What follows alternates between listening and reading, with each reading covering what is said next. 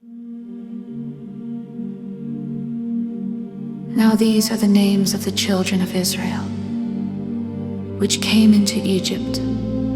Every man and his household came with Jacob: Reuben, Simeon, Levi and Judah, Issachar, Zebulun and Benjamin, Dan and Naphtali, Gad and Asher.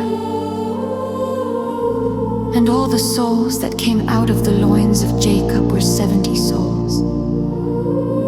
For Joseph was in Egypt already, and Joseph died, and all his brethren, and all that generation.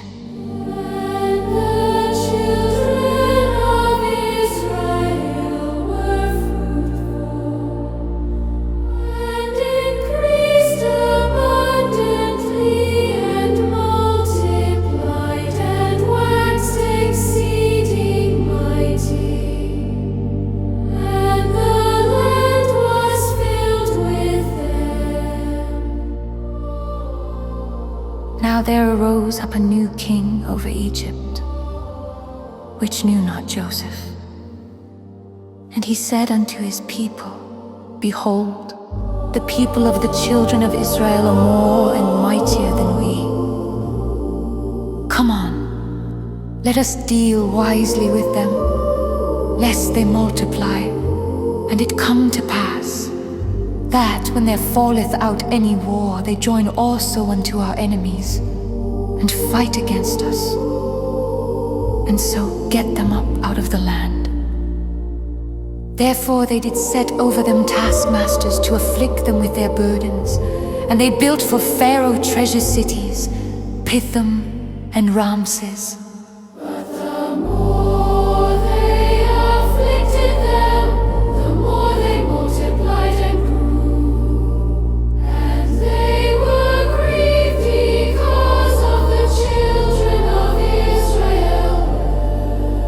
And the Egyptians made the children of Israel to serve with rigor.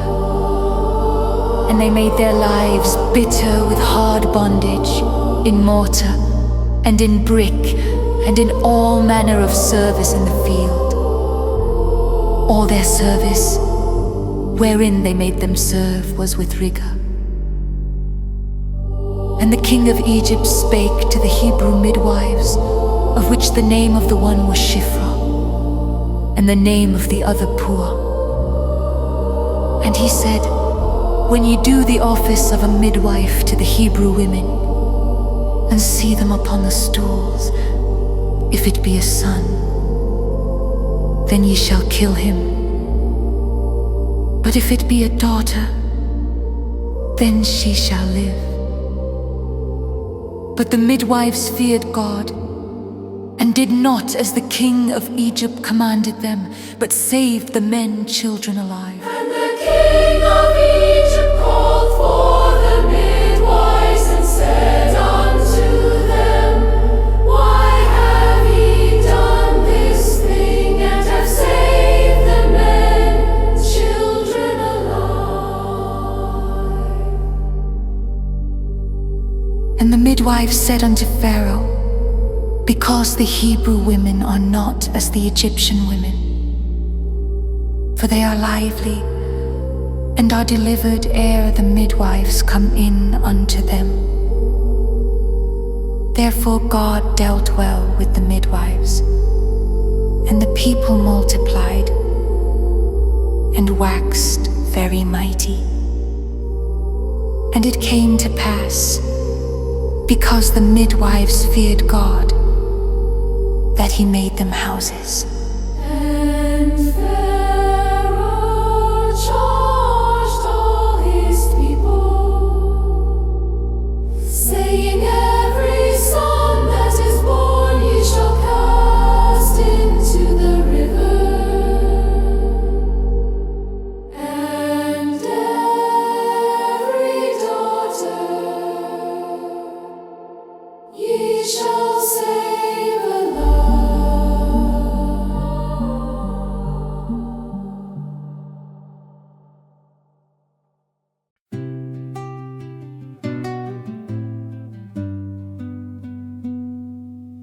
And there went a man of the house of Levi, and took to wife a daughter of Levi. And the woman conceived and bare a son. And when she saw him that he was a goodly child, she hid him 3 months. And when she could not longer hide him, she took for him an ark of bulrushes, and daubed it with slime and with pitch, and put the child therein. And she laid it in the flags by the river's brink. And his sister stood afar off, to wit what would be done to him. And the daughter of Pharaoh came down to wash herself at the river, and her maidens walked along by the riverside. And when she saw the ark among the flags, she sent her maid to fetch it.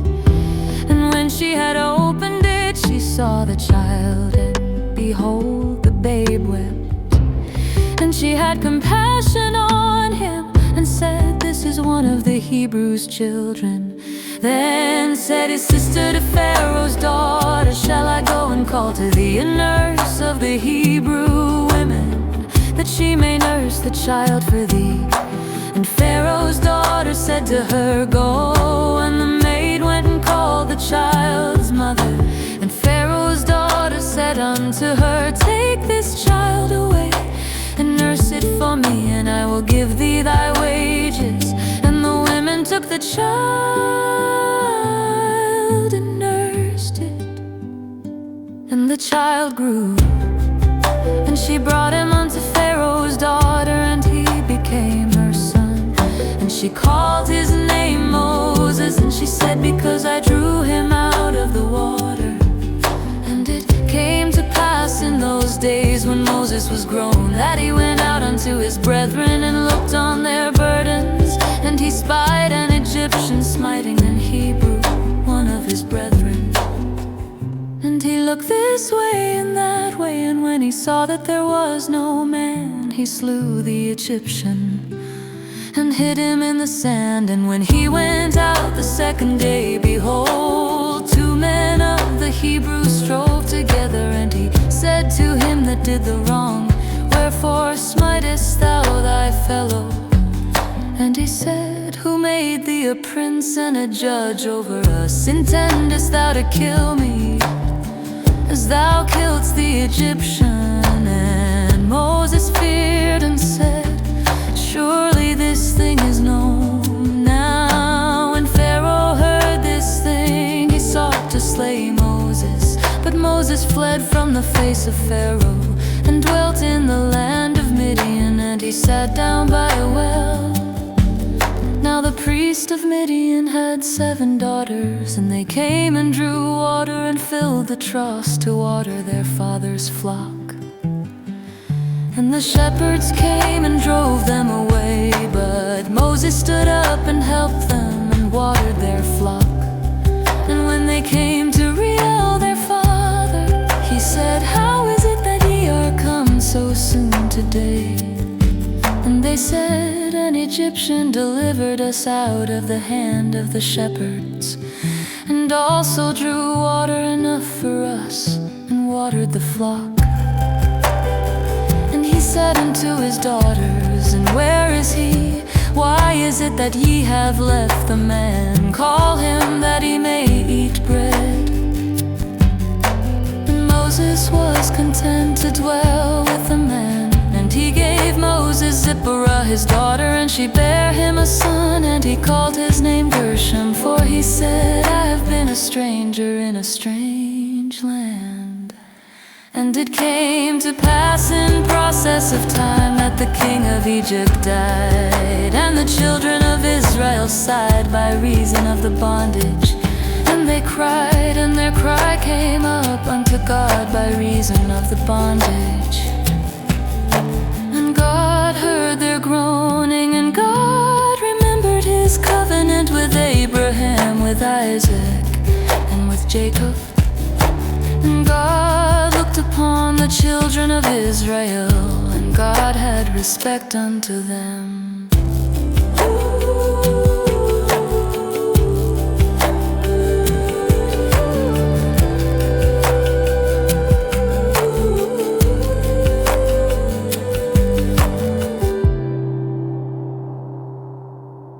Moses kept the flock of Jethro, his father-in-law, the priest of Midian.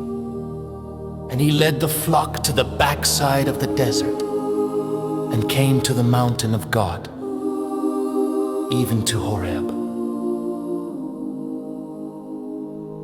And the angel of the Lord appeared unto him in a flame of fire out of the midst of a bush. And he looked, and behold, the bush burned with fire, and the bush was not consumed. And Moses said, I will now turn aside and see this great sight, Why the bush is not burned. And when the Lord saw that he turned aside to see, God called unto him out of the midst of the bush and said, Moses, Moses. And he said, Here am I. And he said, Draw not nigh hither, put off thy shoes from off thy feet, for the place whereon thou standest is holy ground. Moreover, he said, I am the God of thy father, the God of Abraham, the God of Isaac, and the God of Jacob. And Moses hid his face, For he was afraid to look upon God. and the Lord said, I have surely seen the affliction of my people, which are in Egypt, and have heard their cry by reason of their taskmasters, for I know their sorrows.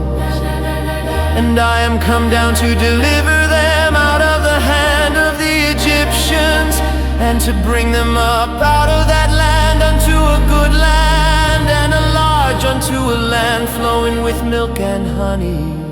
Unto the place of the Canaanites, and the Hittites, and the Amorites, and the Perizzites, and the Hivites, and the Jebusites. Now therefore, behold, the cry of the children of Israel is come unto me, and I have also seen the oppression wherewith the Egyptians oppress them. Come now therefore, and I will send thee unto Pharaoh, that thou mayest bring forth my people, the children of Israel, out of Egypt. And Moses said unto God, Who am I, that I should go unto Pharaoh, and that I should bring forth the children of Israel out of Egypt? And he said, Certainly I will be with thee, and this shall be a token unto thee, that I have sent thee. When thou hast brought forth the people out of Egypt, ye shall serve God upon this mountain. And Moses said unto God, Behold, when I come unto the children of Israel, and shall say unto them, The God of your fathers hath sent me unto you. And they shall say to me, What is his name? What shall I say unto them? And God said unto Moses, I am that I am. And he said, Thus shalt thou say unto the children of Israel, I am hath sent me unto you. And God said moreover unto Moses, Thus shalt thou say unto the children of Israel, The Lord God of your fathers, the God of Abraham, the God of Isaac, and the God of Jacob, hath sent me unto you. This is my name forever, and this is my memorial unto all generations. Go and gather the elders of Israel together, and say unto them, The Lord God of your fathers, the God of Abraham, of Isaac, and of Jacob, appeared unto me, saying, I have surely visited you, and seen that which is done to you in Egypt. And I have said, I will bring you up out of the affliction of Egypt unto the land of the Canaanites, and the Hittites, and the Amorites, and the Perizzites, and the Hivites, and the Jebusites, unto a land flowing with milk and honey. And they shall hearken to thy voice, and thou shalt come, thou and the elders of Israel, unto the king of Egypt. And ye shall say unto him, The Lord God of the Hebrews hath met with us. And now let us go, we beseech thee. 3 days' journey hence, we may sacrifice to the Lord our God. And I am sure that the king of Egypt will not let you go, no, not by a mighty hand. And I will stretch out my hand and smite Egypt with all my wonders, which I will do in the midst thereof. After that he will let you go. And I will give this people favor in the sight of the Egyptians, And it shall come to pass that when ye go, ye shall not go empty. but every woman shall borrow of her neighbor, and of her that sojourneth in her house, jewels of silver and jewels of gold and raiment, and ye shall put them upon your sons and upon your daughters, and ye shall spoil the Egyptians.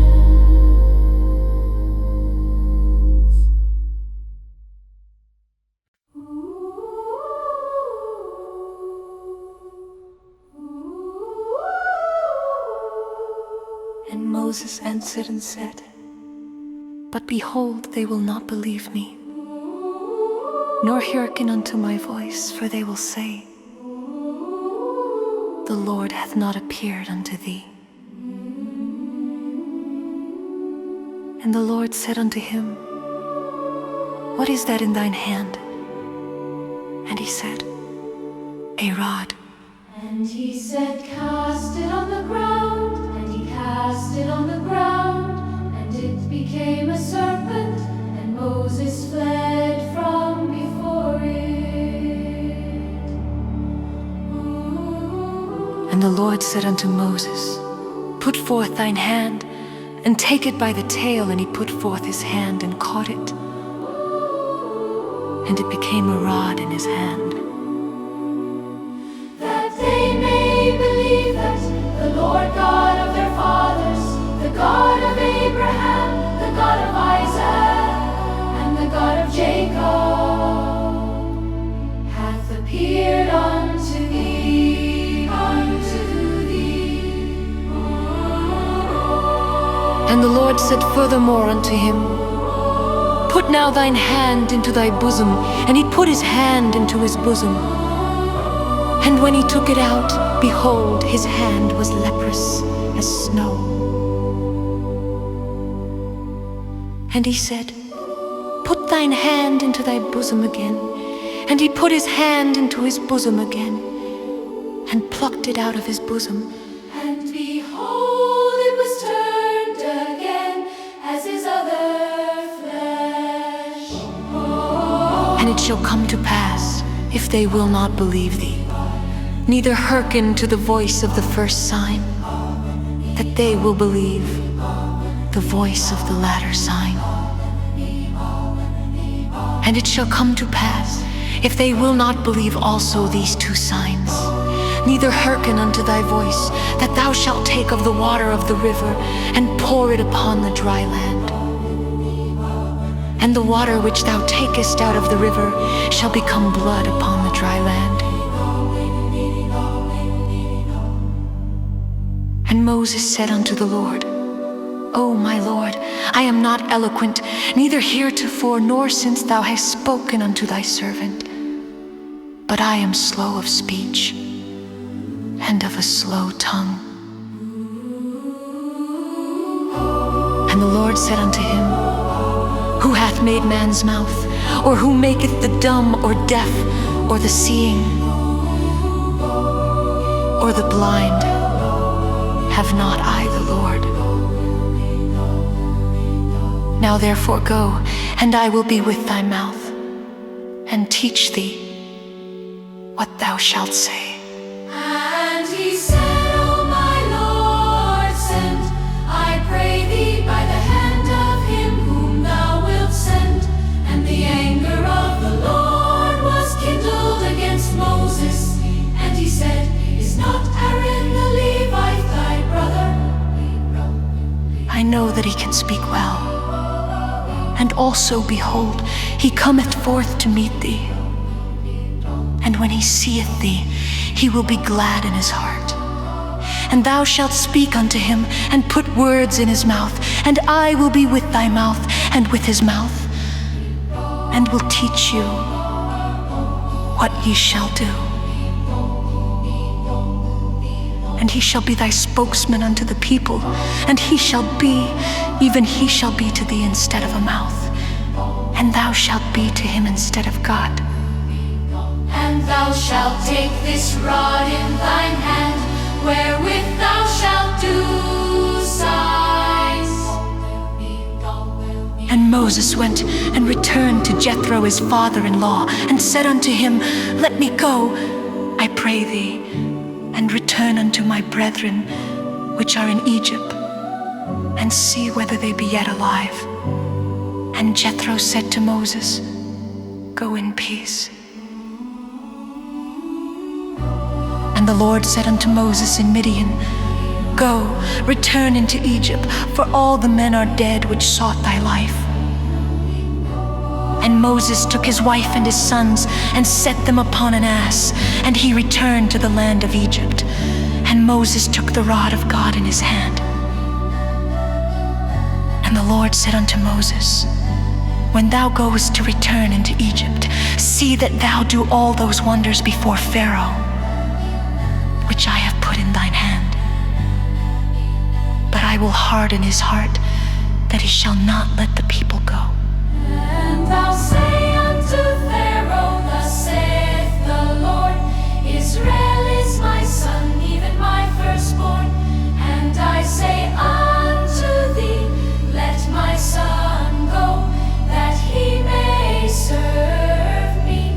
And if thou refuse to let him go, behold, I will slay thy son, even thy firstborn. And it came to pass by the way in the inn, that the Lord met him, and sought to kill him.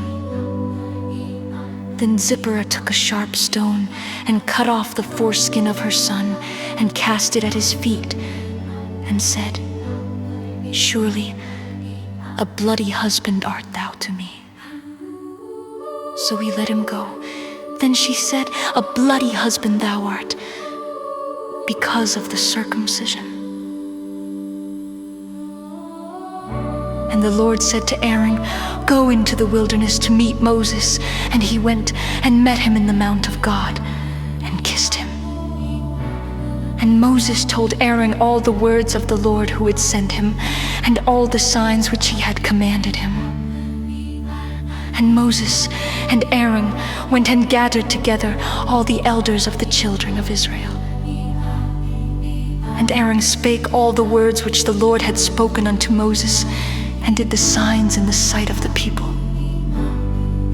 And the people believed. And when they heard that the Lord had visited the children of Israel, and that he had looked upon their affliction, then they bowed their heads and worshipped.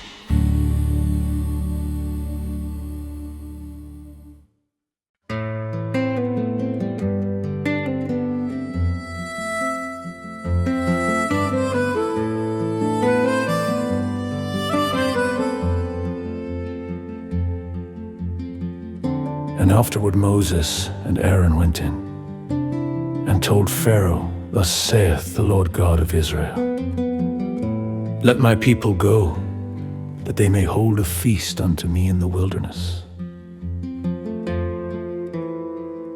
And Pharaoh said, Who is the Lord, that I should obey his voice to let Israel go? I know not the Lord, neither will I let Israel go.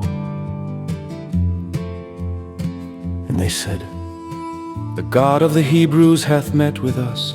Let us go, we pray thee, 3 days' journey into the desert, and sacrifice unto the Lord our God, lest he fall upon us with pestilence or with the sword. And the king of Egypt said unto them, Wherefore do ye, Moses and Aaron, let the people from their works get you unto your burdens?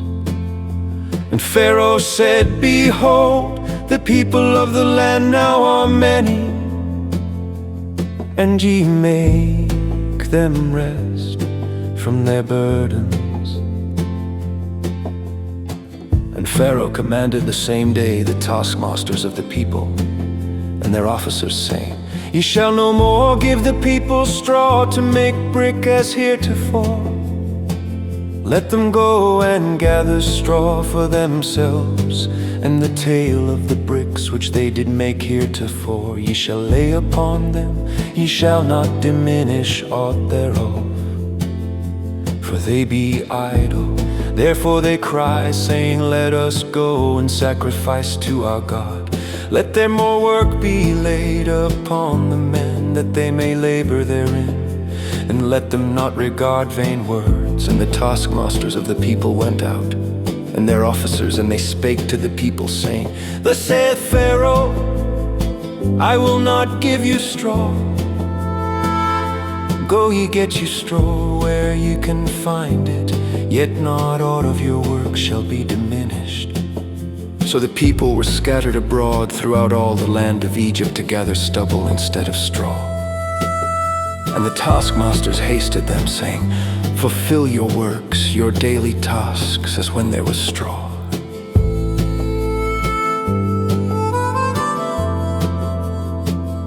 And the officers of the children of Israel, which Pharaoh's taskmasters had set over them, were beaten and demanded, Wherefore have ye not fulfilled your task in making brick both yesterday and today, as heretofore? Then the officers of the children of Israel came and cried unto Pharaoh, saying, Wherefore dealest thou thus with thy servants? There is no straw given unto thy servants. And they say to us, Make brick. And behold, thy servants are beaten, but the fault is in thine own people. But he said, Ye are idle, ye are idle. Therefore ye say, Let us go and do sacrifice to the Lord. Go therefore now and work, for there shall no straw be given you, yet shall ye deliver the tale of bricks. And the officers of the children of Israel did see that they were in evil case, after it was said, Ye shall not minish aught from your bricks of your daily task. And they met Moses and Aaron, who stood in the way, as they came forth from Pharaoh. And they said unto them, The Lord look upon you and judge, because ye have made our Savior to be abhorred in the eyes of Pharaoh, and in the eyes of his servants, to put a sword in their hand to slay us. And Moses returned unto the Lord, and said, Lord, wherefore hast thou so evil entreated this people? Why is it that thou hast sent me?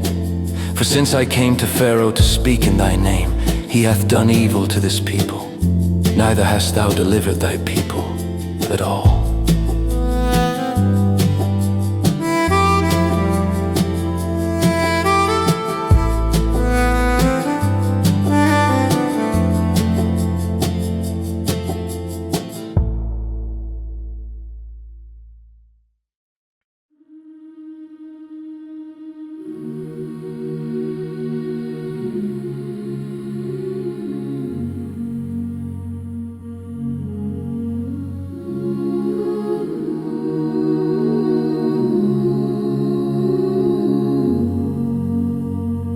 Then the Lord said unto Moses,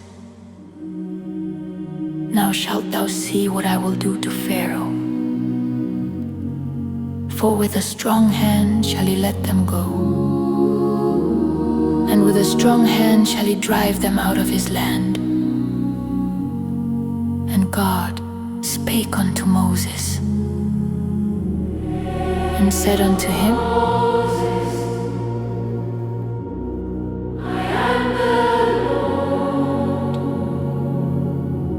And I appeared unto Abraham, unto Isaac, and unto Jacob. But by my name Jehovah was I not known to them. Have also established my covenant with them, to give them the land of Canaan, the land of their pilgrimage, wherein they were strangers. And I have also heard the groaning of the children of Israel, whom the Egyptians keep in bondage. And I have remembered my covenant. Wherefore, say unto the children of Israel, and I will bring you out from under the burdens of the Egyptians, and I will rid you out of their bondage, and I will redeem you with a stretched out arm, and with great judgments. And I will take you to me for a people,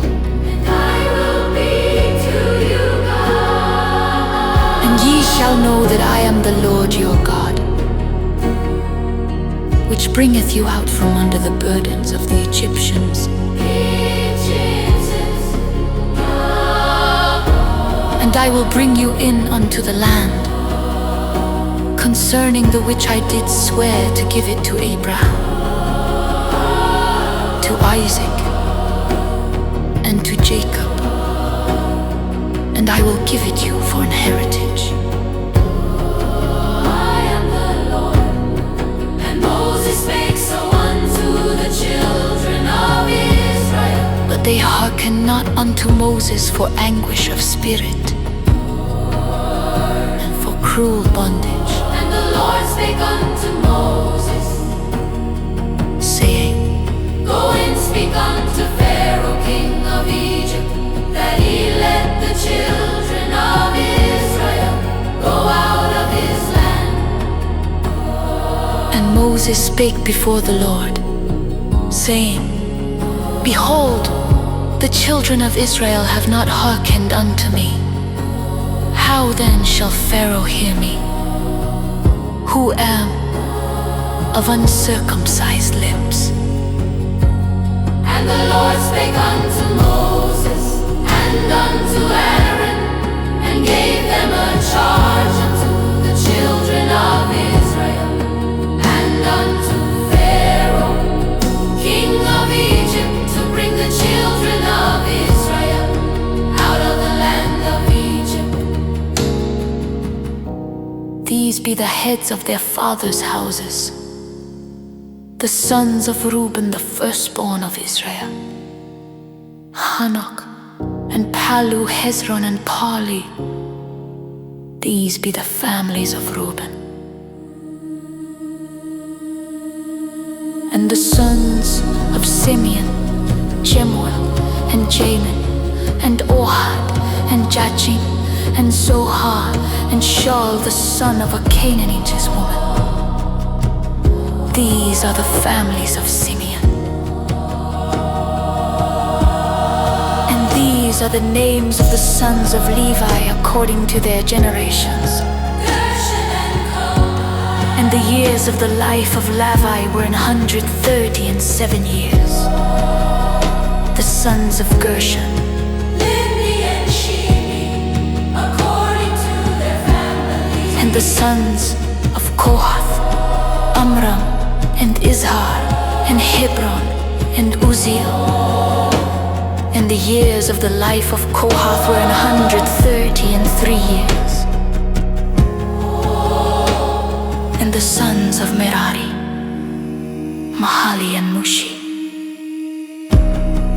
These are the families of Levi according to their generations. And Amram took him Jochebed, his father's sister, to wife. And she bare him Aaron and Moses. And the years of the life of Amram were 137 years. And the sons of Izhar, Korah, and Napheg, and Zitri. And the sons of Uzziel, Mishael, and Elzaphan, and Zithri.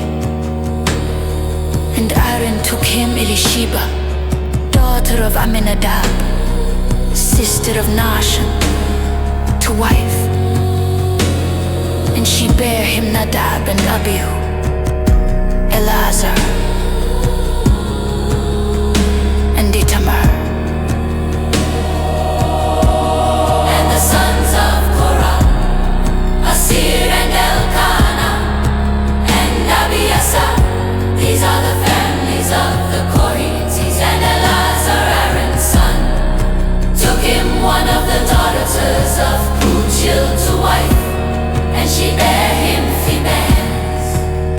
These are the heads of the fathers of the Levites according to their families.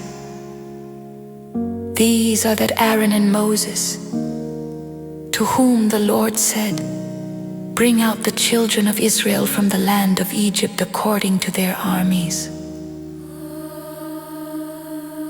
These are they which spake to Pharaoh king of Egypt, to bring out the children of Israel from Egypt.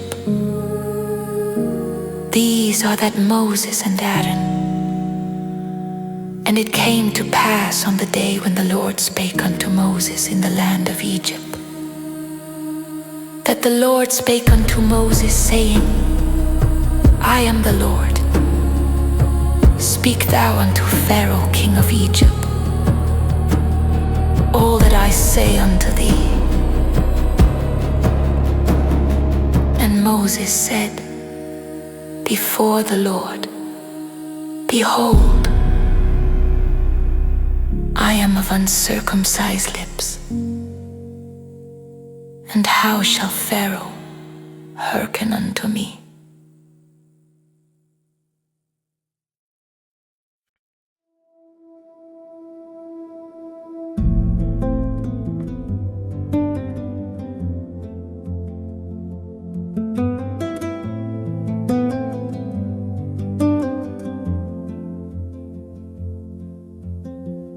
And the Lord said unto Moses, See, I have made thee a god to Pharaoh, and thy brother shall be thy prophet. Thou shalt speak all that I command thee. And Aaron thy brother shall speak unto Pharaoh, that he send the children of Israel out of his land. And I will harden Pharaoh's heart, and multiply my signs and my wonders in the land of Egypt. But Pharaoh shall not hearken unto you, that I may lay my hand upon Egypt, and bring forth mine armies, and my people the children of Israel, out of the land of Egypt by great judgments. And the Egyptians shall know that I am the Lord, when I stretch forth mine hand upon Egypt, and bring out the children of Israel from among them. And Moses and Aaron did as the Lord commanded them, so did they.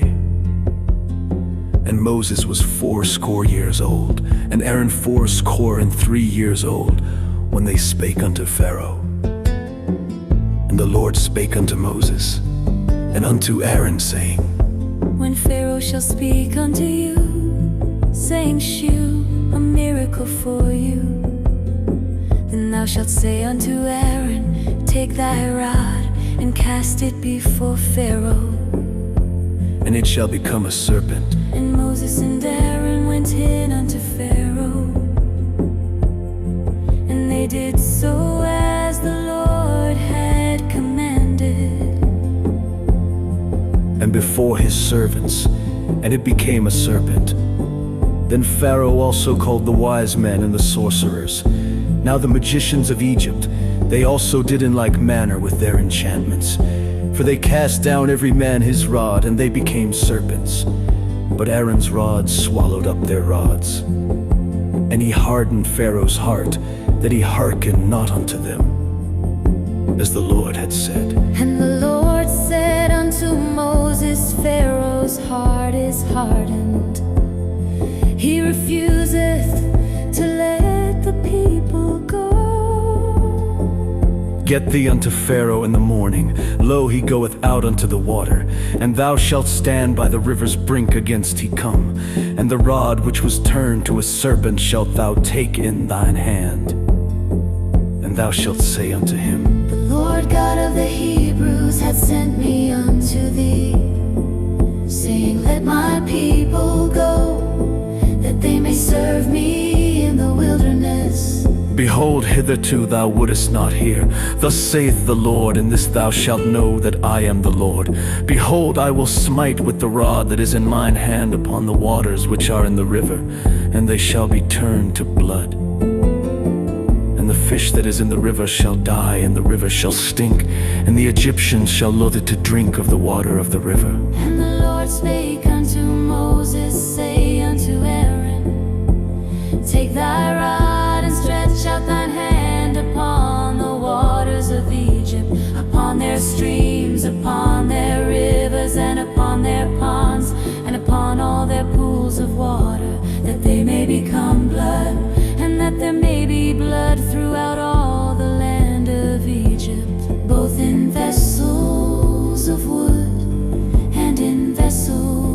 pillars of stone.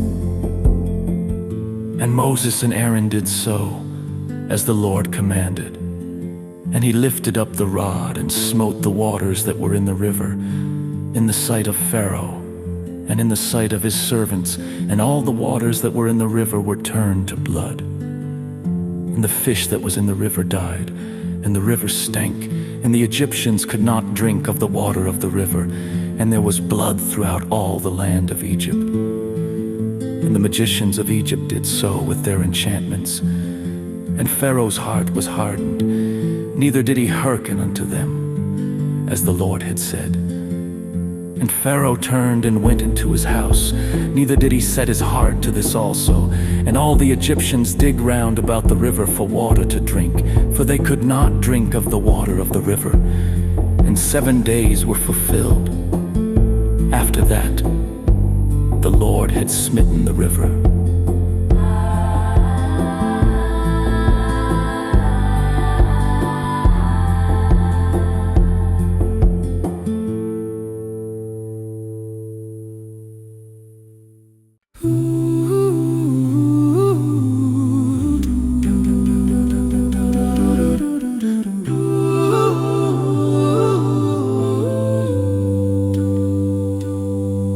And the Lord spake unto Moses, Go unto Pharaoh, and say unto him, Thus saith the Lord, Let my people go, that they may serve me. And if thou refuse to let them go, behold, I will smite all thy borders with frogs, and the river shall bring forth frogs abundantly, which shall go up and come into thine house, and into thy bedchamber, and upon thy bed, and into the house of thy servants, and upon thy people, and into thine ovens, and into thy kneading troughs.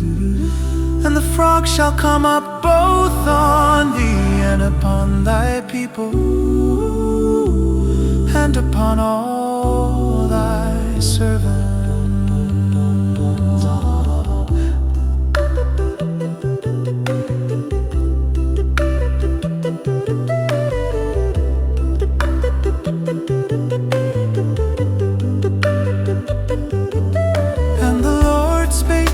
To Moses, say unto Aaron, Stretch forth thine hand with thy rod over the streams, over the rivers, and over the ponds, and cause frogs to come up upon the land of Egypt. And Aaron stretched out his hand over the waters of Egypt, and the frogs came up and covered the land of Egypt. And the magicians did so with their enchantments, and brought up frogs upon the land of Egypt. Then Pharaoh called for Moses and Aaron, and said, Entreat the Lord that he may take away the frogs from me and from my people, and I will let the people go, that they may do sacrifice unto the Lord. And Moses said unto Pharaoh, Glory over me, when shall I entreat for thee, and for thy servants, and for thy people, to destroy the frogs from thee and thy houses, that they may remain in the river only? And he said, Tomorrow. And he said, Be it according to thy word, that thou mayest know that there is none like unto the Lord our God. And the frogs shall depart from thee, and from thy houses, and from thy servants, and from thy people, they shall remain in the river only. And Moses and Aaron went out from Pharaoh, and Moses cried unto the Lord because of the frogs which he had brought against Pharaoh. And the Lord did according to the word of Moses, and the frogs died out of the houses, out of the villages, and out of the fields, and they gathered them together upon heaps. And the land stank. But when Pharaoh saw that there was respite, he hardened his heart, and hearkened not unto them, as the Lord had said. And the Lord said unto Moses, unto Aaron, stretch out thy rod and smite the dust of the land, that it may become lice throughout all the land of Egypt. And they did so, for Aaron stretched out his hand with his rod and smote the dust of the earth, and it became lice in man and in beast. All the dust of the land became lice throughout all the land of Egypt. And the magicians did so with their enchantments to bring forth lice, but they could not, so there were lice upon man and upon beast. Then the magician said unto Pharaoh, This is the finger of God. And Pharaoh's heart was hardened, and he hearkened not unto them as the Lord had said.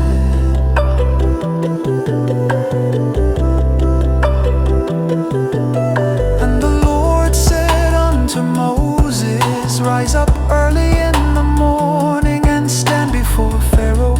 Lo, he cometh forth to the water, and say unto him, Thus saith the Lord, Let my people go, that they may serve me. Else, if thou wilt not let my people go, behold, I will send swarms of flies upon thee, and upon thy servants, and upon thy people, and into thy houses. And the houses of the Egyptians shall be full of swarms of flies, and also the ground whereon they are. And I will sever in that day the land of Goshen, in which my people dwell, that no swarms of flies shall be there to the end. Thou mayest know that I am the Lord in the midst of the earth. And I will put a division between my people and thy people. Tomorrow shall this sign be. And the Lord did so, and there came a grievous swarm of flies into the house of Pharaoh, and into his servants' houses, and into all the land of Egypt. The land was corrupted by reason of the swarm of flies.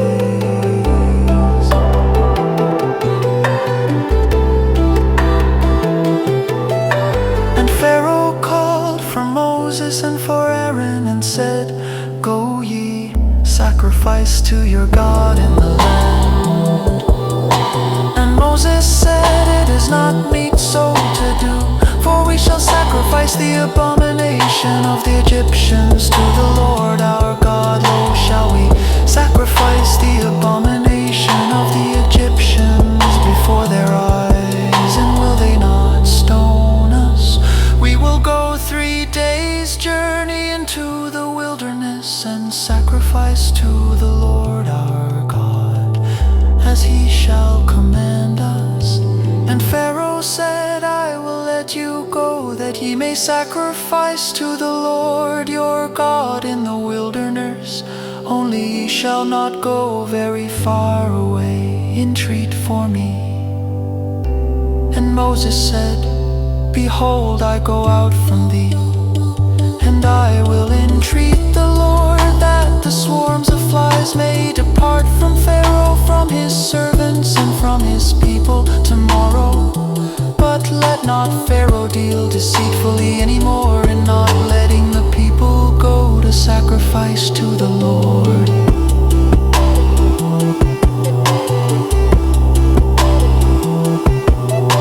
And Moses went out from Pharaoh, and entreated the Lord. And the Lord did according to the word of Moses, and he removed the swarms of flies from Pharaoh, from his servants, and from his people. There remained not one. And Pharaoh hardened his heart at this time also, neither would he let the people go.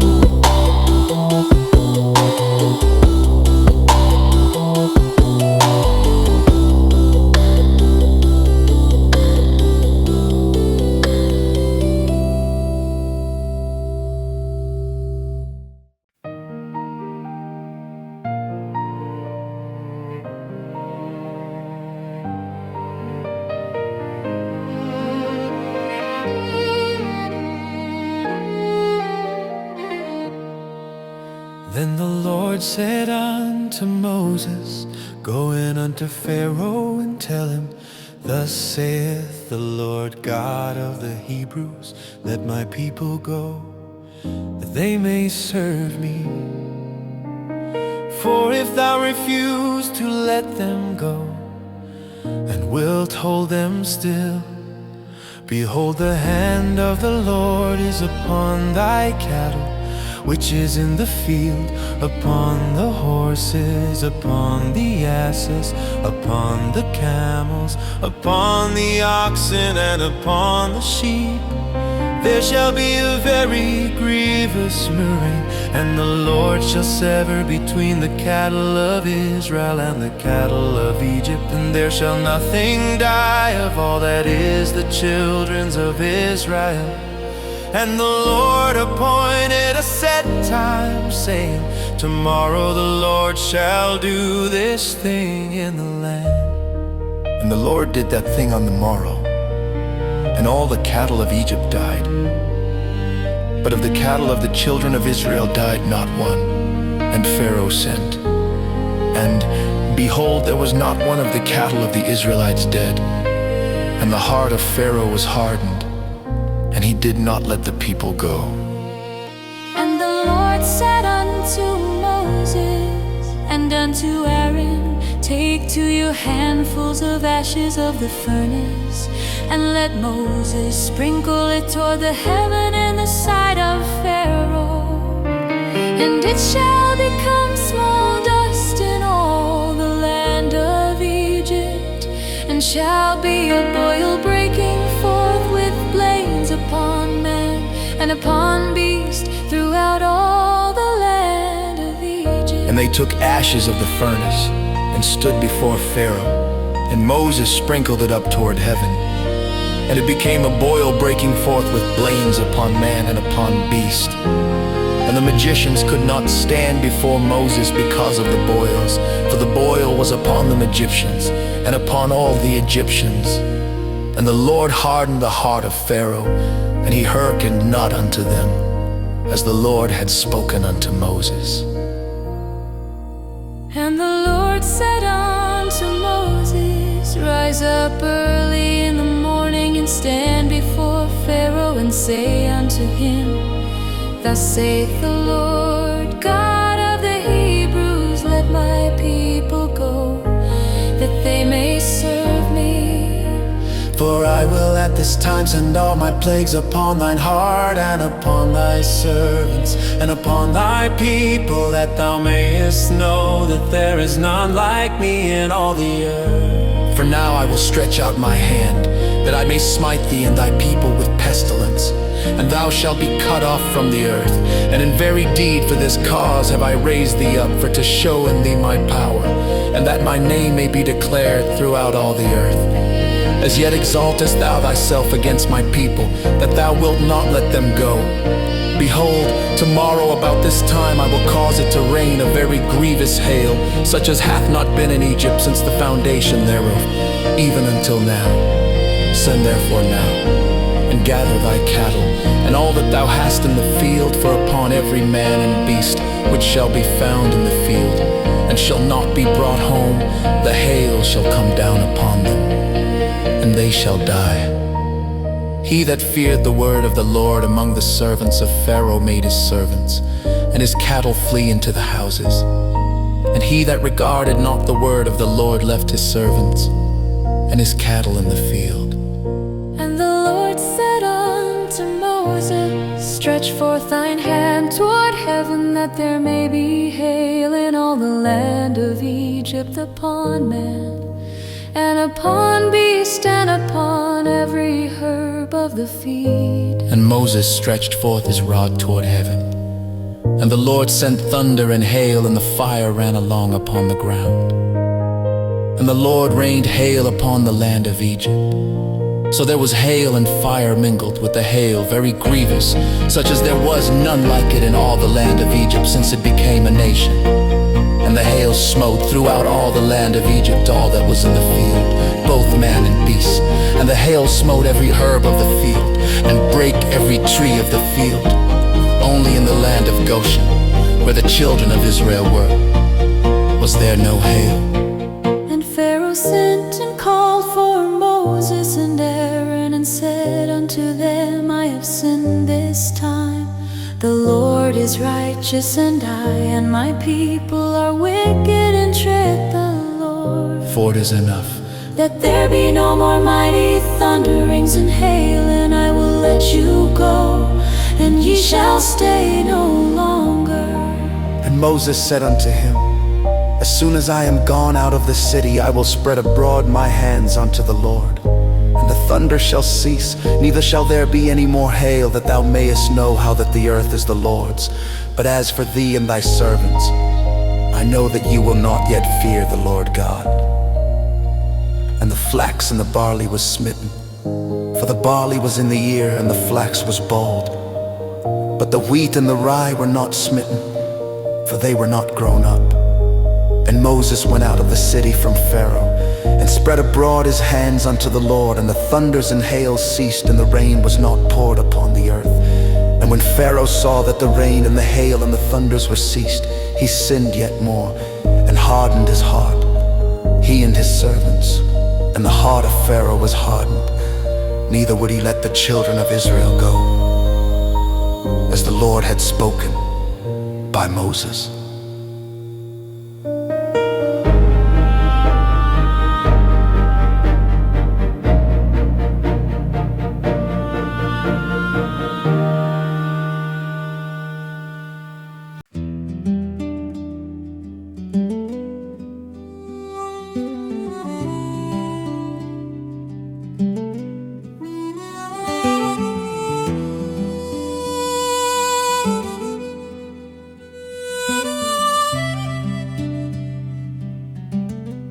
And the Lord said unto Moses, Go in unto Pharaoh, for I have hardened his heart, and the heart of his servants, that I might shew these my signs before him, and that thou mayest tell in the ears of thy son, and of thy son's son, what things I have wrought in Egypt, and my signs which I have done among them, that ye may know how that I am the Lord.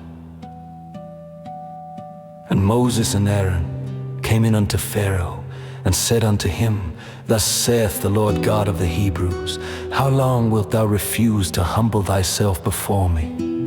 Let my people go, that they may serve me. Else, if thou refuse to let my people go, behold, tomorrow will I bring the locusts into thy coast, and they shall cover the face of the earth, that one cannot be able to see the earth. And they shall eat the residue of that which is escaped, which remaineth unto you from the hail, and shall eat every tree which groweth for you out of the field. And they shall fill thy houses, and the houses of all thy servants, and the houses of all the Egyptians, which neither thy fathers nor thy fathers' fathers have seen, since the day that they were upon the earth unto this day. And he turned himself and went out from Pharaoh. And Pharaoh's servants said unto him, How long shall this man be a snare unto us? Let the men go, that they may serve the Lord their God. Knowest thou not yet that Egypt is destroyed? And Moses and Aaron were brought again unto Pharaoh. And he said unto them, Go, serve the Lord your God. But who are they that shall go?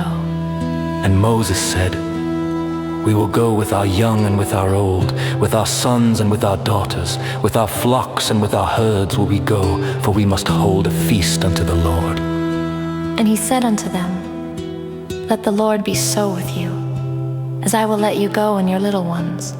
Look to it, for evil is before you. Not so. Go now, ye that are men, and serve the Lord, for that ye did desire. And they were driven out from Pharaoh's presence. And the Lord said unto Moses, Stretch out thine hand over the land of Egypt for the locusts, that they may come up upon the land of Egypt, and eat every herb of the land, even all that the hail hath left. And Moses stretched forth his rod over the land of Egypt, and the Lord brought an east wind upon the land all that day, and all that night. And when it was morning, the east wind brought the locusts, and the locust went up over all the land of Egypt, and rested in all the coasts of Egypt. Very grievous were they, Before them there were no such locusts as they, neither after them shall be such, for they covered the face of the whole earth, so that the land was darkened. And they did eat every herb of the land, and all the fruit of the trees which the hail had left, and there remained not any green thing in the trees, or in the herbs of the field, through all the land of Egypt.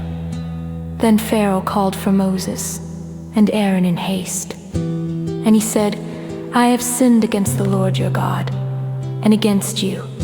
Now therefore forgive, I pray thee, my sin only this once, and entreat the Lord your God, that he may take away from me this death only.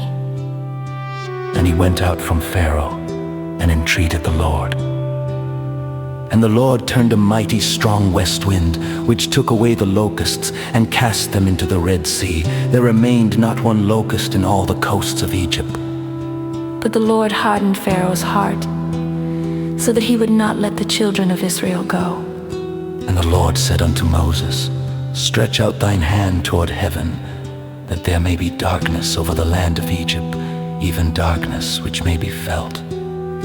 And Moses stretched forth his hand toward heaven, and there was a thick darkness in all the land of Egypt 3 days. They saw not one another, neither rose any from his place for 3 days. But all the children of Israel had light in their dwellings. And Pharaoh called unto Moses, and said, Go ye, serve the Lord.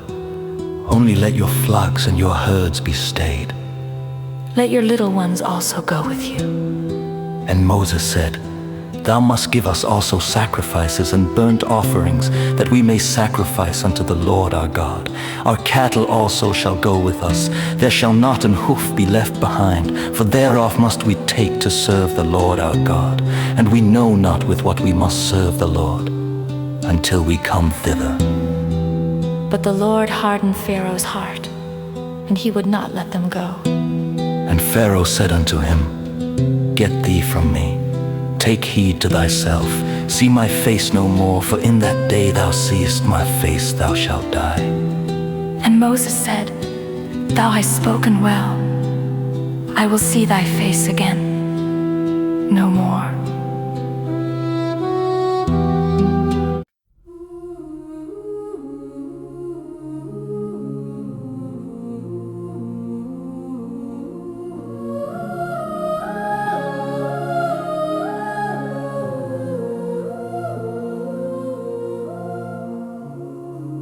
And the Lord said unto Moses, Yet will I bring one plague more upon Pharaoh, and upon Egypt. Afterwards he will let you go hence. When he shall let you go, he shall surely thrust you out, hence altogether. Speak now in the ears of the people, and let every man borrow of his neighbor, and every woman of her neighbor, jewels of silver and jewels of gold. And the Lord gave the people favor in the sight of the Egyptians. Moreover, the man Moses was very great in the land of Egypt, in the sight of Pharaoh's servants, and in the sight of the people. And Moses said, Thus saith the Lord, About midnight will I go out into the midst of Egypt, and all the firstborn in the land of Egypt shall die, from the firstborn of Pharaoh that sitteth upon his throne, even unto the firstborn of the maidservant that is behind the mill, and all the firstborn of beasts. And there shall be a great cry throughout all the land of Egypt, such as there was none like it, nor shall be like it any more.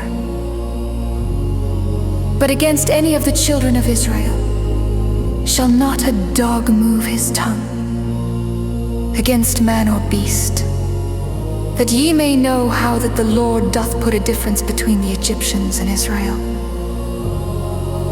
And all these thy servants shall come down unto me, and bow down themselves unto me, saying, Get thee out, and all the people that follow thee.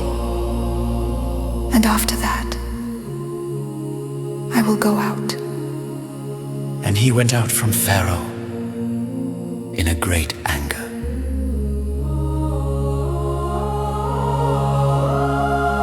And the Lord said unto Moses, Pharaoh shall not hearken unto you, that my wonders may be multiplied in the land of Egypt. And Moses and Aaron did all these wonders before Pharaoh. And the Lord hardened Pharaoh's heart, so that he would not let the children of Israel go out of his land.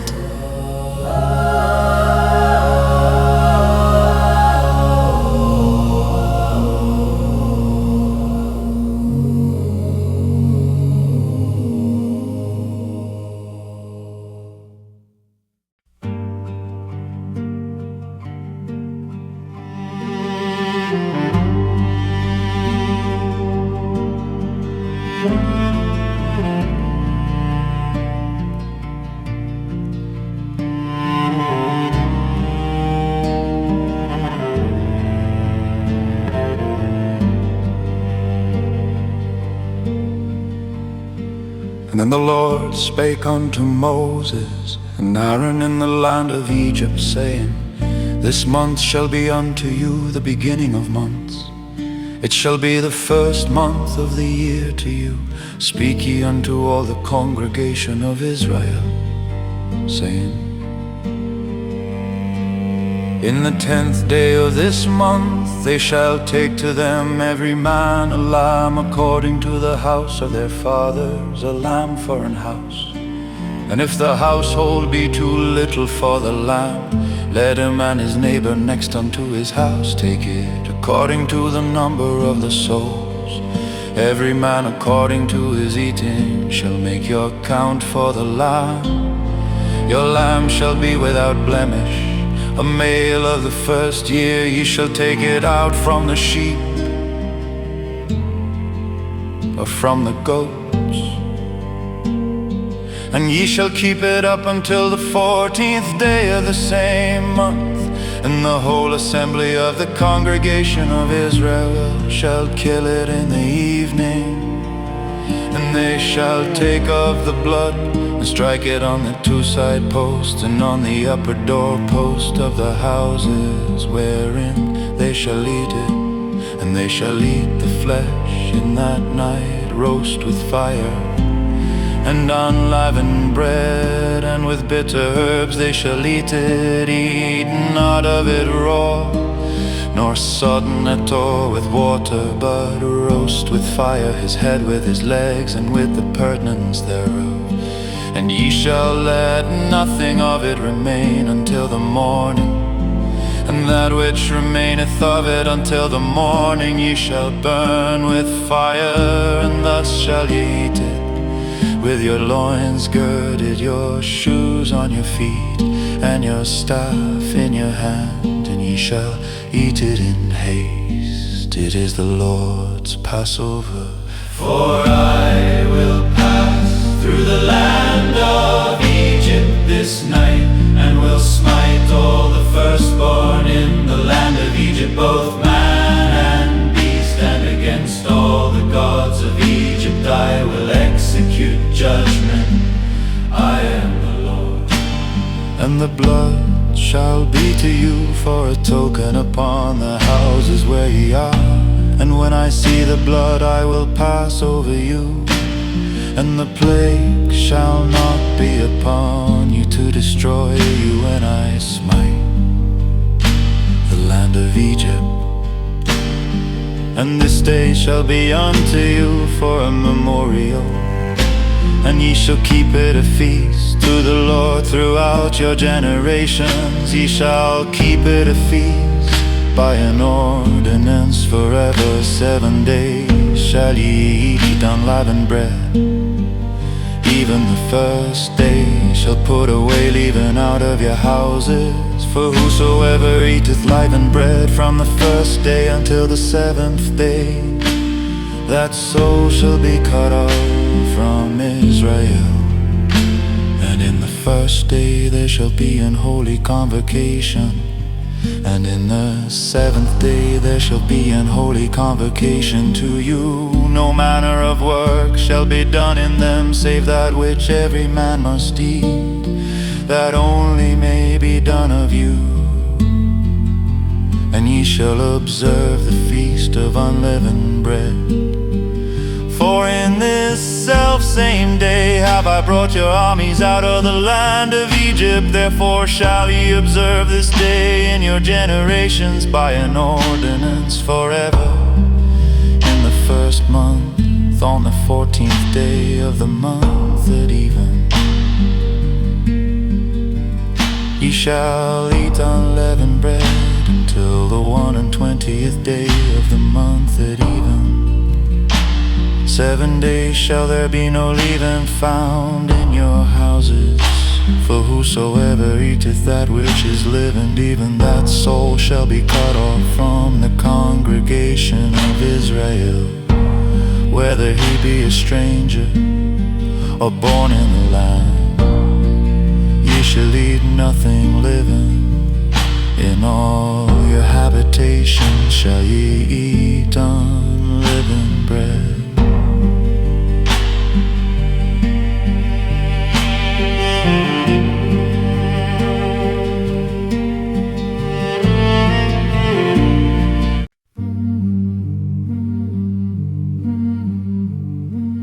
Then Moses called for all the elders of Israel, and said unto them, Draw out and take you a lamb according to your families, and kill the Passover. And ye shall take a bunch of hyssop, and dip it in the blood that is in the basin, and strike the lintel and the 2 side posts with the blood that is in the basin. And none of you shall go out at the door of his house until the morning, for the Lord will pass through to smite the Egyptians. And when he seeth the blood upon the lintel and on the 2 side posts, the Lord will pass over the door, and will not suffer the destroyer to come in unto your houses to smite you. And ye shall observe this thing for an ordinance to thee and to thy sons forever. And it shall come to pass when ye be come to the land which the Lord will give you according as he hath promised, that ye shall keep this service. And it shall come to pass when your children shall say unto you, What mean ye by this service? That ye shall say, It is the sacrifice of the Lord's Passover, who passed over the houses of the children of Israel in Egypt, when he smote the Egyptians and delivered our houses. And the people bowed the head and worshipped, and the children of Israel went away and did as the Lord had commanded Moses and Aaron, so did they. And it came to pass that at midnight the Lord smote all the firstborn in the land of Egypt, from the firstborn of Pharaoh that sat on his throne unto the firstborn of the captive that was in the dungeon, and all the firstborn of cattle. And Pharaoh rose up in the night, he and all his servants and all the Egyptians. And there was a great cry in Egypt, for there was not a house where there was not one dead.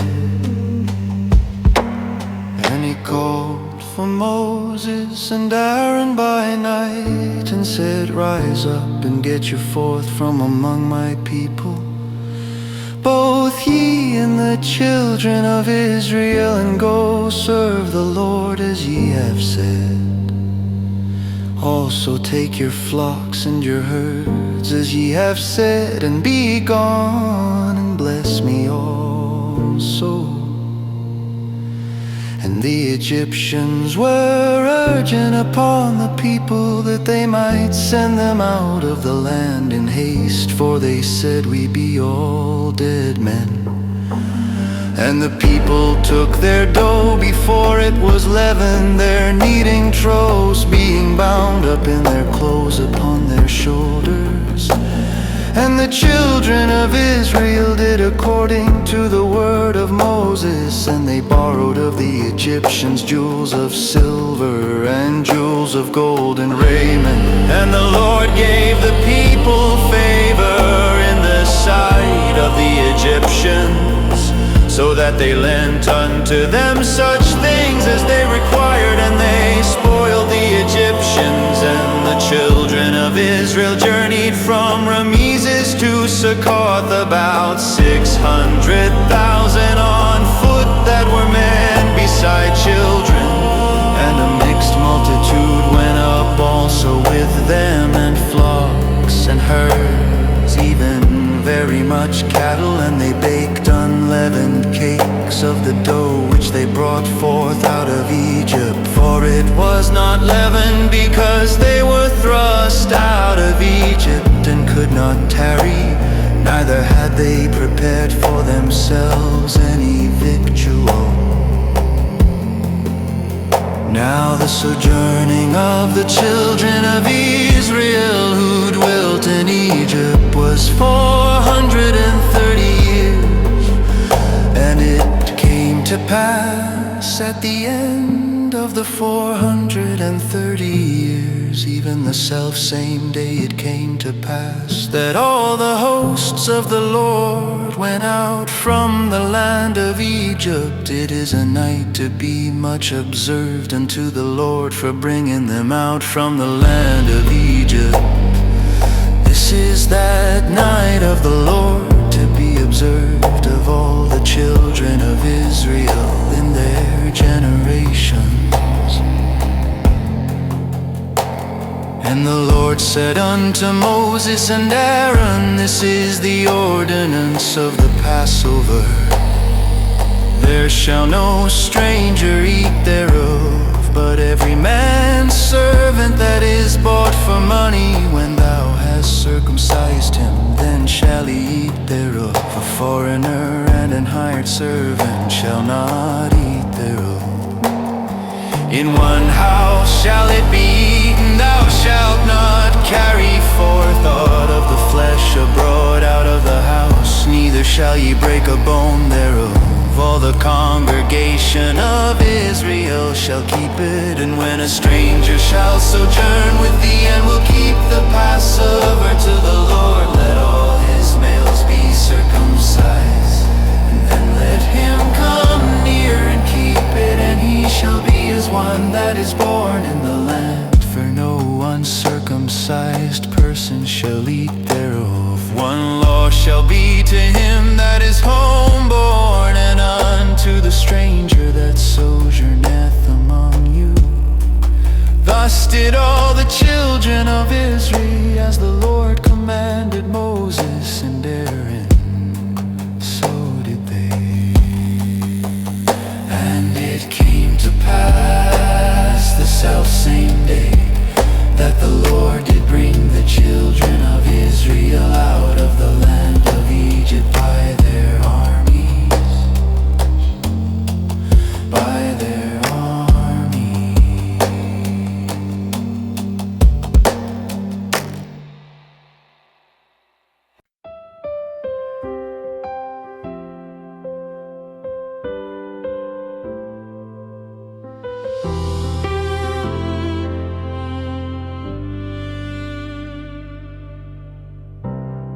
And the Lord spake unto Moses, saying, Sanctify unto me all the firstborn, whatsoever openeth the womb among the children of Israel, both of man and of beast. It is mine. And Moses said unto the people, Remember this day, in which ye came out from Egypt, out of the house of bondage. For by strength of hand the Lord brought you out from this place. There shall no leavened bread be eaten, This day came ye out in the month Abib. And it shall be when the Lord shall bring thee into the land of the Canaanites, and the Hittites, and the Amorites, and the Hivites, and the Jebusites, which he swore unto thy fathers to give thee, a land flowing with milk and honey, that thou shalt keep this service in this month. 7 days thou shalt eat unleavened bread, and in the 7th day shall be a feast to the Lord. Unleavened bread shall be eaten 7 days, and there shall no leavened bread be seen with thee, neither shall there be leaven seen with thee in all thy quarters. And thou shalt shew thy son in that day, saying, This is done because of that which the Lord did unto me when I came forth out of Egypt.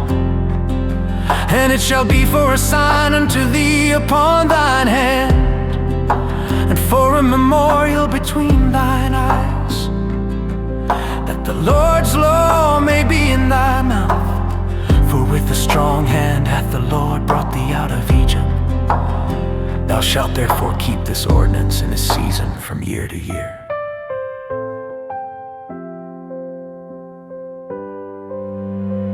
And it shall be when the Lord shall bring thee into the land of the Canaanites, as he sware unto thee and to thy fathers, and shall give it thee, that thou shalt set apart unto the Lord all that openeth the matrix, and every firstling that cometh of a beast which thou hast, the male shall be the Lord's. And every firstling of an ass thou shalt redeem with a lamb.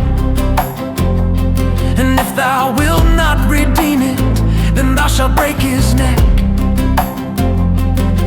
And all the firstborn of man among thy children shalt thou redeem. And it shall be when thy son asketh thee in time to come, saying, What is this? That thou shalt say unto him, By strength of hand the Lord brought us out from Egypt, from the house of bondage. And it came to pass, when Pharaoh would hardly let us go, that the Lord slew all the firstborn in the land of Egypt, both the firstborn of man and the firstborn of beast. Therefore I sacrifice to the Lord all that openeth the matrix, being males. But all the firstborn of my children I redeem. And it shall be for a token upon thine hand, and for frontlets between thine eyes. For by strength of hand the Lord brought us forth out of Egypt. And it came to pass, when Pharaoh had let the people go, that God led them not through the way of the land of the Philistines, although that was near. For God said, Lest peradventure the people repent when they see war, and they return to Egypt.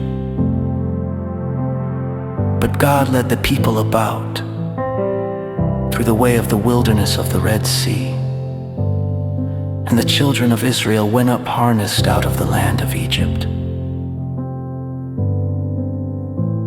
And Moses took the bones of Joseph with him, for he had straitly sworn the children of Israel, saying, God will surely visit you, and ye shall carry up my bones away hence with you. And they took their journey from Succoth, and encamped in Etham, in the edge of the wilderness. And the Lord went before them by day in a pillar of a cloud to lead them the way, and by night in a pillar of fire to give them light, to go by day and night. He took not away the pillar of the cloud by day,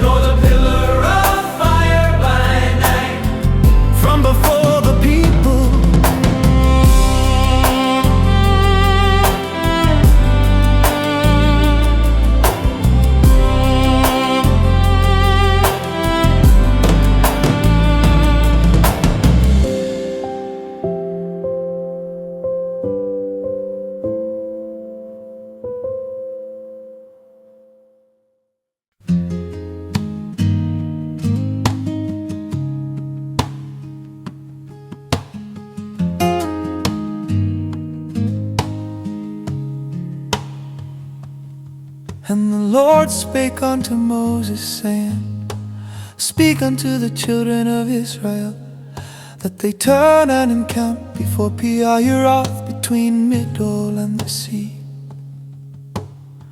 over against Baal-zephon, before it shall ye encamp by the sea. For Pharaoh will say of the children of Israel, they are entangled in the land, the wilderness hath shut them in. And I will harden Pharaoh's heart, that he shall follow after them.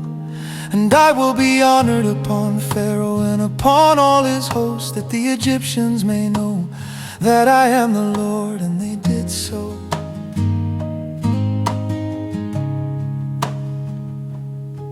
And it was told the king of Egypt that the people fled, and the heart of Pharaoh and of his servants was turned against the people. And they said, Why have we done this, that we have let Israel go from serving us? And he made ready his chariot, and took his people with him. And he took 600 chosen chariots, and all the chariots of Egypt, and captains over every one of them. And the Lord hardened the heart of Pharaoh, king of Egypt, and he pursued after the children of Israel. And the children of Israel went out with an high hand, but the Egyptians pursued after them, all the horses and chariots of Pharaoh and his horsemen and his army, and overtook them encamping by the sea, beside Pi-hahiroth, before Baal-zephon.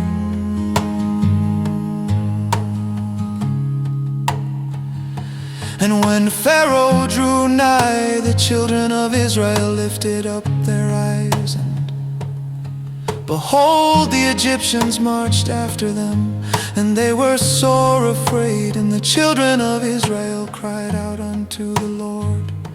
And they said unto Moses, Because there were no graves in Egypt, hast thou taken us away to die in the wilderness? Wherefore hast thou dealt thus with us, to carry us forth out of Egypt? Is not this the word that we did tell thee in Egypt, saying, Let us alone, that we may serve the Egyptians? For it had been better for us to serve the Egyptians, and that we should die in the wilderness.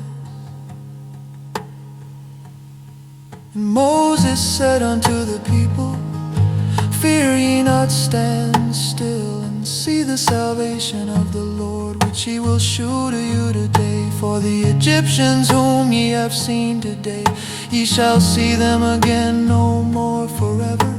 The Lord shall fight for you, and ye shall hold your peace.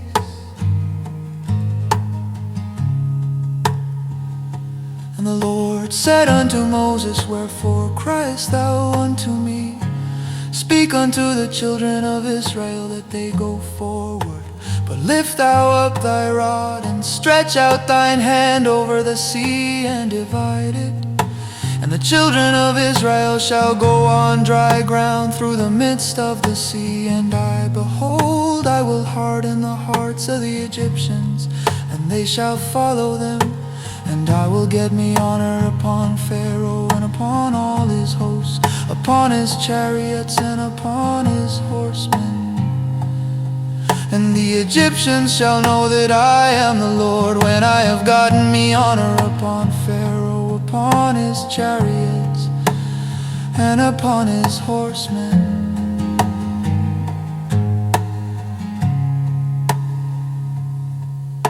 The angel of God, which went before the camp of Israel, removed and went behind them. And the pillar of the cloud went from before their face, and stood behind them. And it came between the camp of the Egyptians and the camp of Israel. And it was a cloud and darkness to them, but it gave light by night to these, so that the one came not near the other all the night. And Moses stretched out his hand over the sea, and the Lord caused the sea to go back by a strong east wind all that night, and made the sea dry land, and the waters were divided. And the children of Israel went into the midst of the sea upon the dry ground. And the waters were a wall unto them on their right hand and on their left. And the Egyptians pursued and went in after them to the midst of the sea, even all Pharaoh's horses, his chariots and his horsemen. And it came to pass that in the morning watch the Lord looked unto the host of the Egyptians through the pillar of fire and of the cloud, and troubled the host of the Egyptians, and took off their chariot wheels, that they drave them heavily. So that the Egyptians said, Let us flee from the face of Israel, for the Lord fighteth for them against the Egyptians. And the Lord said unto Moses, Stretch out thine hand over the sea, that the waters may come again upon the Egyptians, upon their chariots and upon their horsemen.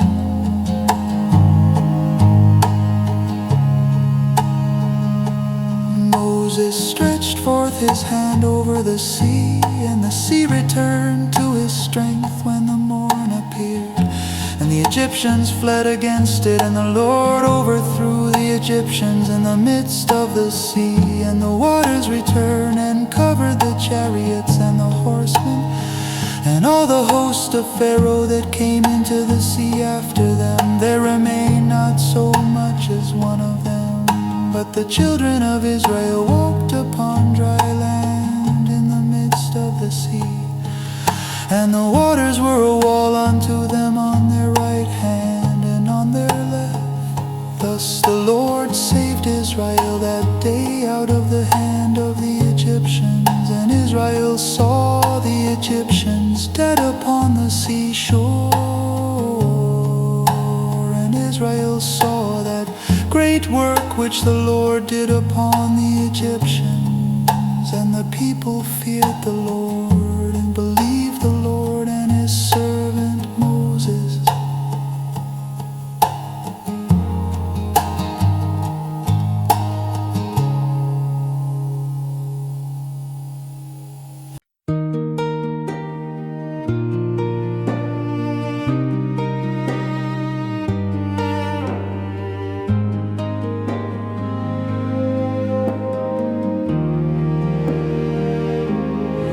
Then sang Moses and the children of Israel this song unto the Lord, and spake, saying, I will sing unto the Lord, for he hath triumphed gloriously. The horse and his rider hath he thrown into the sea. The Lord is my strength and song, and he is become my salvation. He is my God, and I will prepare him an habitation. My Father's God, and I will exalt him. The Lord is a man of war, the Lord is his name. Pharaoh's chariots and his host hath he cast into the sea. His chosen captains also are drowned in the Red Sea. The depths have covered them, they sank into the bottom as a stone. Thy right hand, O Lord, has become glorious in power. Thy right hand, O Lord, hath dashed in pieces the enemy. And in the greatness of thine excellency, thou hast overthrown them that rose up against thee. Thou sentest forth thy wrath, which consumed them as stubble. And with the blast of thy nostrils, the waters were gathered together. The flood stood upright as an heap, and the depths were congealed in the heart of the sea. said, I will pursue, I will overtake, I will divide the spoil. My lust shall be satisfied upon them. I will draw my sword, my hand shall destroy them. Thou didst blow with thy wind, the sea covered them. They sank as lead in the mighty waters. Who is like unto thee, O Lord, among the gods? Who is like thee, glorious in holiness, fearful in praises, doing wonders? Thou stretchedst out thy right hand, the earth swallowed them. Thou in thy mercy hast led forth the people which thou hast redeemed. Thou hast guided them in thy strength unto thy holy habitation. The people shall hear and be afraid. Sorrow shall take hold on the inhabitants of Palestina. Then the dukes of Edom shall be amazed. The mighty men of Moab trembling shall take hold upon them. All the inhabitants of Canaan shall melt away. Fear and dread shall fall upon them. By the greatness of thine arm they shall be as still as a stone, till thy people pass over, O Lord, till the people pass over, which thou hast purchased. Thou shalt bring them in and plant them in the mountain of thine inheritance, in the place, O Lord, which thou hast made for thee to dwell in the sanctuary, O Lord, which thy hands have established. The Lord shall reign forever and ever.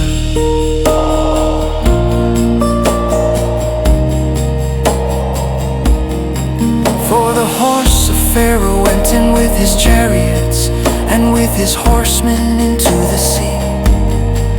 And the Lord brought again the waters of the sea upon them. But the children of Israel went on dry land in the midst of the sea. And Miriam the prophetess, the sister of Aaron, took a timbrel in her hand. And all the women went out after her with timbrels and with dances. And Miriam answered them, Sing ye to the Lord, for he hath triumphed gloriously. The horse and his rider hath he thrown into the sea. So Moses brought Israel from the Red Sea, and they went out into the wilderness of Shur. And they went 3 days in the wilderness and found no water. And when they came to Marah, they could not drink of the waters of Marah, for they were bitter. Therefore the name of it was called Marah. And the people murmured against Moses, saying, What shall we drink? And he cried unto the Lord. And the Lord shewed him a tree, which when he had cast into the waters were made sweet. There he made for them a statute and an ordinance, and there he proved them, and said, If thou wilt diligently hearken to the voice of the Lord thy God, and wilt do that which is right in his sight, and wilt give ear to his commandments, and keep all his statutes, I will put none of these diseases upon thee, which I have brought upon the Egyptians. For I am the Lord that healeth thee. And they came to Elim, where were 12 wells of water, and 70 palm trees. And they encamped there by the waters.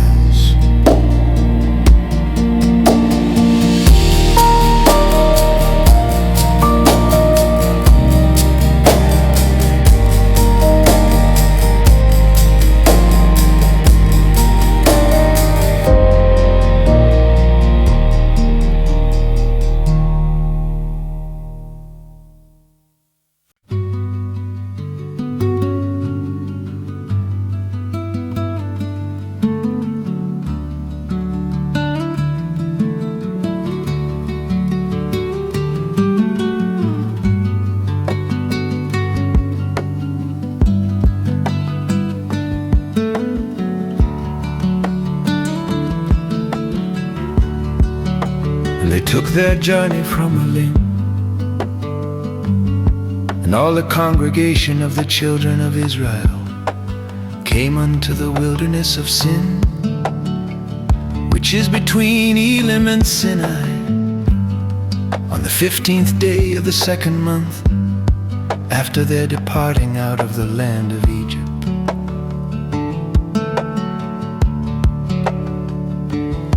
And the whole congregation of the children of Israel murmured against Moses and Aaron in the wilderness. And the children of Israel said unto them,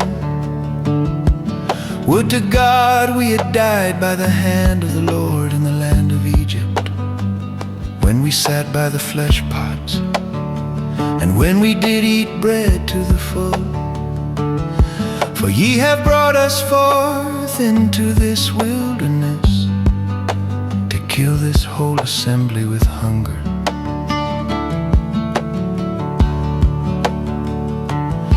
Then said the Lord unto Moses, Behold, I will rain bread from heaven for you.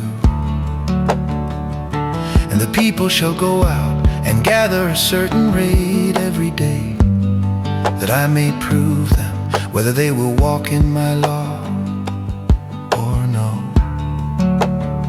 And it shall come to pass that on the 6th day they shall prepare that which they bring in,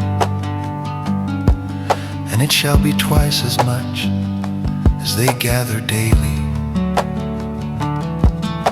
And Moses and Aaron said unto all the children of Israel, At even then ye shall know that the Lord hath brought you out from the land of Egypt.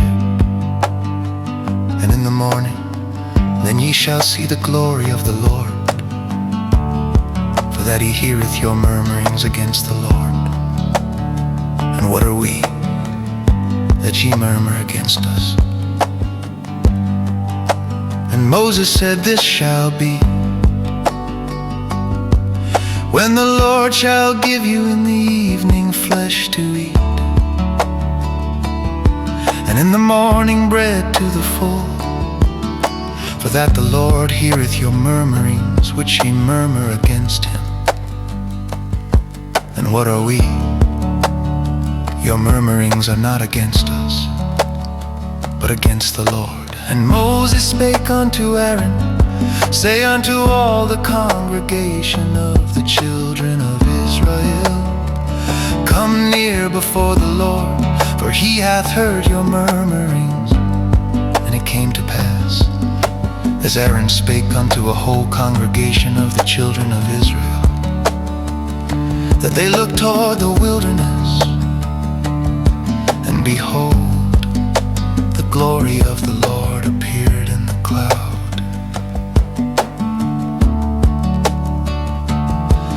And the Lord spake unto Moses, saying, I have heard the murmurings of the children of Israel. Speak unto them, saying, At even ye shall eat flesh, and in the morning ye shall be filled with bread. And ye shall know that I am the Lord your God, And it came to pass that even the quails came up and covered the camp. And in the morning the dew lay round about the host. And when the dew that lay was gone up, behold, upon the face of the wilderness there lay a small round thing, as small as the hoarfrost on the ground. And when the children of Israel saw it, they said one to another, it is manna. For they wist not what it was. And Moses said unto them, this is the bread which the Lord hath given you to eat. This is the thing which the Lord hath commanded. Gather of it every man according to his eating, an omer for every man, according to the number of your persons. Take ye every man for them which are in his tents. And the children of Israel did so, and gathered some more, some less.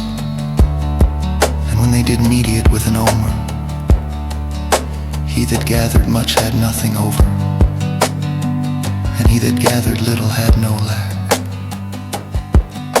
They gathered every man according to his eating. And Moses said, let no man leave of it till the morning. Notwithstanding, they hearkened not unto Moses, but some of them left of it until the morning, and it bred worms and stank. And Moses was wroth with them, and they gathered it every morning, every man according to his eating. And when the sun waxed hot, it melted. And it came to pass that on the 6th day they gathered twice as much bread, 2 omers for one man. And all the rulers of the congregation came and told Moses. And he said unto them, this is that which the Lord hath said, tomorrow is the rest of the holy Sabbath unto the Lord. Bake that which ye will bake today, and see that ye will seethe, and that which remaineth over lay up for you to be kept till the morning. And they laid it up till the morning, as Moses bade. And it did not stink, neither was there any worm therein. And Moses said, eat that today, for today is a Sabbath unto the Lord. Today ye shall not find it in the field, 6 days ye shall gather it. But on the 7th day, which is the Sabbath, in it there shall be none. And it came to pass that there went out some of the people on the 7th day for to gather, and they found none. And the Lord said unto Moses, how long refuse ye to keep my commandments and my laws?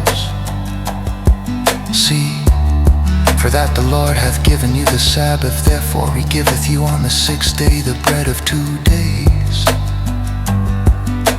Abide ye every man in his place, let no man go out of his place on the 7th day. So the people rested on the 7th day. And the house of Israel called the name thereof manna, and it was like coriander seed white, and the taste of it was like wafers made with honey. And Moses said, this is the thing which the Lord commandeth. Fill an omer of it to be kept for your generations, that they may see the bread wherewith I have fed you in the wilderness, when I brought you forth from the land of Egypt. And Moses said unto Aaron, take a pot, and put an omer full of manna therein, and lay it up before the Lord to be kept for your generations, as the Lord commanded Moses. So Aaron laid it up before the testimony to be kept. And the children of Israel did eat manna 40 years, until they came to a land inhabited. They did eat manna, until they came unto the borders of the land of Canaan. Now an omer is the 10th part of an ephah.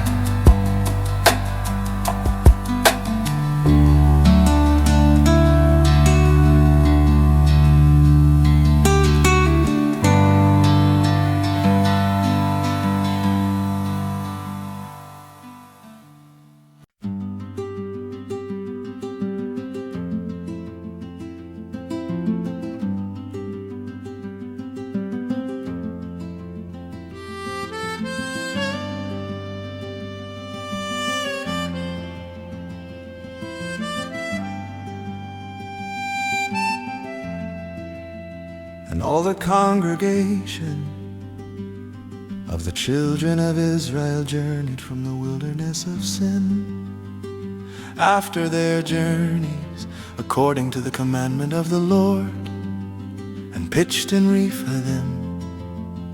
And there was no water for the people to drink. Wherefore the people did chide with Moses, and said, Give us water that we may drink. And Moses said unto them, Why chide ye with me? Wherefore do ye tempt the Lord?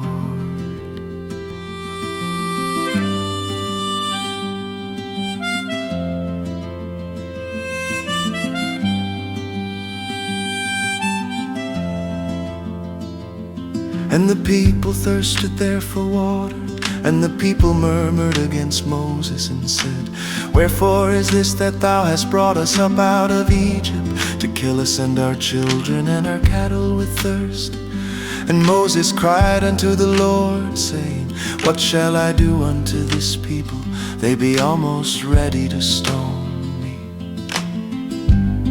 And the Lord said unto Moses, Go on before the people, and take with thee of the elders of Israel, and thy rod wherewith thou smotest the river, take in thine hand and go. Behold, I will stand before thee there upon the rock in Horeb, and thou shalt smite the rock, and there shall come water out of it, that the people may drink. And Moses did so in the sight of the elders of Israel. And he called the name of the place Massah and Meribah, because of the chiding of the children of Israel, and because they tempted the Lord, saying, Is the Lord among us or not? Then came Amalek and fought with Israel in Rephidim. And Moses said unto Joshua, Choose us out men and go out, fight with Amalek. Tomorrow I will stand on the top of the hill with the rod of God in mine hand. So Joshua did as Moses had said to him, and fought with Amalek.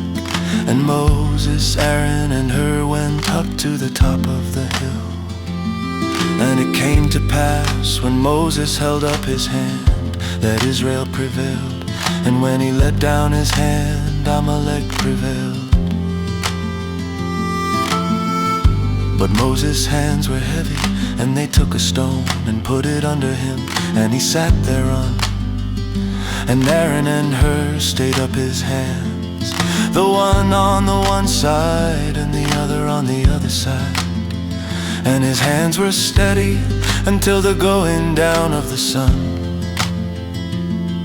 And Joshua discomfited Amalek and his people with the edge of the sword.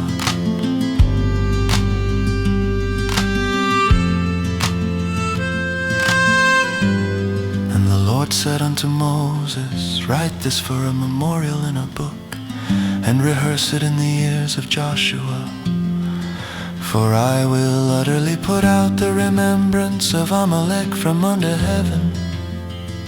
And Moses built an altar, and called the name of it Jehovah-Nissi.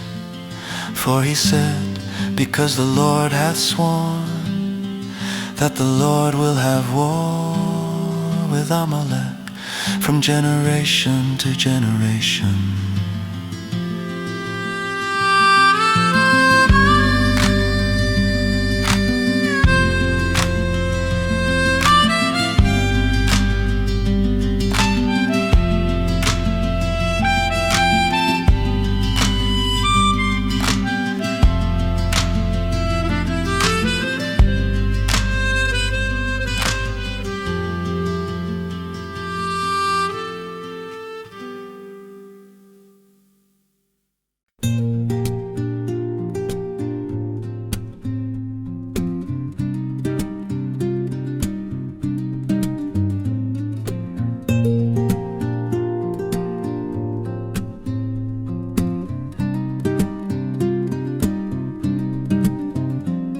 When Jethro, the priest of Midian, Moses' father-in-law, heard of all that God had done for Moses and for Israel his people, and that the Lord had brought Israel out of Egypt, then Jethro, Moses' father-in-law, took Zipporah, Moses' wife, after he had sent her back, and her 2 sons, of which the name of the one was Gershom, for he said, I have been an alien in a strange land. And the name of the other was Eliezer, for the God of my father said he was mine help, and delivered me from the sword of Pharaoh. And Jethro, Moses' father-in-law, came with his sons and his wife unto Moses into the wilderness, where he encamped at the mount of God. And he said unto Moses, I thy father-in-law Jethro am come unto thee, and thy wife and her 2 sons with her. And Moses went out to meet his father-in-law, and did obeisance and kissed him. And they asked each other of their welfare, and they came into the tent. And Moses told his father-in-law all that the Lord had done unto Pharaoh and to the Egyptians for Israel's sake, and all the travail that had come upon them by the way, and how the Lord delivered them. And Jethro rejoiced for all the goodness which the Lord had done to Israel, whom he had delivered out of the hand of the Egyptians. And Jethro said, Blessed be the Lord, who hath delivered you out of the hand of the Egyptians, and out of the hand of Pharaoh, who hath delivered the people from under the hand of the Egyptians. Now I know that the Lord is greater than all gods, for in the thing wherein they dealt proudly, he was above them. And Jethro, Moses' father-in-law, took a burnt offering and sacrifices for God. And Aaron came, and all the elders of Israel, to eat bread with Moses' father-in-law before God. And it came to pass on the morrow that Moses sat to judge the people, and the people stood by Moses from the morning unto the evening. And when Moses' father-in-law saw all that he did to the people, he said, What is this thing that thou dost to the people? Why sittest thou thyself alone, and all the people stand by thee from morning unto even? And Moses said unto his father-in-law, Because the people come unto me to inquire of God. When they have a matter, they come unto me, and I judge between one and another, and I do make them know the statutes of God and his laws. And Moses' father-in-law said unto him, The thing that thou dost is not good. Thou wilt surely wear away both thou and this people that is with thee, for this thing is too heavy for thee. Thou art not able to perform it thyself alone.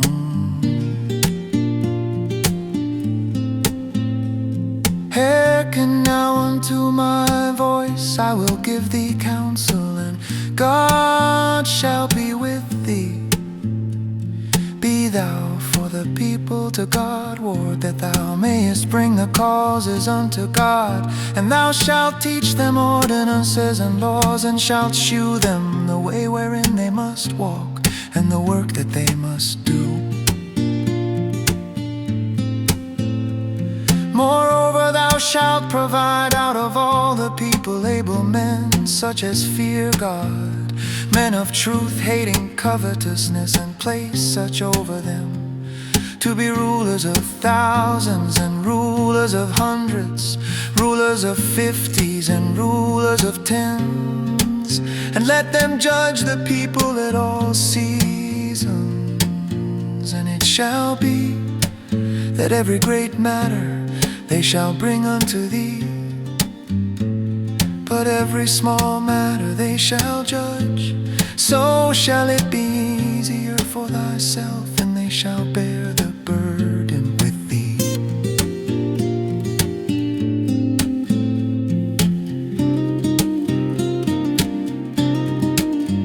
If thou shalt do this thing, and God command thee so, then thou shalt be able to endure. And all this people shall also go to their place in peace. So Moses hearkened to the voice of his father-in-law, and did all that he had said.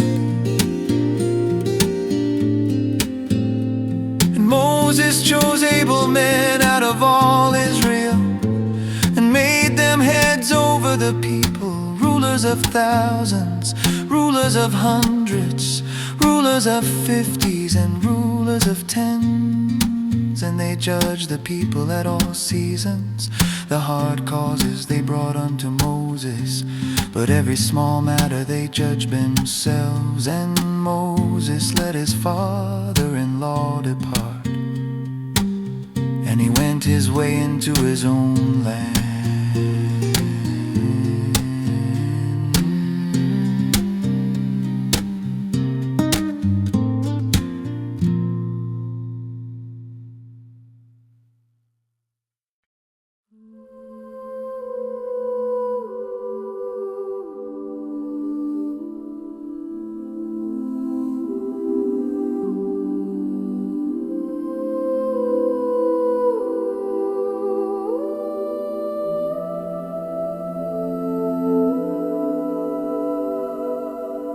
In the 3rd month, when the children of Israel were gone forth out of the land of Egypt, the same day came they into the wilderness of Sinai, for they were departed from Rephidim, and were come to the desert of Sinai, and had pitched in the wilderness, and there Israel camped before the mount.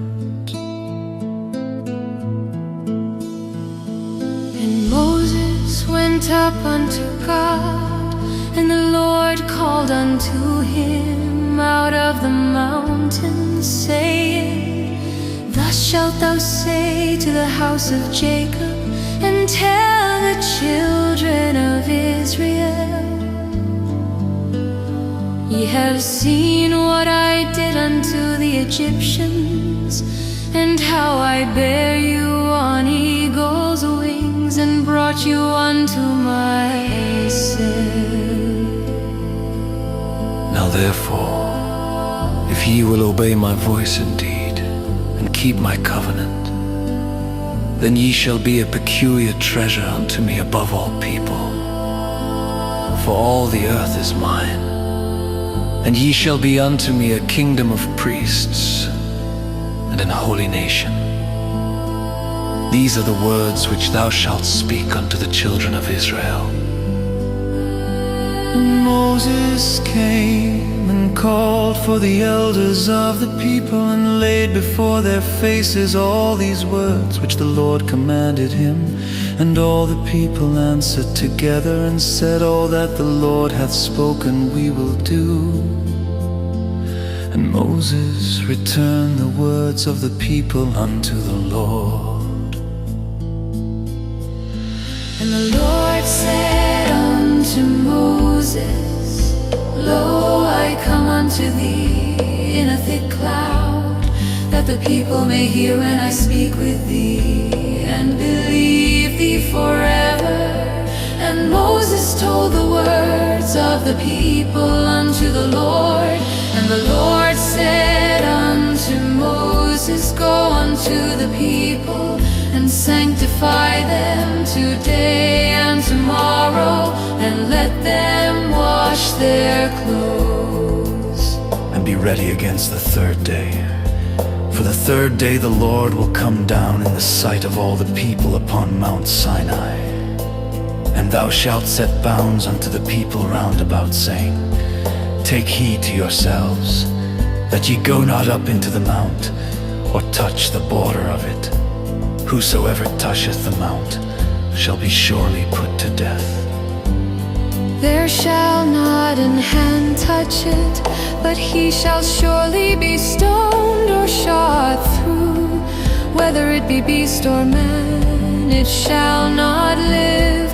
When the trumpet soundeth long, they shall come up to the mount. And Moses went down from the mount unto the people, and sanctified the people, and they washed their clothes. And he said unto the people, Be ready against the third day, come not at your wives. And it came to pass on the third day in the morning, that there were thunders and lightnings, and a thick cloud upon the mount, and the voice of the trumpet exceeding loud, so that all the people that was in the camp trembled. And Moses brought forth the people out of the camp to meet with God, and they stood at the nether part of the mount. And Mount Sinai was altogether on a smoke, because the Lord descended upon it in fire, and the smoke thereof ascended as the smoke of a furnace, and the whole mount quaked greatly. And when the voice of the trumpet sounded long, and waxed louder and louder, Moses spake, and God answered him by a voice. And the Lord came down upon Mount Sinai on the top of the mount. And the Lord called Moses up to the top of the mount. And Moses went up, and the Lord said unto Moses, Go down, charge the people, lest they break through unto the Lord to gaze, and many of them perish. And let the priests also, which come near to the Lord, sanctify themselves, lest the Lord break forth upon them. And Moses said unto the Lord, The people cannot come up to Mount Sinai. For thou charged us, saying, Set bounds about the mount and sanctify it. And the Lord said unto him, Away, get thee down. And thou shalt come up, thou and Aaron with thee. But let not the priests and the people break through to come up unto the Lord, lest he break forth upon them. So Moses went down unto the people, and spake unto them.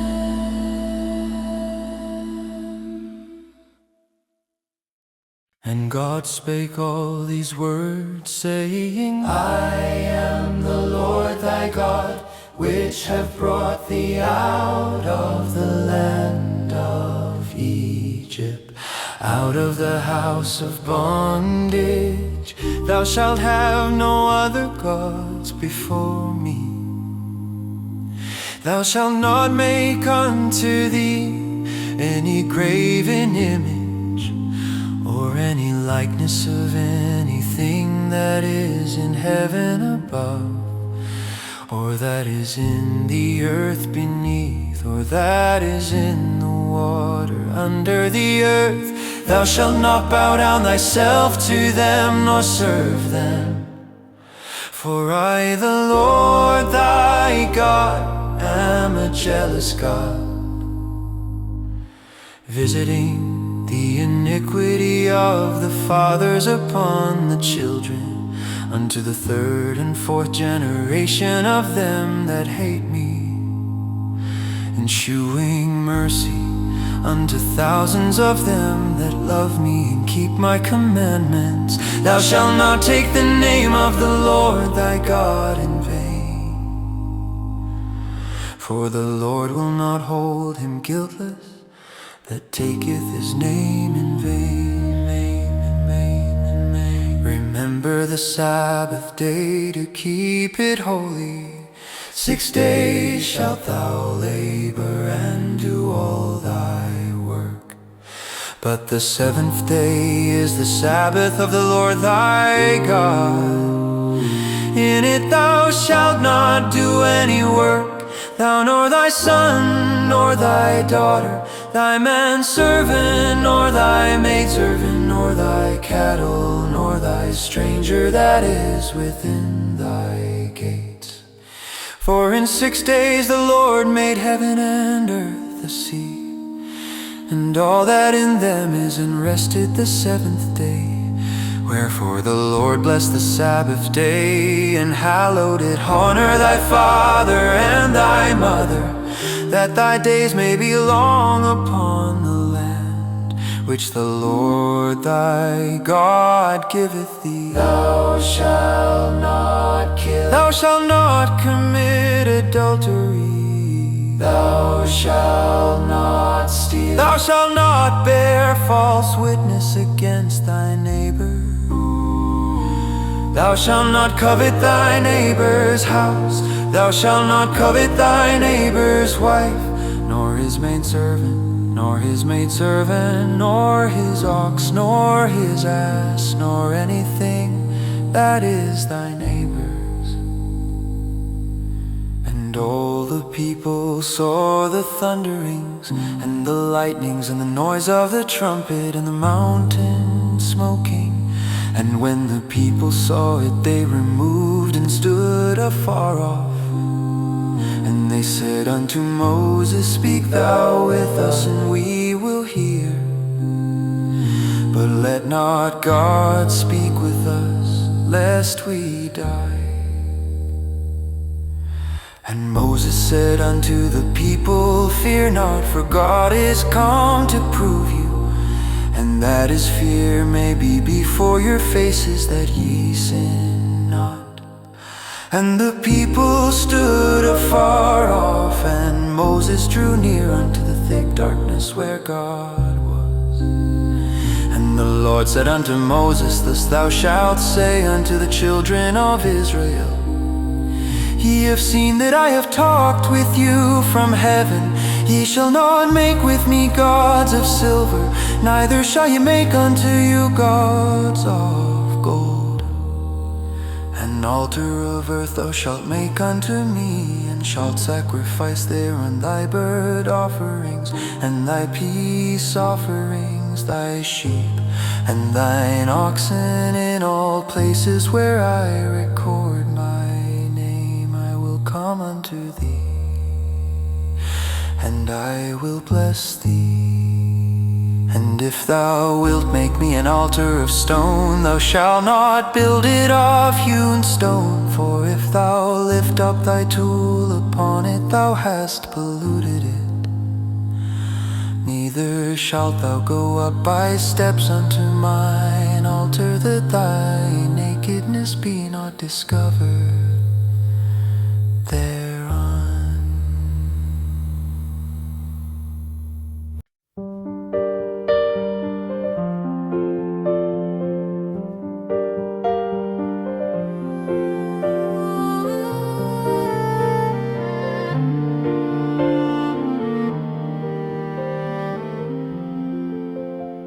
Now these are the judgments which thou shalt set before them.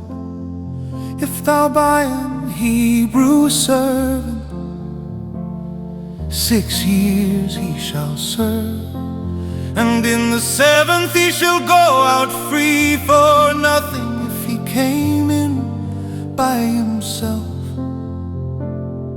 he shall go out by himself. If he were married, then his wife shall go out with him.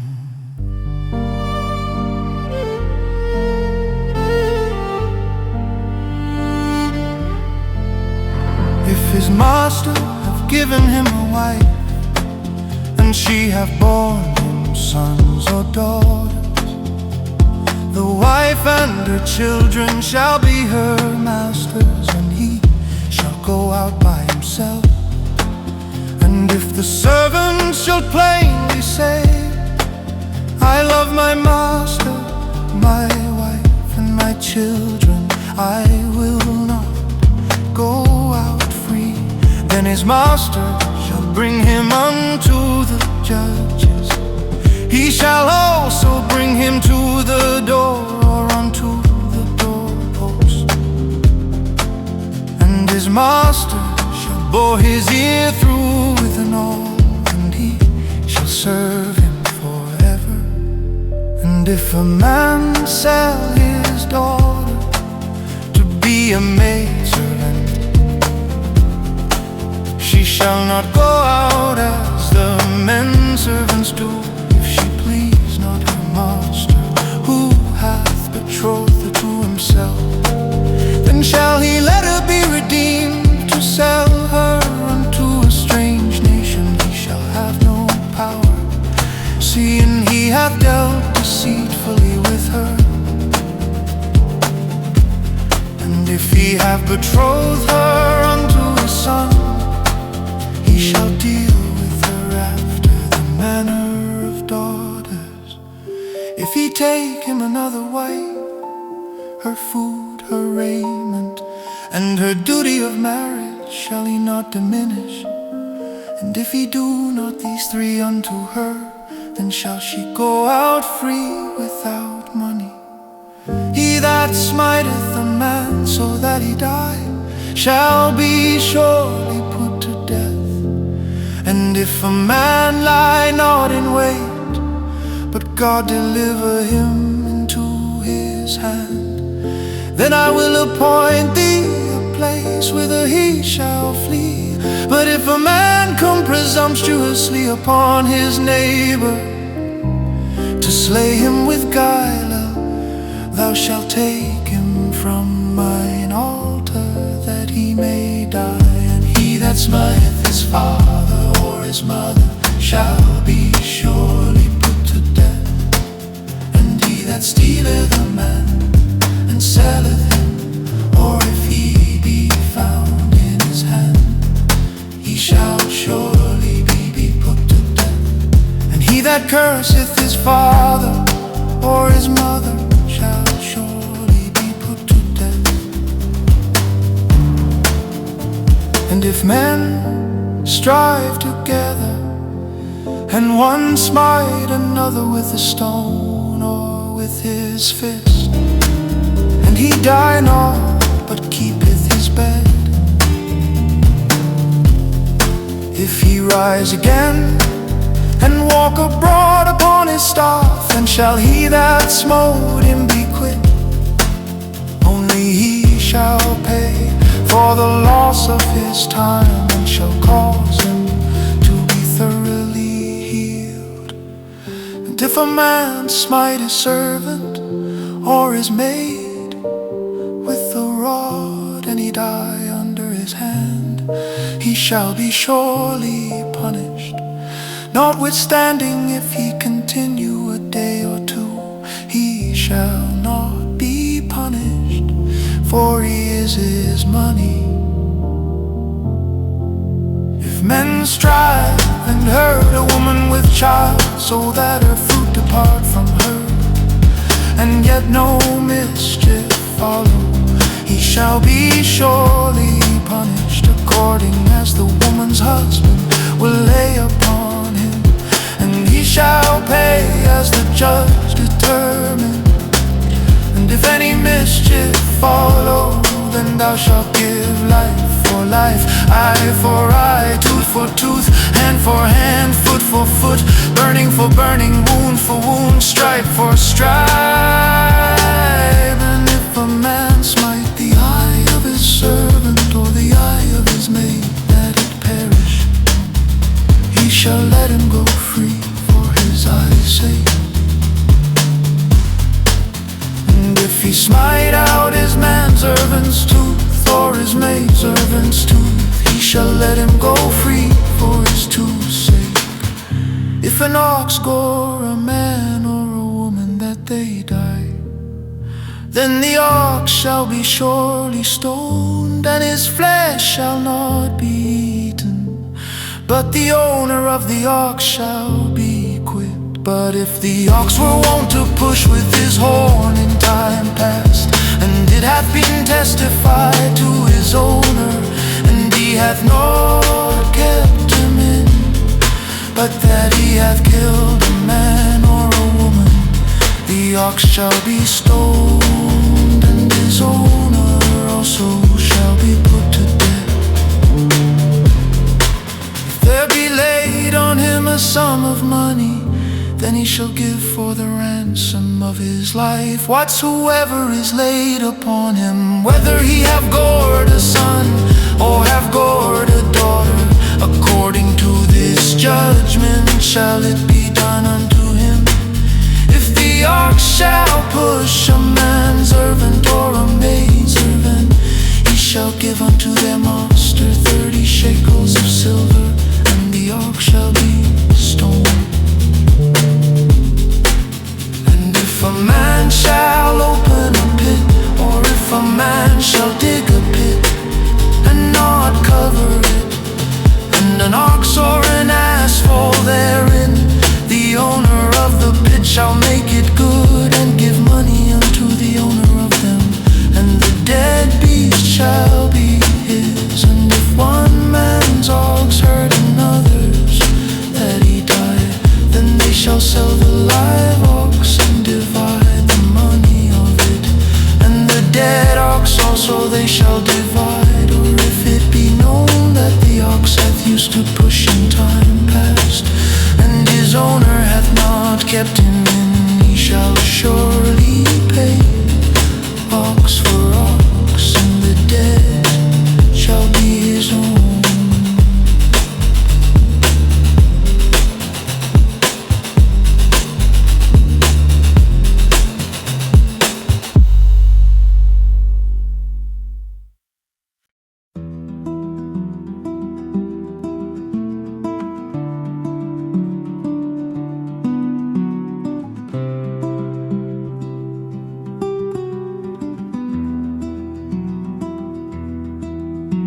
If a man shall steal an ox or a sheep and kill it or sell it, he shall restore 5 oxen for an ox and 4 sheep for a sheep.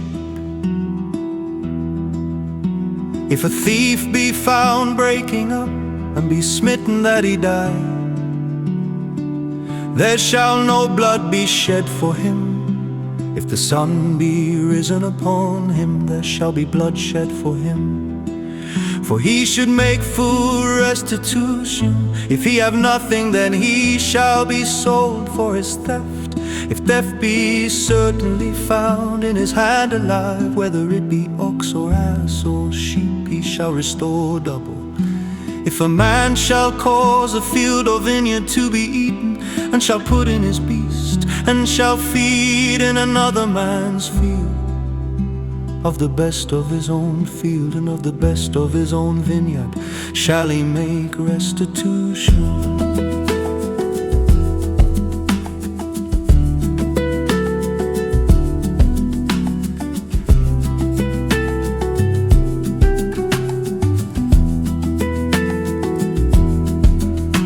If fire break out and catching thorn, so that the stacks of corn or the standing corn or the field be consumed therewith, he that kindled the fire shall surely make restitution.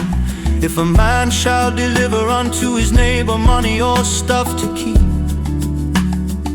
and it be stolen out of the man's house, if the thief be found, let him pay double. If the thief be not found, then the master of the house shall be brought unto the judges, to see whether he have put his hand unto his neighbor's goods.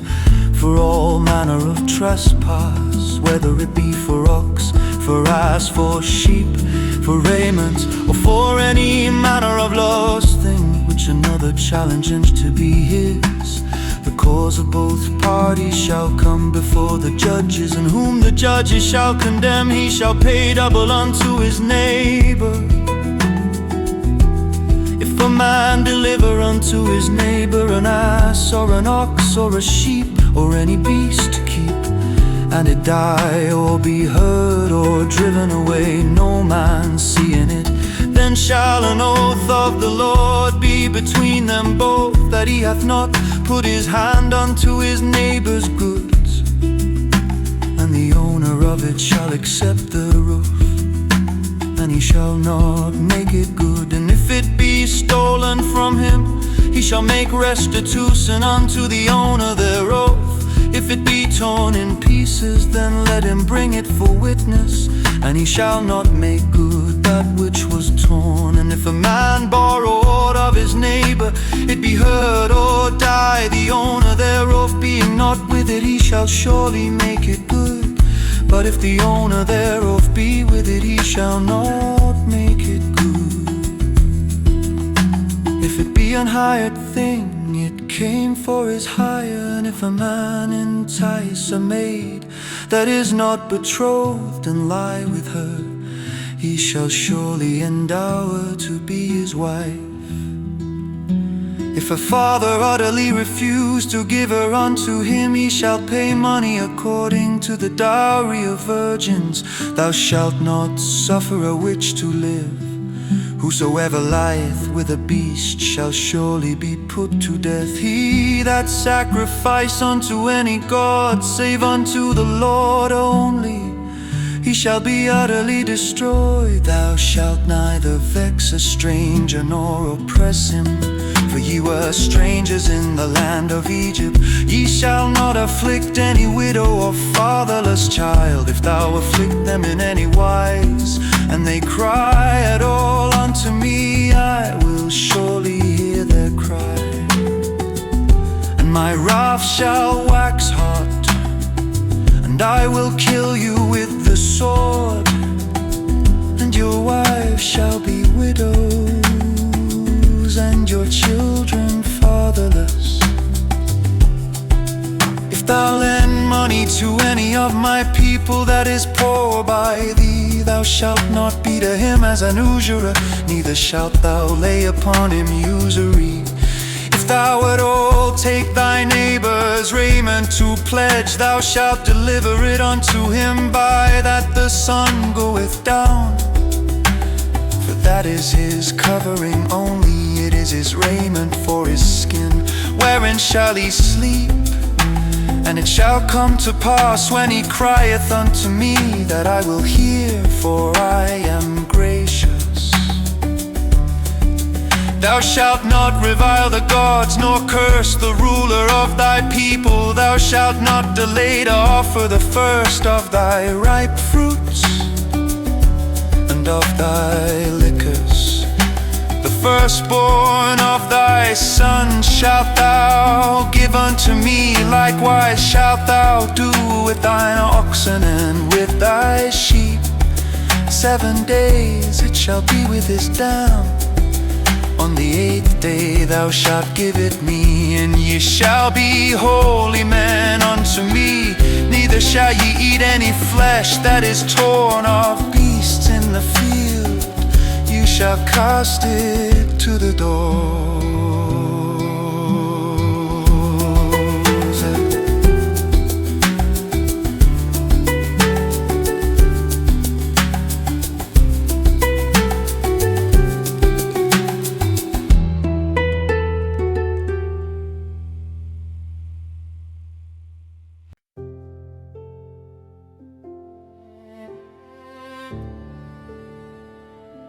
Thou shalt not raise a false report. Put not thine hand with the wicked to be an unrighteous witness. Thou shalt not follow a multitude to do evil, neither shalt thou speak in a cause to decline after many to wrest judgment. Neither shalt thou countenance a poor man in his cause. If thou meet thine enemy's ox or his ass going astray, thou shalt surely bring it back to him again. If thou see the ass of him that hateth thee lying under his burden, and wouldest forbear to help him, thou shalt surely help with him. Thou shalt not wrest the judgment of thy poor in his cause. Keep thee far from a false matter, and the innocent and righteous slay thou not. For I will not justify the wicked, and thou shalt take no gift. For the gift blindeth the wise, and perverteth the words of the righteous. wages.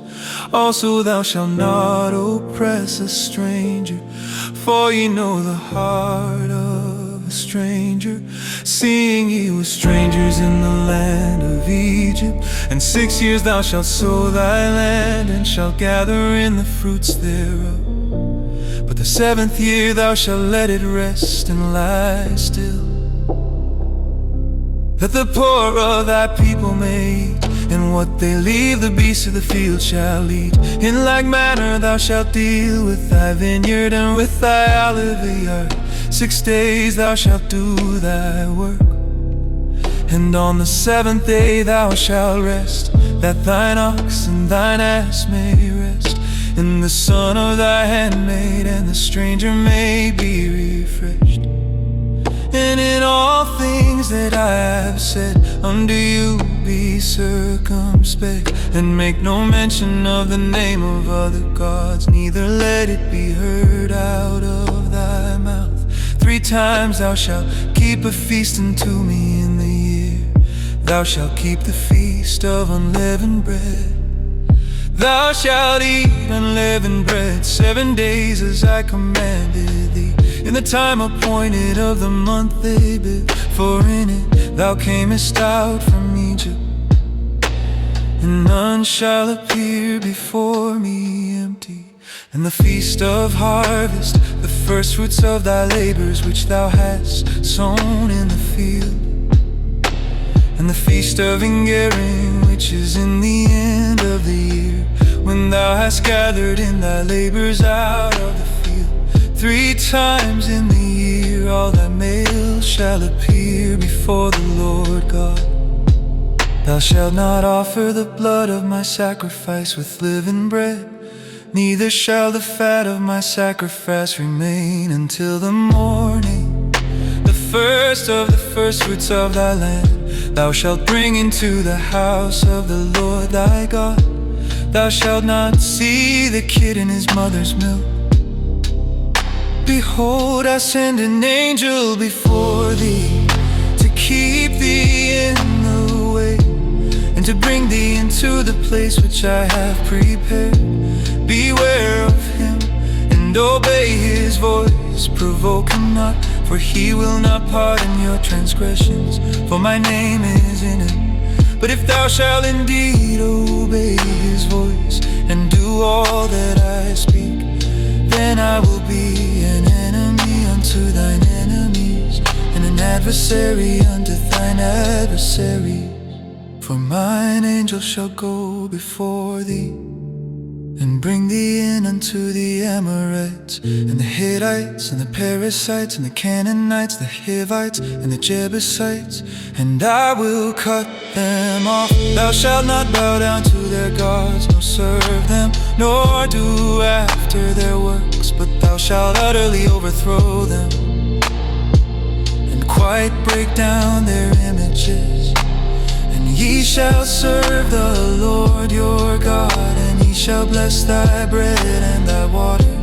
And I will take sickness away from the midst of thee. There shall nothing cast their young, nor be barren in thy land. The number of thy days I will fulfill. I will send my fear before thee, and will destroy all the people to whom thou shalt come. And I will make all thine enemies turn their backs unto thee. And I will send hornets before thee, which shall drive out the Hivite, the Canaanite, and the Hittite from before thee. I will not drive them out from before thee in 1 year, lest the land become desolate, and the beast of the field multiply against thee. By little and little I will drive them out from before thee, until thou be increased and inherit the land. And I will set thy bounds from the Red Sea, even unto the sea of the Philistines, and from the desert unto the river. For I will deliver the inhabitants of the land into your hand, and thou shalt drive them out before thee. Thou shalt make no covenant with them, nor with their gods. They shall not dwell in thy land, lest they make thee sin against me. serve their gods, it will surely be a snare unto thee.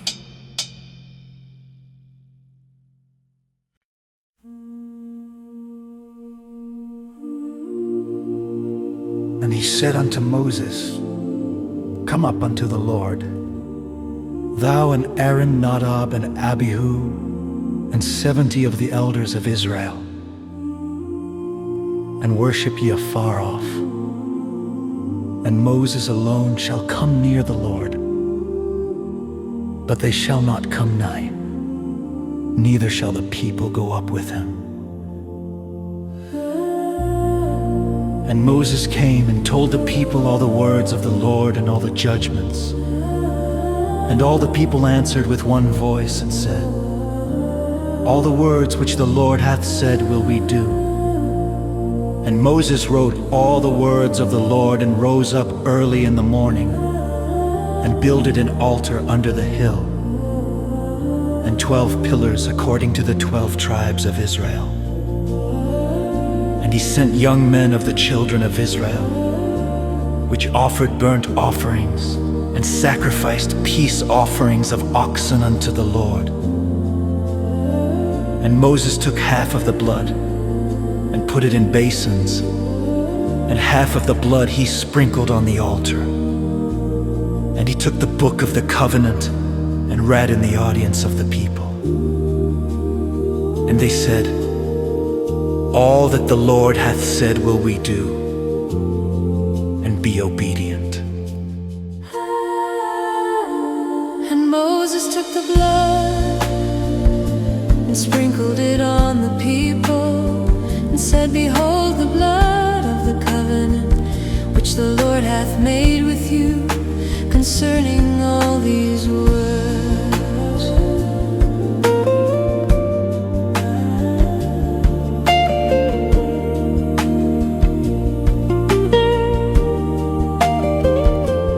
Then went up Moses and Aaron, Nadab and Abihu, and 70 of the elders of Israel. And they saw the God of Israel, and there was under his feet as it were a paved work of a sapphire stone, and as it were the body of heaven in his clearness. And upon the nobles of the children of Israel he laid not his hand. Also they saw God, and did eat and drink. And the Lord said unto Moses, Come up to me into the mount, and be there. And I will give thee tables of stone, and a law and commandments which I have written, that thou mayest teach them. And Moses rose up, and his minister Joshua. And Moses went up into the mount of God. And he said unto the elders, Tarry ye here for us until we come again unto you. And behold, Aaron and Hur are with you. If any man have any matters to do, let him come unto them. And Moses went up into the mount, and a cloud covered the mount, and the glory of the Lord abode upon Mount Sinai. And the cloud covered it 6 days. And the 7th day he called unto Moses Out of the midst of the cloud. And the sight of the glory of the Lord was like devouring fire on the top of the mount in the eyes of the children of Israel.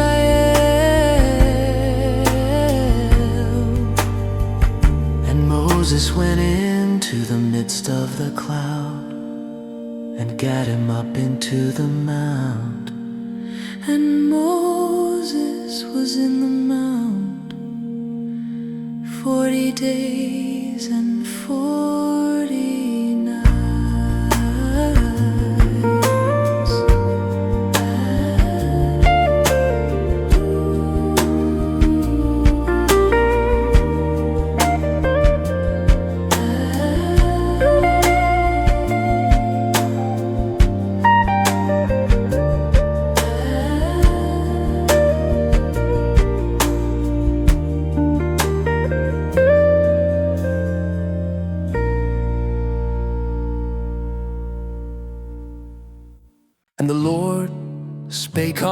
unto Moses, saying, Speak unto the children of Israel that they bring me an offering of every man that giveth it willingly with his heart.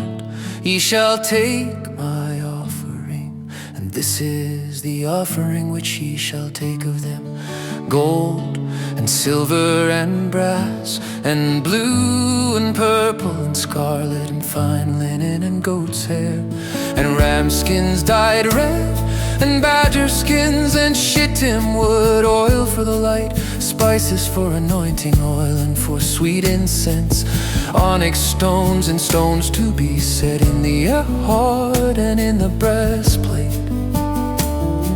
And let them make me a sanctuary, that I may dwell among them, according to all that I shew thee, after the pattern of the tabernacle and the pattern of all the instruments thereof.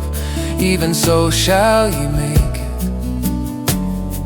And they shall make an ark of shittim wood, 2 cubits and a half shall be the length thereof, and 1 cubit and a half the breadth thereof, and 1 cubit and a half the height thereof. And thou shalt overlay it with pure gold within and without shalt thou overlay it, and shalt make upon it a crown of gold round about.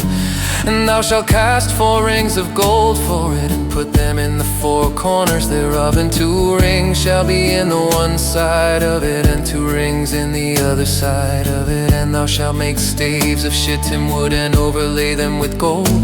And thou shalt put the staves into the rings by the sides of the ark, that the ark may be borne with them. The staves shall be in the rings of the ark, they shall not be taken from it. And thou shalt put into the ark the testimony which I shall give thee. And thou shalt make a mercy seat of pure gold. 2 cubits and a half shall be the length thereof, and 1 cubit and a half the breadth thereof. And thou shalt make 2 cherubims of gold.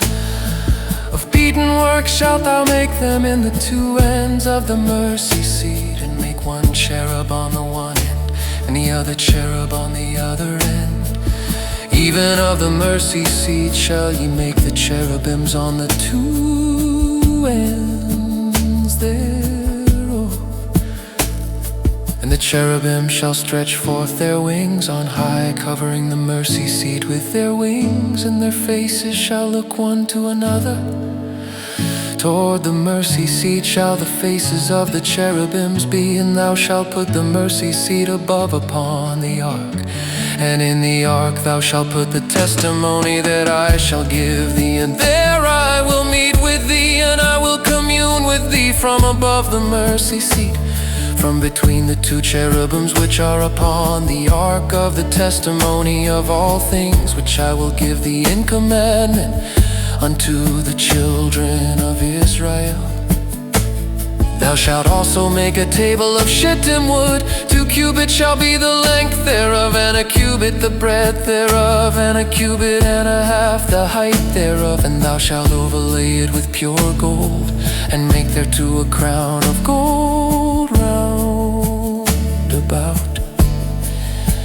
And thou shalt make unto it a border of an hand breadth round about. And thou shalt make a golden crown to the border thereof round about.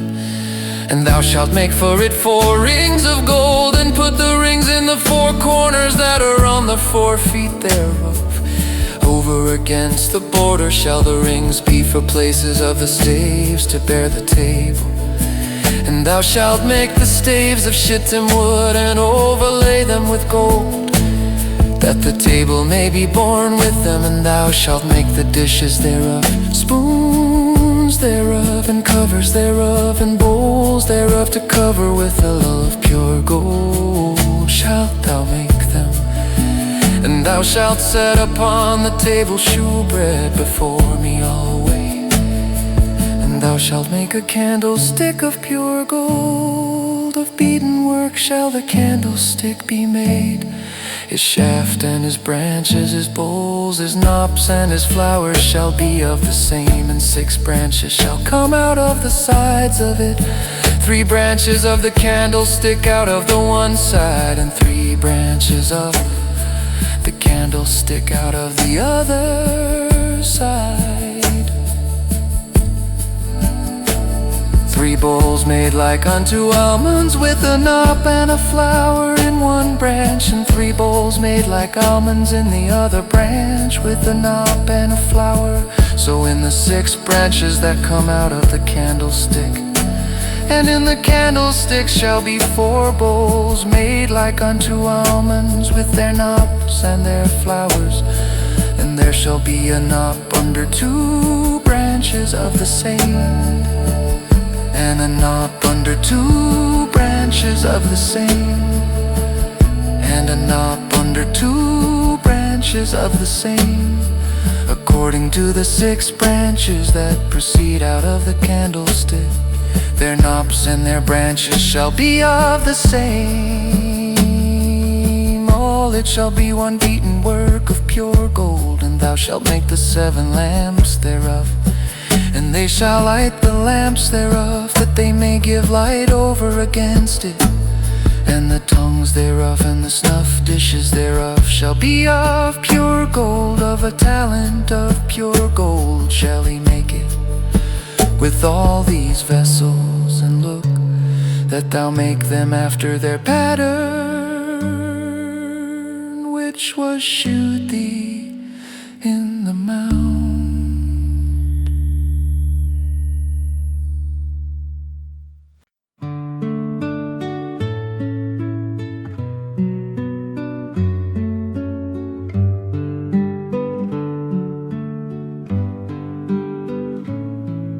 Moreover, thou shalt make the tabernacle with 10 curtains of fine twined linen, and blue and purple and scarlet. With cherubims of cunning work shalt thou make them. The length of 1 curtain shall be 28 cubits, and the breadth of 1 curtain 4 cubits. And every one of the curtains shall have 1 measure. The 5 curtains shall be coupled together one to another, and other 5 curtains shall be coupled one to another. And thou shalt make loops of blue upon the edge of the 1 curtain, from the selvedge in the coupling. And likewise shalt thou make in the uttermost edge of another curtain, in the coupling of the 2nd. 50 loops shalt thou make in the 1 curtain, and 50 loops shalt thou make in the edge of the curtain that is in the coupling of the 2nd, that the loops may take hold one of another. And thou shalt make 50 taches of gold, and couple the curtains together with the taches, and it shall be 1 tabernacle. And thou shalt make curtains of goat's hair to be a covering upon the tabernacle. 11 curtains shalt thou make. The length of 1 curtain shall be 30 cubits, and the breadth of 1 curtain 4 cubits. And the 11 curtains shall be all of 1 measure. And thou shalt couple 5 curtains by themselves, and 6 curtains by themselves, and shalt double the 6th curtain in the forefront of the tabernacle. And thou shalt make 50 loops on the edge of the 1 curtain that is outmost in the coupling, and 50 loops in the edge of the curtain which coupleth the 2nd. And thou shalt make 50 tasses of brass, and put the taches into the loops, and couple the tent together, that it may be 1. And the remnant that remaineth of the curtains of the tent, the half curtain that remaineth, shall hang over the backside of the tabernacle, and a cubit on the 1 side, and a cubit on the other side of that which remaineth in the length of the curtains of the tent. It shall hang over the sides of the tabernacle on this side, and on that side, to cover it. And thou shalt make a covering for the tent of rams' skins dyed red, and a covering above of badgers' skins. And thou shalt make boards for the tabernacle of shittim wood standing up. 10 cubits shall be the length of a board, and a cubit and a half shall be the breadth of 1 board. 2 tenons shall there be in 1 board, set in order one against another. Thus shalt thou make for all the boards of the tabernacle. And thou shalt make the boards for the tabernacle, 20 boards on the south side southward. And thou shalt make 40 sockets of silver under the 20 boards, 2 sockets under 1 board for his 2 tenons. and 2 sockets under another board for his 2 tenons.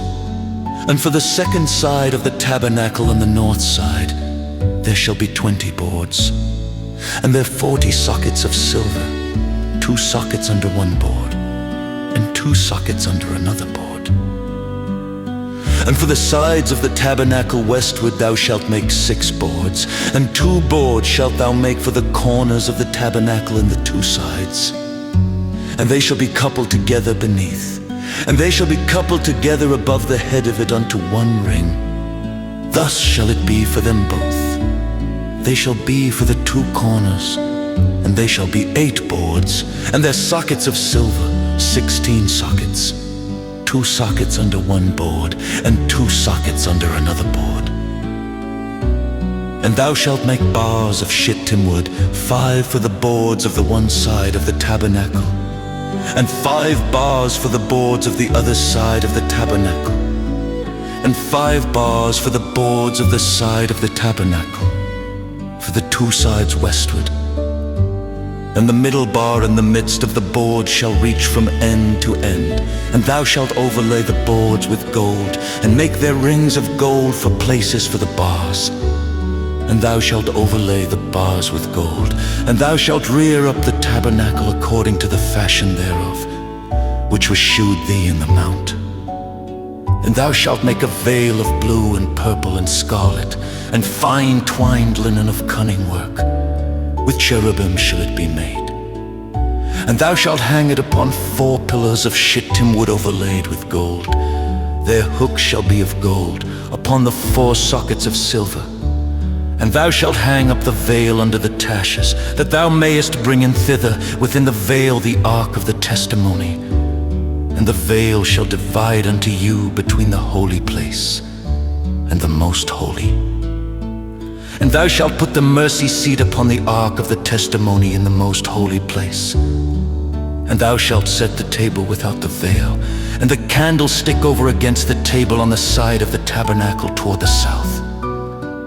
And thou shalt put the table on the north side, and thou shalt make an hanging for the door of the tent of blue and purple and scarlet, and fine twined linen wrought with needlework. And thou shalt make for the hanging 5 pillars of shittim wood, and overlay them with gold, and their hooks shall be of gold, and thou shalt cast 5 sockets of brass for them.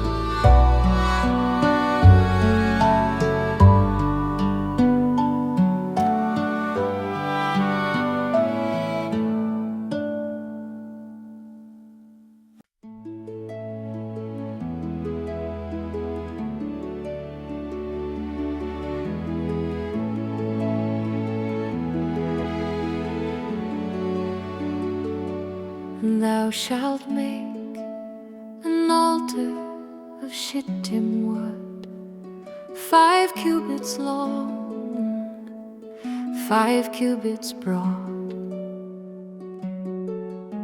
The altar shall be 4 square, and the height of shall be 3 cubits. And thou shalt make the horns of it upon the 4 corners there. His horn shall be of the same, and thou shalt overlay it with brass.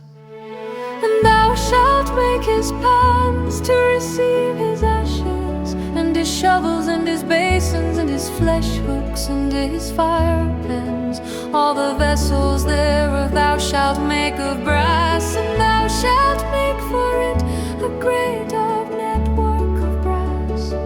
And upon the net shalt thou make 4 brazen rings in the 4 corners thereof. And thou shalt put it under the compass of the altar beneath, that the net may be even to the midst of the altar. And thou shalt make staves for the altar, staves of shittim wood, and overlay them with brass. And the staves shall be put into the rings, and the staves shall be upon the 2 sides of the altar, to bear it hollow. With boards shalt thou make it, as it was shewed thee in the mount, so shall they make it. And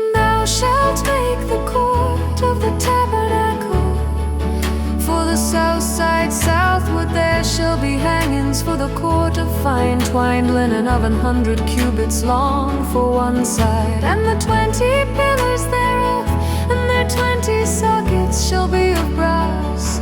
The hooks of the pillars and their fillets shall be of silver.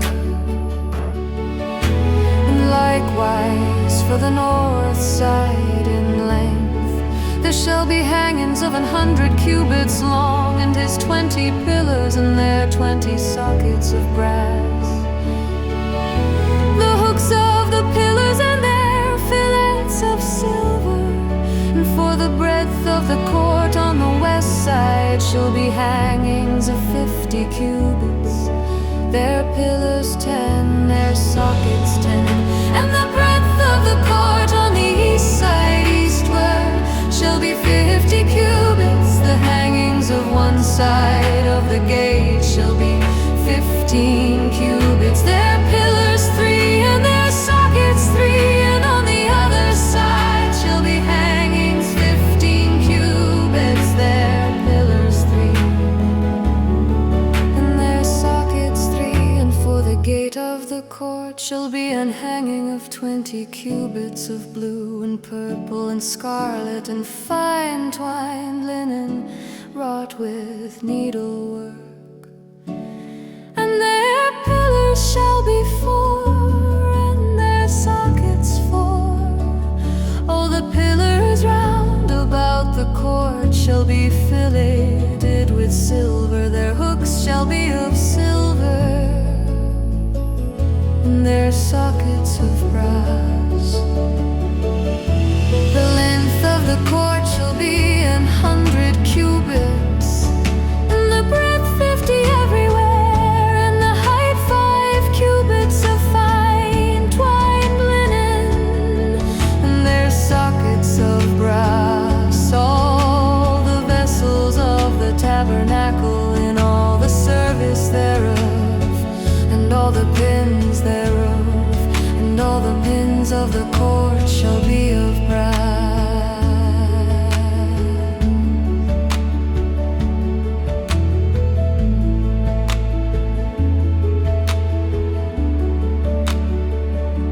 And thou shalt command the children of Israel that they bring thee pure oil olive beaten for the light, to cause the lamp to burn always in the tabernacle of the congregation without the veil, which is before the testimony. Aaron and his sons shall order it from evening to morning before the Lord. It shall be a statute forever unto their generations on the behalf of the children of Israel.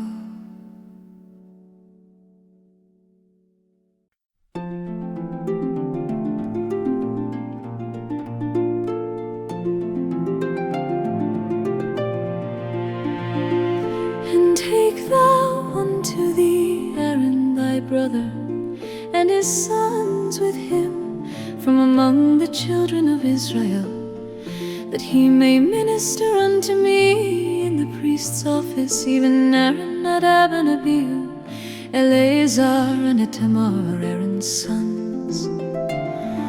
And thou shalt make holy garments for Aaron thy brother, for glory and for beauty.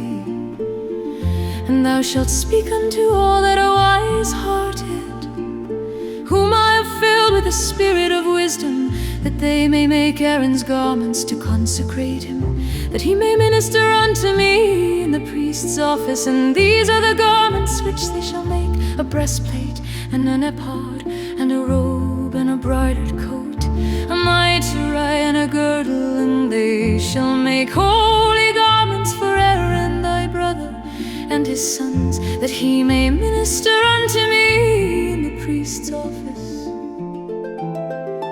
And they shall take gold and blue and purple and scarlet and fine linen, and they shall make the ephod of gold, of blue, and of purple, of scarlet and fine twined linen, cunning work. It shall have the two shoulder pieces thereof joined at the two edges thereof, and so it shall be joined together. And the curious girdle of the ephod which is upon it shall be of the same according to the work thereof, even of gold, of blue and purple and scarlet and fine twined linen. And thou shalt take 2 onyx stones, and grave on them the names of the children of Israel, 6 of their names on one stone, and the other 6 names of the rest on the other stone, according to their birth, with the work of an engraver in stone, like the engravings of a signet. Shalt thou engrave the 2 stones with the names of the children of Israel. Thou shalt make them to be set in ouches of gold, and thou shalt put the 2 stones upon the shoulders of the ephod, for stones of memorial unto the children of Israel.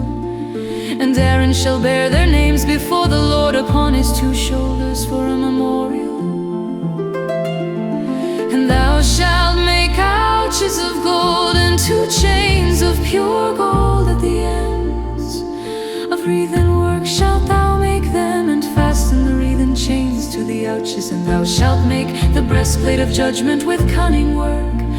After the work of the ephod thou shalt make it of gold, of blue, and of purple, and of scarlet, and a fine twined linen shalt thou make it. 4 it shall be, being doubled. A span shall be the length thereof, and a span shall be the breadth thereof. And thou shalt set in its settings of stones, even 4 rows of stones. The first row shall be a sardius, a topaz, and a carbuncle. This shall be the first row. And the second row shall be an emerald, a sapphire, and a diamond. And the third row a ligure, an agate, and an amethyst. And the 4th row a beryl, and an onyx, and a jasper. They shall be set in gold in their enclosings. And the stones shall be with the names of the children of Israel, 12 according to their names, like the engravings of a signet. Everyone with his name shall they be, according to the 12 tribes. And thou shalt make upon the breastplate chains at the ends of wreathen work of pure gold. Thou shalt make upon the breastplate 2 rings of gold, and shalt put the 2 rings on the 2 ends of the breastplate. And thou shalt put the 2 wreathen chains of gold in the 2 rings which are on the ends of the breastplate. And the other 2 ends of the 2 wreathen chains thou shalt fasten in the 2 ouches, and put them on the shoulder pieces of the ephod before it. And thou shalt make 2 rings of gold, and thou shalt put them upon the 2 ends of the breastplate, in the border thereof, which is in the side of the ephod inward.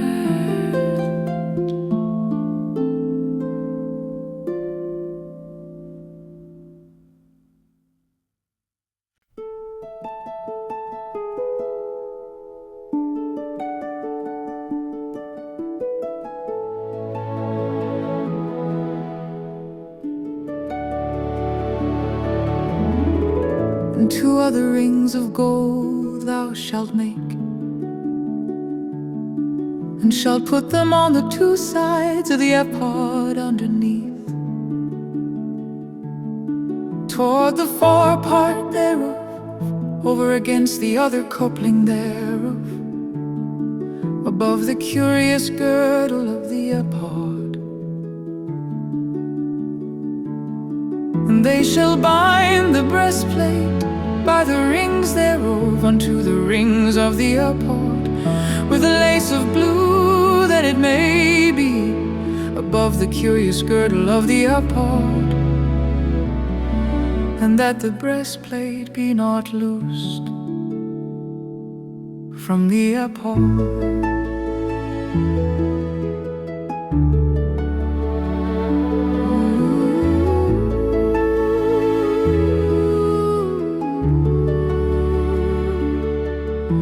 And Aaron shall bear the names of the children of Israel in the breastplate of judgment upon his heart. When he goeth in unto the holy place for a memorial before the Lord continually. And thou shalt put in the breastplate of judgment the Urim and the Thummim, and they shall be upon Aaron's heart when he goeth in before the Lord. And Aaron shall bear the judgment of the children of Israel upon his heart before the Lord continually. And thou shalt make the robe of the ephod all of blue, and there shall be an hole in the top of it, in the midst thereof. It shall have a binding of woven work round about the whole of it, as it were the whole of an habergeon, that it be not rent. And beneath upon the hem of it thou shalt make pomegranates of blue and of purple and of scarlet round about the hem thereof, and bells of gold between them round about, a golden bell and a pomegranate, a golden bell and a pomegranate upon the hem of the robe round about. And it shall be upon Aaron to minister, and his sound shall be heard when he goeth in unto the holy place before the Lord, and when he cometh out, that he die not.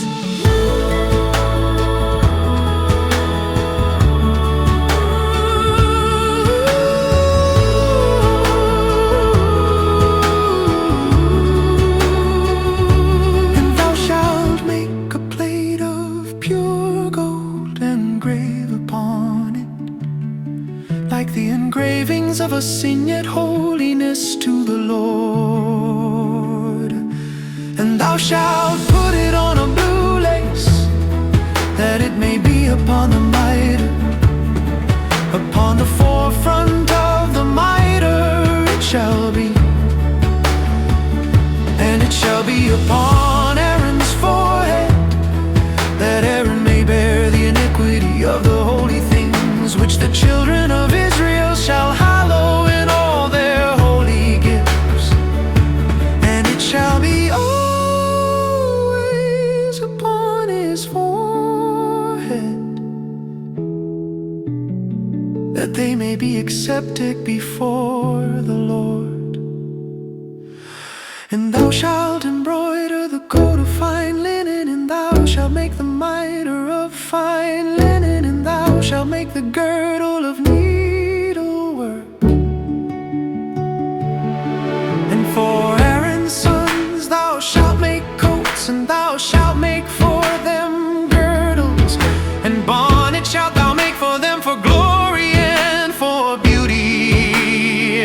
And thou shalt put them upon Aaron thy brother and his sons with him, and shalt anoint them and consecrate them and sanctify them, that they may minister unto me in the priest's office. And thou shalt make them linen breeches to cover their nakedness.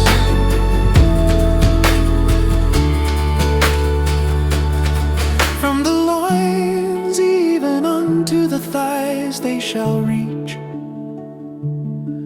and they shall be upon Aaron and upon his sons when they come in unto the tabernacle of the congregation, or when they come near unto the altar to minister in the holy place, that they bear not iniquity and die. It shall be a statute forever unto him and his seed after him.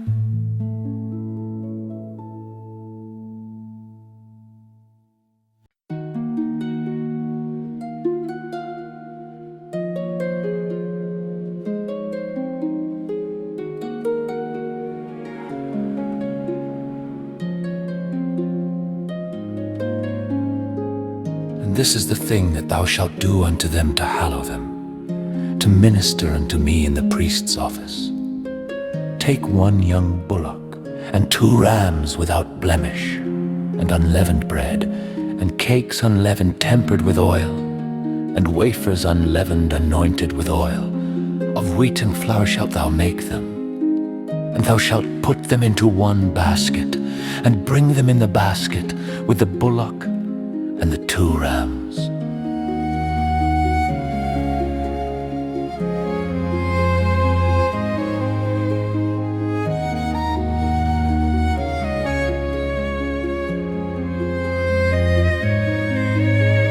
And Aaron and his sons thou shalt bring unto the door of the tabernacle of the congregation, and shalt wash them with water. And thou shalt take the garments, and put upon Aaron the coat, and the robe of the ephod, and the ephod, and the breastplate, and gird him with the curious girdle of the ephod. And thou shalt put the mitre upon his head, and put the holy crown upon the mitre. Then shalt thou take the anointing oil, and pour it upon his head, and anoint him. And thou shalt bring his sons, and put coats upon them. And thou shalt gird them with girdles, Aaron and his sons, and put the bonnets on them. And the priest's office shall be theirs for a perpetual statute. And thou shalt consecrate Aaron and his sons. And thou shalt cause a bullock to be brought before the tabernacle of the congregation. And Aaron and his sons shall put their hands upon the head of the bullock, and thou shalt kill the bullock before the Lord by the door of the tabernacle of the congregation. And thou shalt take of the blood of the bullock, and put it upon the horns of the altar with thy finger, and pour all the blood beside the bottom of the altar. And thou shalt take all the fat that covereth the inwards, and the caul that is above the liver, and the 2 kidneys, and the fat that is upon them, and burn them upon the altar. But the flesh of the bullock, and his skin, and his dung, shalt thou burn with fire without the camp. It is a sin offering.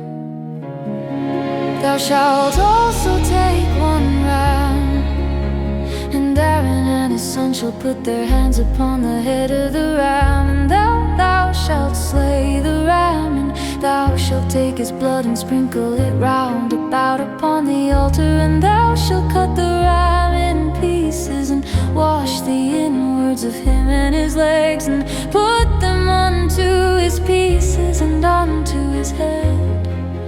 And thou shalt burn the whole ram upon the altar. It is a burnt offering unto the Lord. It is a sweet savor, an offering made by fire unto the Lord. And thou shalt take the other ram, and Aaron and his sons shall put their hands upon the head of the ram.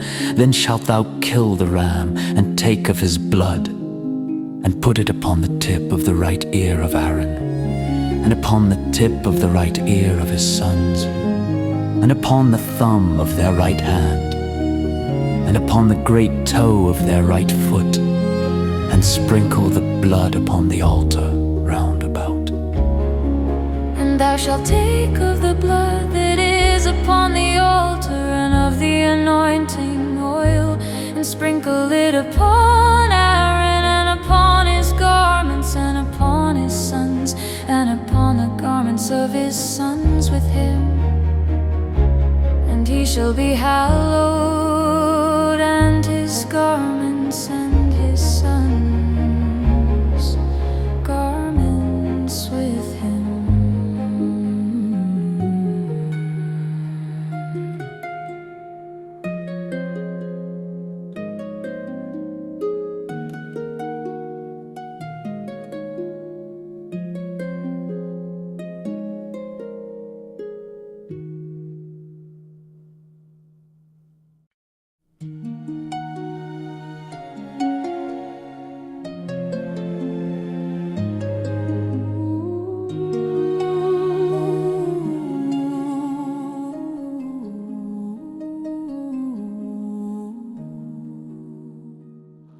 Also thou shalt take of the ram the fat and the rump, and the fat that covereth the inwards, and the caul above the liver, and the 2 kidneys, and the fat that is upon them, and the right shoulder, for it is a ram of consecration, and 1 loaf of bread, and 1 cake of oiled bread, and 1 wafer out of the basket of the unleavened bread that is before the Lord.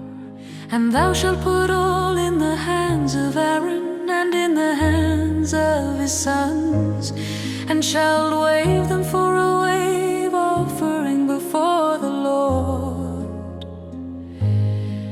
And thou shalt receive them of their hands, and burn them upon the altar for a burnt offering, for a sweet savor before the Lord. It is an offering made by fire unto the Lord. And thou shalt take the breast of the ram of Aaron's consecration, and wave it for a wave offering before the Lord, and it shall be thy part.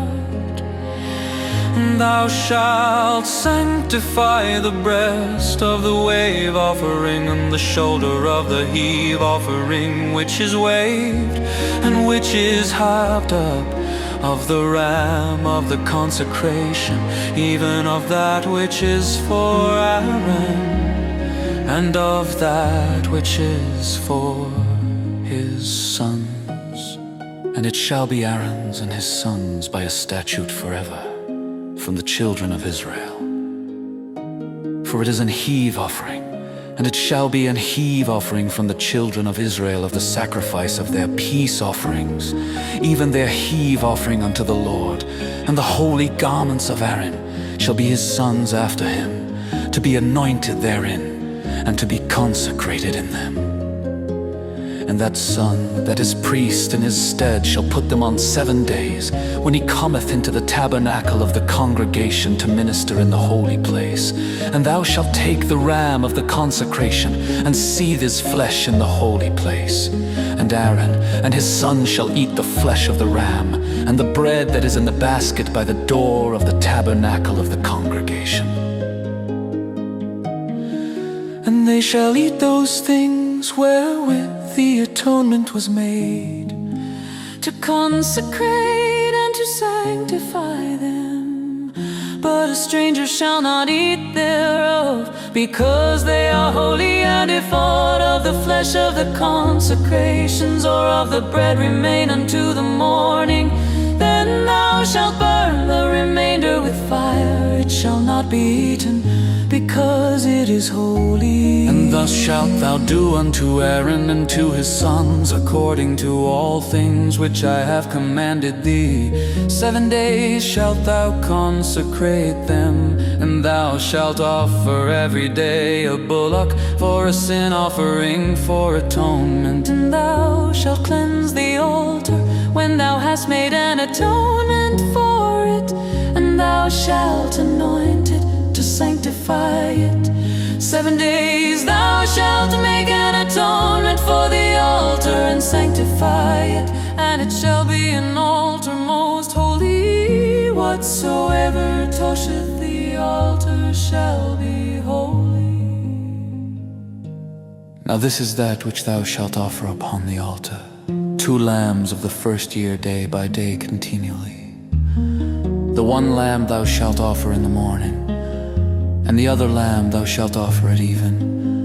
And with the 1 lamb 1/10 deal of flour mingled with the 4th part of an hin of beaten oil, and the 4th part of an hin of wine for a drink offering.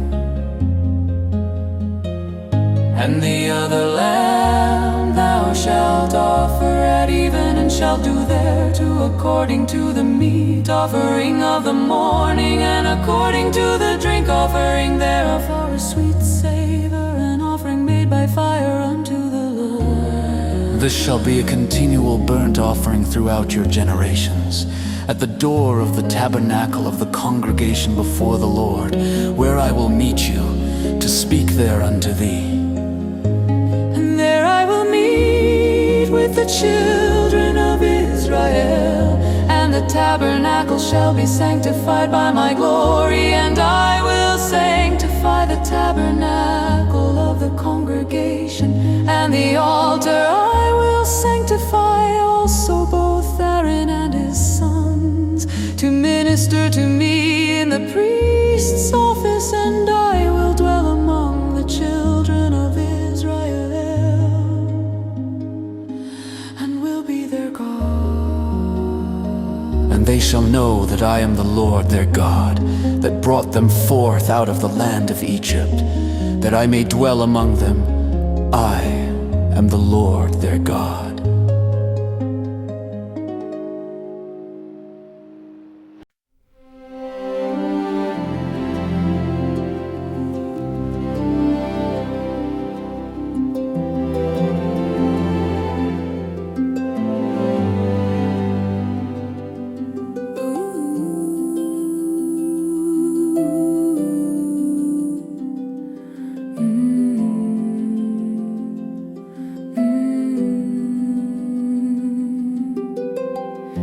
And thou shalt make an altar to burn incense upon.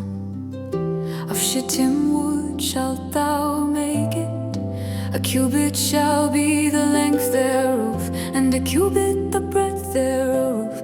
4 square shall it be, and 2 cubits shall be the height thereof. The horns thereof shall be of the same, and thou shalt overlay it with pure gold, the top thereof, and the sides thereof round about, and the horns thereof. And thou shalt make unto it a crown of gold round about.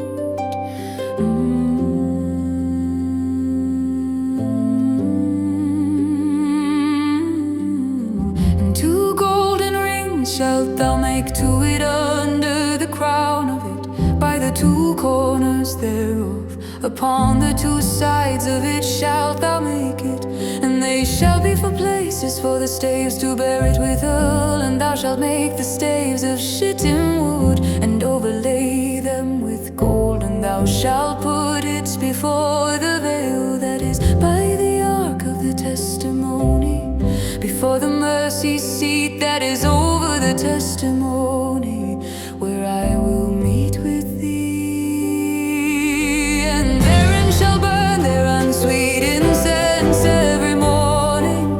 When he dresseth the lamps, he shall burn incense upon it. And when Aaron lighteth the lamps at even, he shall burn incense upon it, a perpetual incense before the Lord throughout your generation.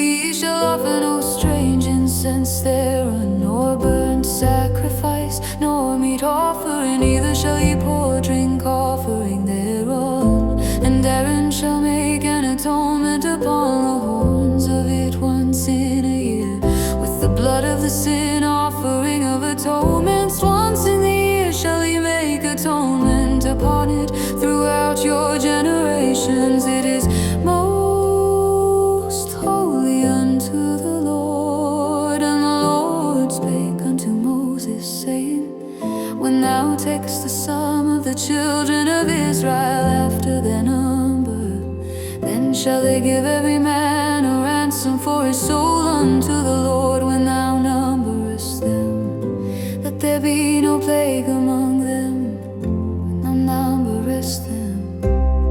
This they shall give every one that passeth among them that are numbered, half a shekel after the shekel of the sanctuary. A shekel is 20 gerahs, and half shekel shall be the offering of the Lord. Every one that passeth among them that are numbered from 20 years old and above shall give an offering unto the Lord. The rich shall not give more, and the poor shall not give less than half a shekel, when they give an offering unto the Lord to make an atonement for your souls. And thou shalt take the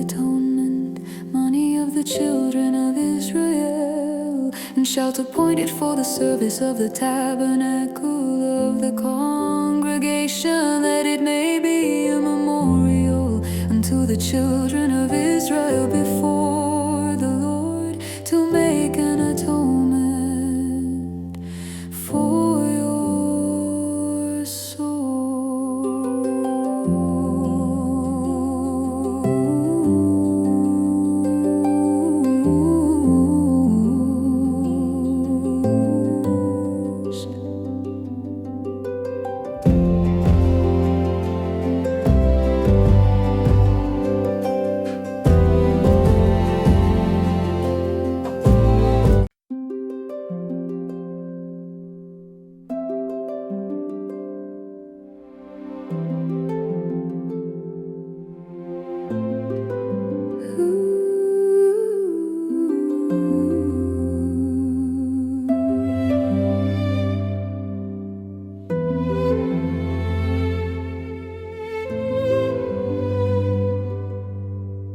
And the Lord spake unto Moses, saying, Thou shalt also make a laver of brass, and his foot also of brass to wash withal.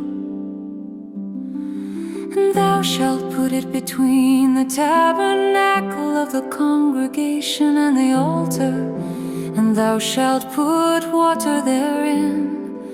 For Aaron and his sons shall wash their hands and their feet there. When they go into the tabernacle of the congregation, they shall wash with water, that they die not. Or when they come near to the altar to minister, to burn offering made by fire unto the Lord, so they shall wash their hands and their feet, that they die not. And it shall be a statute forever to them, even to him and to his seed throughout their generations. Moreover, the Lord spake unto Moses, saying, Take thou also unto thee principal spices of pure myrrh 500 shekels, and of sweet cinnamon half so much, even 250 shekels, and of sweet calamus 250 shekels, and of cassia 500 shekels, after the shekel of the sanctuary, and of oil, olive, and hin. And thou shalt make it an oil of holy ointment, an ointment compound after the art of the apothecary. It shall be an holy anointing oil, and thou shalt anoint the tabernacle of the congregation therewith, and the ark of the testimony, and the table, and all his vessels, and the candlestick and his vessels, and the altar of incense, and the altar of burnt offering with all his vessels, and the laver and his foot. And thou shalt sanctify them, that they may be most holy. Whatsoever toucheth them shall be holy. And thou shalt anoint Aaron and his sons, and consecrate them, that they may minister unto me in the priest's office. And thou shalt speak unto the children of Israel, saying, This shall be an holy anointing oil unto me throughout your generations.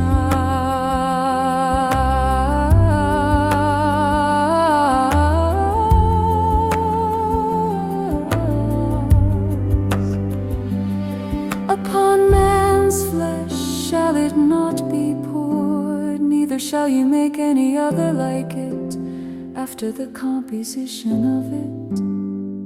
It is holy, and it shall be holy unto you. Whosoever compoundeth any like it, or whosoever putteth any of it upon a stranger shall even be cut off from his people. And the Lord said unto Moses, take unto thee sweet spices, step and onycha and galbanum. These sweet spices with pure frankincense, of each shall there be a like weight, and thou shalt make it a perfume, a confection after the art of the apothecary, tempered together, pure and holy. And thou shalt beat some of it very small, and put of it before the testimony in the tabernacle of the congregation, where I will meet with thee. It shall be unto you most holy. And as for the perfume which thou shalt make, ye shall not make to yourselves according to the composition thereof. It shall be unto thee holy for the Lord. Whosoever shall make like unto that, to smell thereto, shall even be cut off from his people.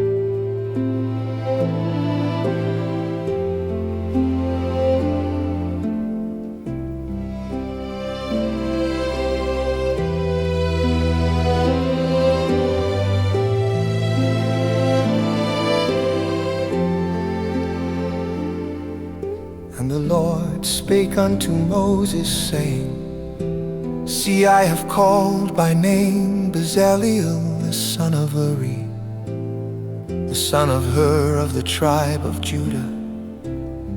And I have filled him with the Spirit of God, in wisdom and in understanding and in knowledge, and in all manner of workmanship, to devise cunning works, to work in gold, and in silver, and in brass, and in cutting of stones to set them, and in carving of timber, to work in all manner of workmanship. And I, behold, I have given with him Aholiab, the son of Ahisamach of the tribe of Dan. And in the hearts of all that are wise-hearted I have put wisdom, that they may make all that I have commanded thee. The tabernacle of the congregation, and the ark of the testimony, and the mercy seat that is thereupon, and all the furniture of the tabernacle, and the table and his furniture, and the pure candlestick with all his furniture, and the altar of incense, and the altar of burnt offering with all his furniture, and the laver and his foot, and the cloths of service, and the holy garments for Aaron the priest, and the garments of his sons to minister in the priest's office, and the anointing oil and sweet incense for the holy place, according to all that I have commanded thee, shall they do.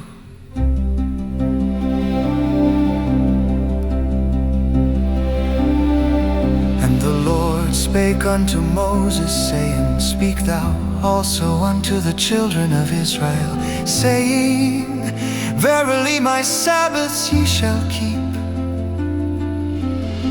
For it is a sign between me and you throughout your generations, that ye may know that I am the Lord that doth sanctify you.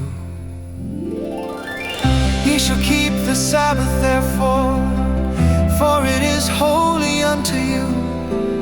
Every one that defileth, it shall surely be put to death. For whosoever doeth any work therein, that soul shall be cut off from among his people. 6 days may work be done, but in the seventh is the Sabbath of rest, holy to the Lord. Whosoever doeth any work in the Sabbath day, he shall surely be put to death. Wherefore the children of Israel shall keep the Sabbath, to observe the Sabbath throughout their generations for a perpetual covenant. It is a sign between me and the children of Israel forever. For in 6 days the Lord made heaven and earth, and on the seventh day he rested and was refreshed. And he gave unto Moses, when he had made an end of communing with him upon Mount Sinai, 2 tables of testimony, tables of stone, written with the finger of God.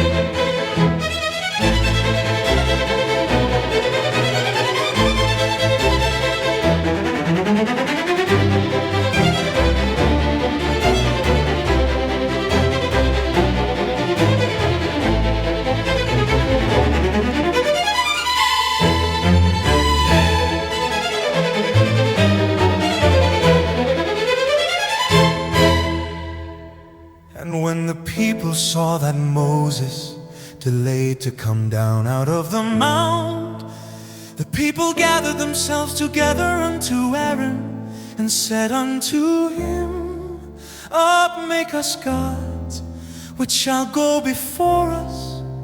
For as for this Moses, the man that brought us up out of the land of Egypt, we wot not what is become of him.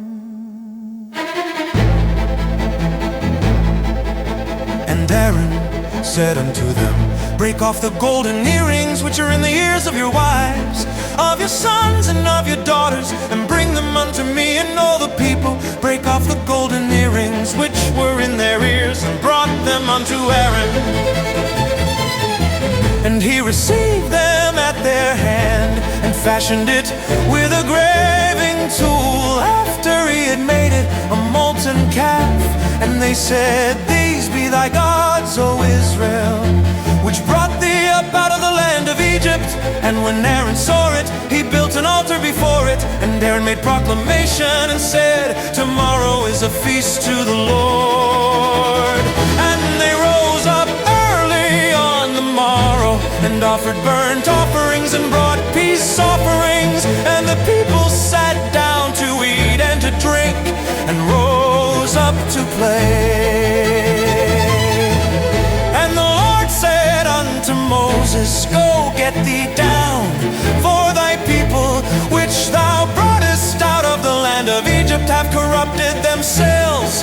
They have turned aside quickly out of the way which I commanded them. They have made them a molten calf, and have worshipped it, and have sacrificed the rental, and said, These be thy gods, O Israel, which have brought thee up out of the land of Egypt. And the Lord said Moses, I have seen this people, and behold, it is a stiff-necked people. Now therefore let me alone, that my wrath may wax hot against them, and that I may consume them, and I will make of thee a great nation. And Moses besought the Lord his God, and said, Lord, why doth thy wrath wax hot against thy people, which thou hast brought forth out of the land of Egypt with great power and with a mighty hand? Wherefore should the Egyptians speak and say, for mischief did he bring them out, to slay them in the mountains, and to consume them from the face of the earth? Turn from thy fierce wrath, and repent of this evil against thy people. Remember Abraham, Isaac, and Israel, thy servants, to whom thou swearest by thine own self, and saidst unto them, I will multiply your seed as the stars of heaven. And all this land that I have spoken of will I give unto your seed, and they shall inherit it forever. And the Lord repented of the evil which he thought to do unto his people.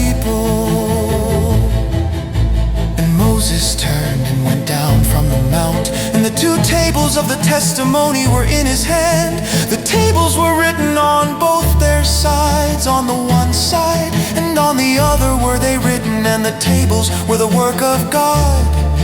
And the writing was the writing of God, graven upon the tables.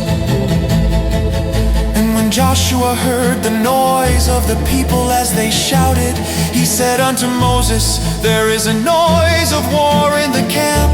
And he said, it is not the voice of them that shout for mastery, neither is it the voice of them that cry for being overcome, but the noise of them that sing do I hear. And it came to pass, as soon as he came nigh unto the camp, that he saw the calf and the dancing. And Moses' anger waxed hot, and he cast the tables out of his hands, and brake them beneath the mount. And he took the calf which they had made, and burnt it in the fire, and ground it to powder, and strawed it upon the water, and made the children of Israel drink of it. And Moses said unto Aaron, what did this people unto thee, that thou hast brought so great a sin upon them? And Aaron said, let not the anger of my Lord wax hot. Thou knowest the people that they are set on mischief. For they said unto me, make us gods which shall go before us.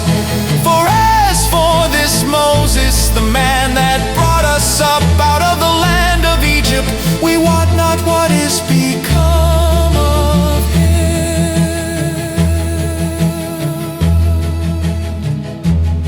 And I said unto them, whosoever hath any gold, let them break it off. So they gave it me, then I cast it into the fire, and there came out this calf. And when Moses saw that the people were naked, for Aaron had made them naked unto their shame among their enemies, then Moses stood in the gate of the camp, and said, who is on the Lord's side? Let him come unto me. And all the sons of Levi gathered themselves together unto him. And he said unto them, thus saith the Lord God of Israel, put every man his sword by his side, and go in and out from gate to gate throughout the camp, and slay every man his brother, and every man his companion, and every man his neighbor. And the children of Levi did according to the word of Moses. And there fell of the people that day about 3,000 men. For Moses had said, consecrate yourselves today to the Lord, even every man upon his son and upon his brother, that he may bestow upon you a blessing this day. And it came to pass on the morrow, that Moses said unto the people, ye have sinned a great sin, and now I will go up unto the Lord. Peradventure I shall make an atonement for your sin.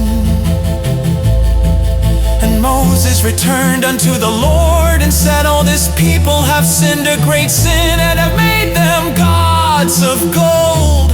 Yet now if thou wilt forgive their sin, and if not, blot me, I pray thee, out of thy book which thou hast written. And the Lord said unto Moses, Whosoever hath sinned against me, him will I blot out of my book. Therefore now go, lead the people unto the place of which I have spoken unto thee.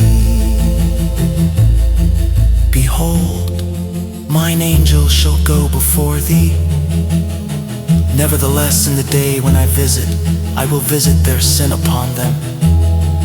And the Lord plagued the people, because they made the calf which Aaron made.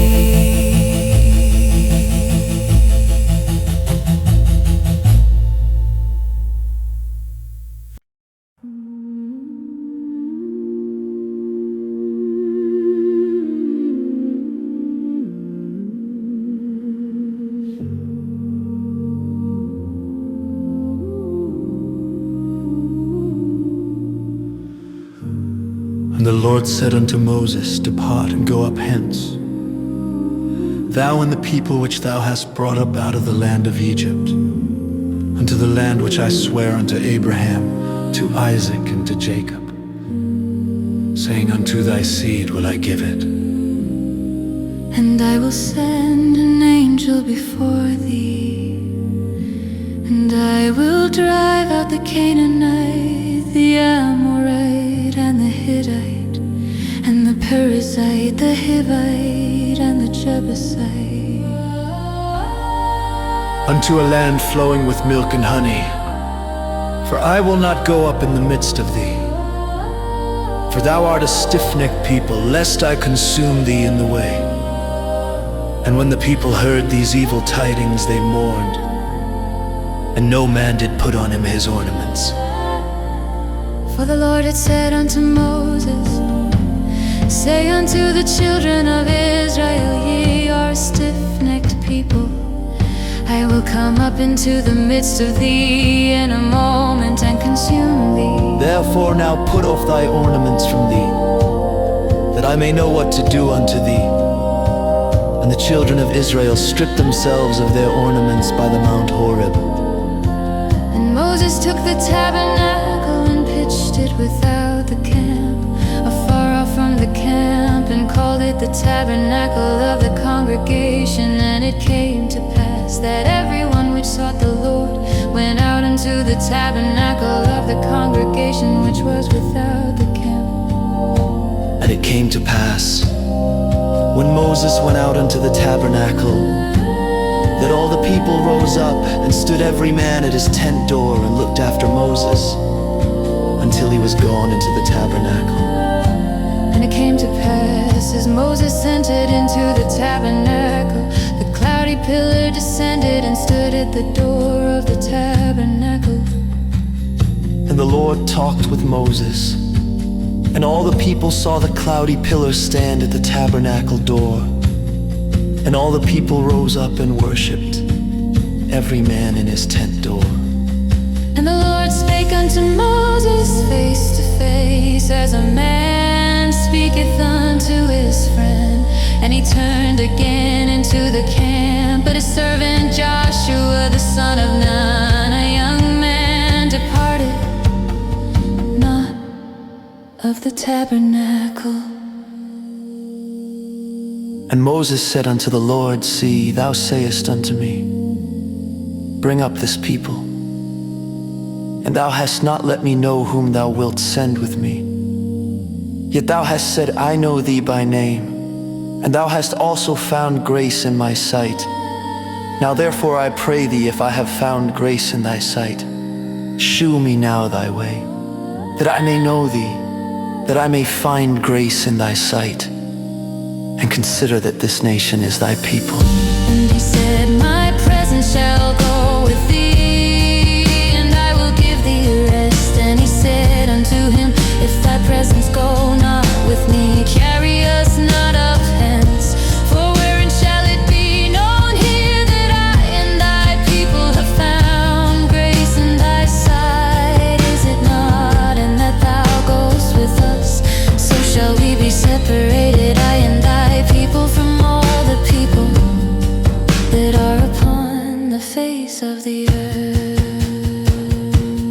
Lord said unto Moses, I will do this thing also that thou hast spoken.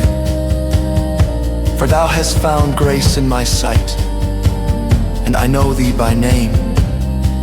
And he said, I beseech thee, shew me thy glory. And he said, I will make all my goodness pass before thee, and I will proclaim the name of the Lord before thee, and will be gracious to whom I will be gracious, and will shew mercy on whom I will shew mercy. And he said, Thou canst not see my face, for there shall no man see me and live. And the Lord said, Behold, there is a place by me, and thou shalt stand upon a rock. And it shall come to pass, while my glory passeth by, that I will put thee in a cleft of the rock, and will cover thee with my hand while I pass by. And I will take away mine hand, and thou shalt see my back parts, but my face shall not be seen.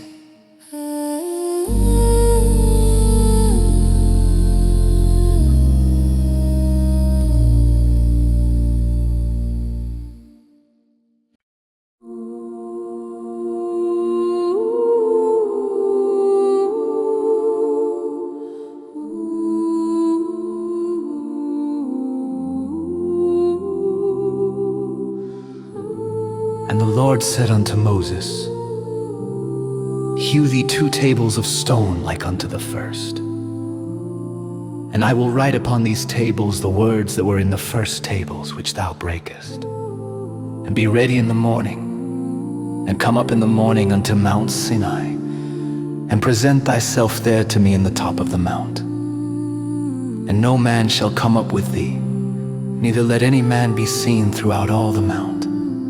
Neither let the flocks nor herds feed before that mount. And he hewed 2 tables of stone like unto the first. And Moses rose up early in the morning, and went up unto Mount Sinai, as the Lord had commanded him, and took in his hand the 2 tables of stone. And the Lord descended in the cloud, and stood with him there, and proclaimed the name of the Lord. And the Lord passed by before him, and proclaimed, The Lord God. Merciful and gracious, long-suffering, and abundant in goodness and truth, keeping mercy for thousands, forgiving iniquity and transgression and sin, and that will by no means clear the guilty, visiting the iniquity of the fathers upon the children, and upon the children's children, unto the 3rd and to the 4th generation. And Moses made haste, and bowed his head toward the earth, and worshipped. And he said, If now I have found grace in thy sight, O Lord, let my Lord, I pray thee, go among us, for it is a stiff-necked people, and pardon our iniquity and our sin, and take us for thine inheritance.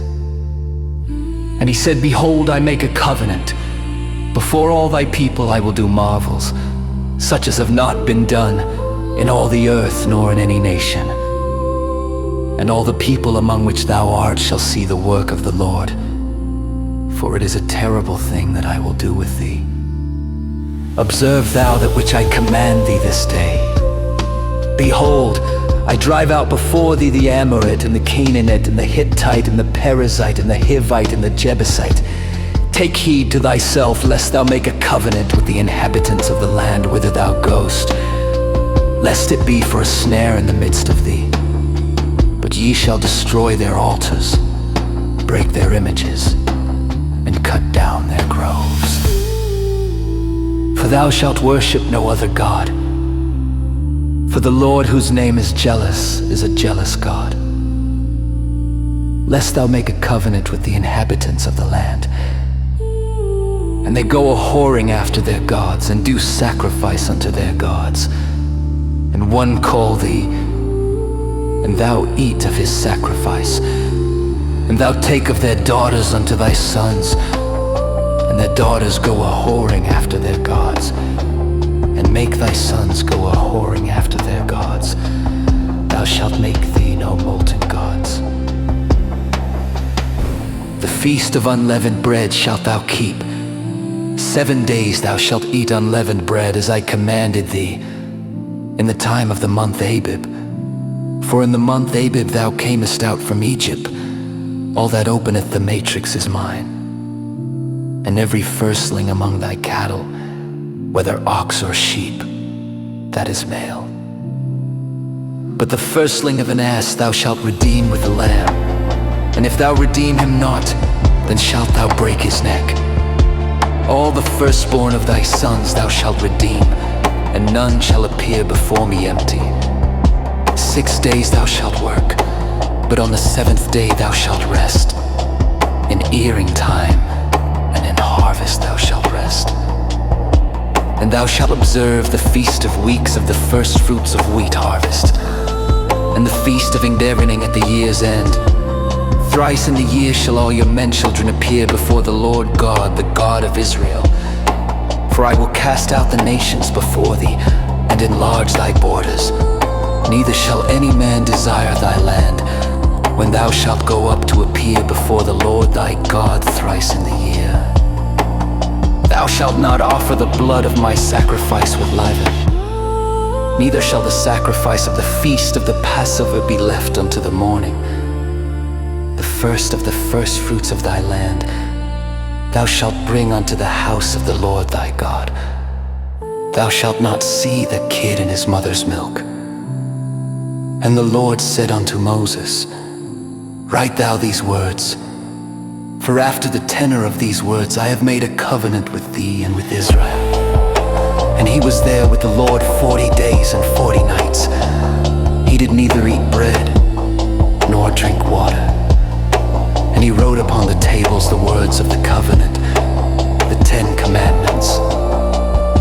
And it came to pass, when Moses came down from Mount Sinai, with the 2 tables of testimony in Moses' hand, when he came down from the mount, that Moses wist not that the skin of his face shone while he talked with him. And when Aaron and all the children of Israel saw Moses, behold, the skin of his face shone, and they were afraid to come nigh him. And Moses called unto them, and Aaron and all the rulers of the congregation returned unto him, and Moses talked with them. And afterward all the children of Israel came nigh, and he gave them in commandment all that the Lord had spoken with him in Mount Sinai, until Moses had done speaking with them. He put a veil on his face. But when Moses went in before the Lord to speak with him, he took the veil off until he came out. And he came out and spake unto the children of Israel that which he was commanded. And the children of Israel saw the face of Moses, that the skin of Moses' face shone. And Moses put the veil upon his face again, until he went in to speak with him.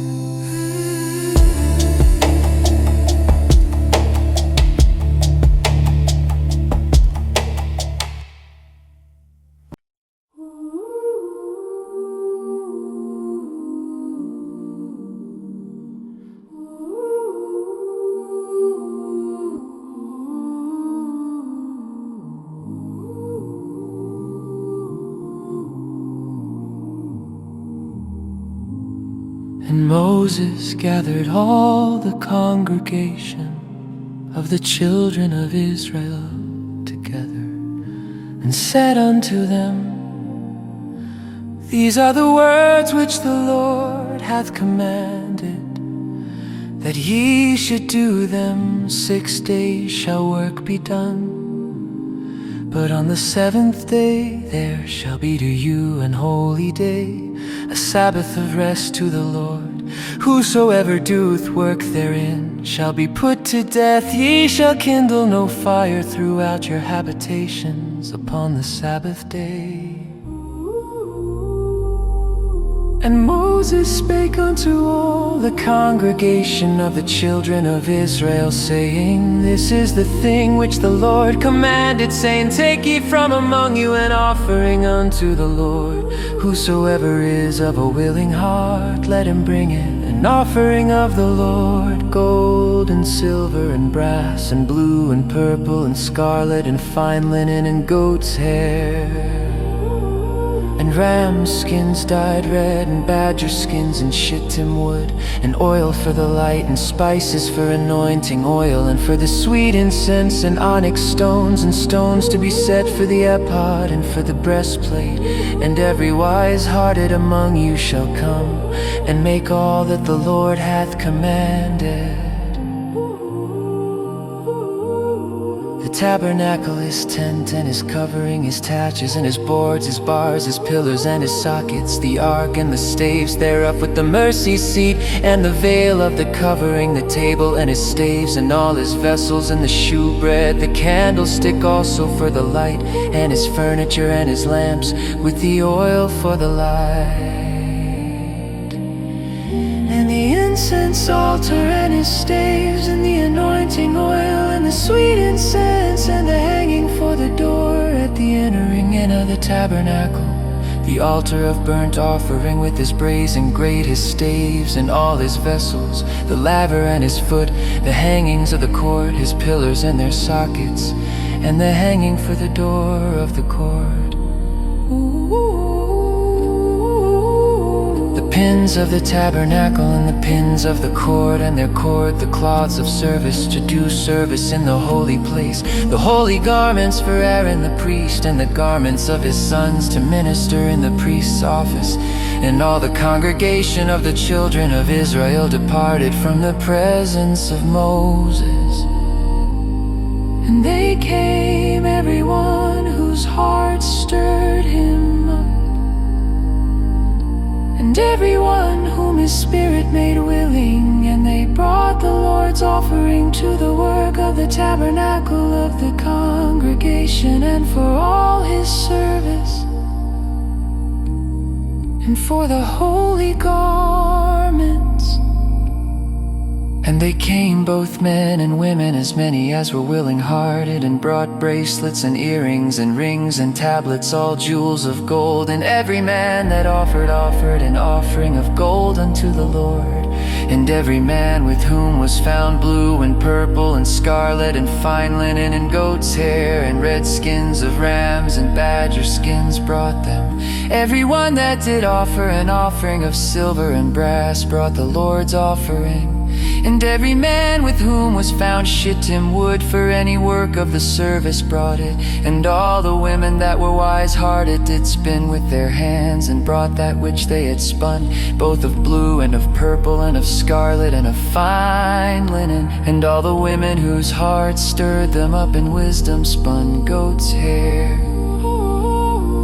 And the rulers brought onyx stones, and stones to be set for the ephod, and for the breastplate, and spice and oil for the light, and for the anointing oil, and for the sweet incense. The children of Israel brought a willing offering unto the Lord, every man and woman whose heart made them willing to bring for all manner of work which the Lord had commanded to be made by the hand of Moses. And Moses said unto the children of Israel, See, the Lord hath called by name Bezaleel the son of Uri, the son of Hur, of the tribe of Judah. And he hath filled him with the Spirit of God, in wisdom, in understanding, and in knowledge, and in all manner of workmanship, and to devise curious works, to work in gold, and in silver, and in brass, and in the cutting of stones, to set them, and in carving of wood, to make any manner of cunning work. And he hath put in his heart that he may teach, both he and Oliab the son of Ahisamach of the tribe of Dan. Them hath he he filled with wisdom of heart to work all manner of work of the engraver, and of the cunning workman, and of the embroider, in blue and in purple, in scarlet and in fine linen, ooh, and of the weaver, even of them that do any work, ooh, and of those that devise cunning work, ooh.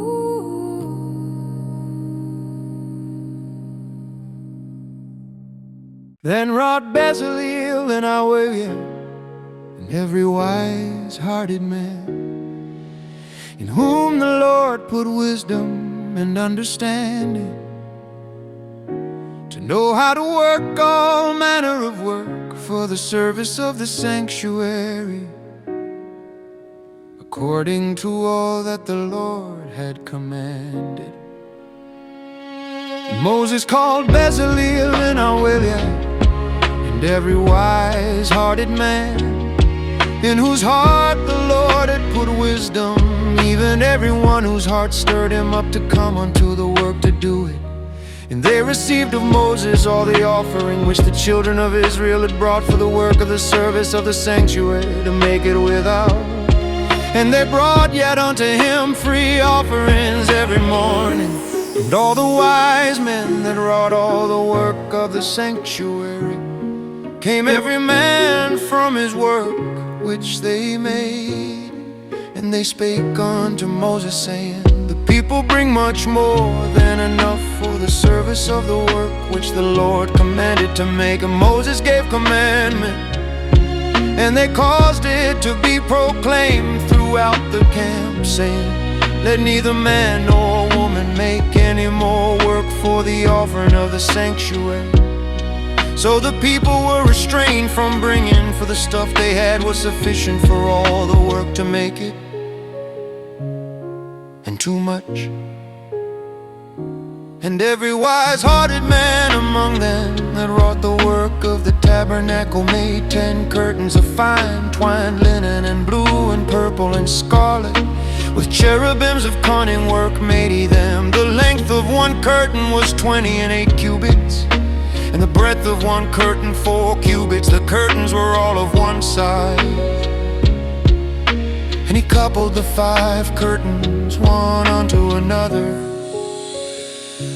The other 5 curtains he coupled one unto another. And he made loops of blue on the edge of one curtain from the selvedge in the coupling. Likewise he made in the uttermost side of another curtain, in the coupling of the second 50 loops made he in one curtain. And 50 loops made he in the edge of the curtain which was in the coupling of the second. The loops held one curtain to another. And he made 50 taches of gold, and coupled the curtains one unto another with the taches. So it became one tabernacle. And he made curtains of goat's hair for the tent over the tabernacle. 11 curtains he made them. The length of one curtain was 30 cubits, and 4 cubits was the breadth of one curtain. The 11 curtains were of one size. And he coupled 5 curtains by themselves, and 6 curtains by themselves. And he made 50 loops upon the uttermost edge of the curtain in the coupling. 50 loops made he upon the edge of the curtain which coupleth the second. And he made 50 tasks of brass to couple the tent together, that it might be one.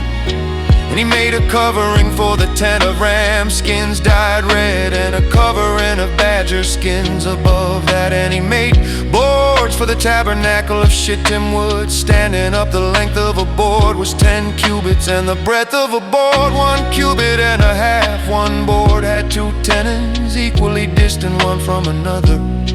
Thus did he make for all the boards of the tabernacle.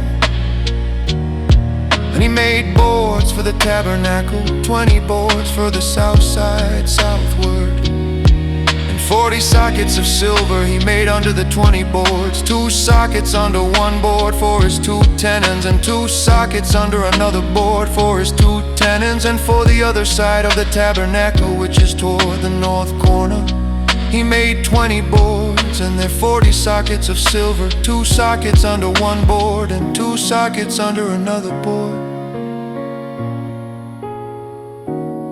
And for the sides of the tabernacle westward he made 6 boards, and 2 boards made he for the corners of the tabernacle in the 2 sides. And they were coupled beneath and coupled together at the head thereof to one ring. Thus he did to both of them in both the corners. And there were 8 boards, and their sockets were 16 sockets of silver under every board, 2 sockets. And he made bars of shittim wood, 5 for the boards of the one side of the tabernacle, and 5 bars for the boards of the other side of the tabernacle, and 5 bars for the boards of the tabernacle for the sides westward. And he made the middle bar to shoot through the boards from the one end to the other. And he overlaid the boards with gold, and made their rings of gold to be places for the bars, and overlaid the bars with gold. And he made a veil of blue and purple and scarlet and fine twined linen. With cherubims made he it of cunning work. And he made thereunto 4 pillars of shittim wood, and overlaid them with gold. Their hooks were of gold, and he cast for them 4 sockets of silver. And he made an hanging for the tabernacle door of blue and purple and scarlet and fine twined linen of needlework. And the 5 pillars of it with their hooks. And he overlaid their chapiters and their fillets with gold, but their 5 sockets were of brass.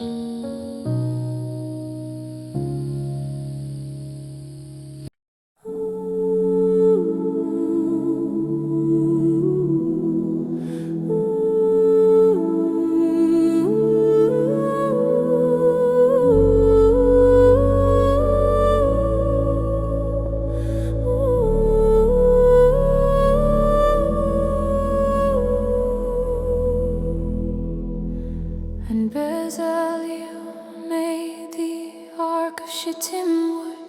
2 cubits and a half was the length of it, and a cubit and a half the breadth of it, and a cubit and a half the height of it. And he overlaid it with pure gold within and without, and made a crown of gold to it round about. And he cast for it 4 rings of gold, to be set by the 4 corners of it, even 2 rings upon the one side of it, and 2 rings upon the other side of it. And he made staves of shittim wood, and overlaid them with gold. And he put the staves into the rings by the sides of the ark, to bear the ark. And he made the mercy seat of pure gold. 2 cubits and a half was the length thereof, and 1 cubit and a half the breadth thereof. And he made 2 cherubims of gold, beaten out of one piece. Made he them on the 2 ends of the mercy seat, 1 cherub on the end on this side, and another cherub on the other end on that side. Out of the mercy seat made he the cherubims on the 2 ends thereof, and the cherubim spread out their wings on high, and covered with their wings over the mercy seat, with their faces one to another, even to the mercy seat were the faces of the cherubims.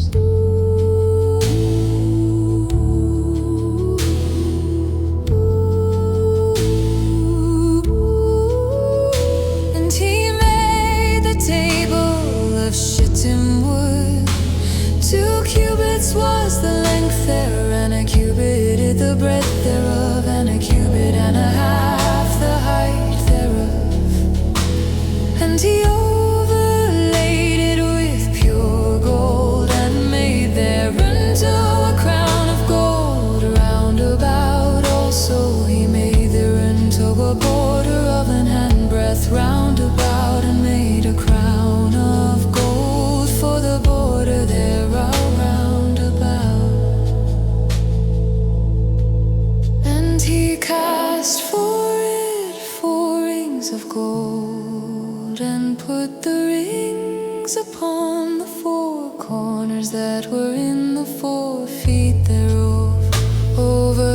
against the border were the rings, the places for the staves to bear the table.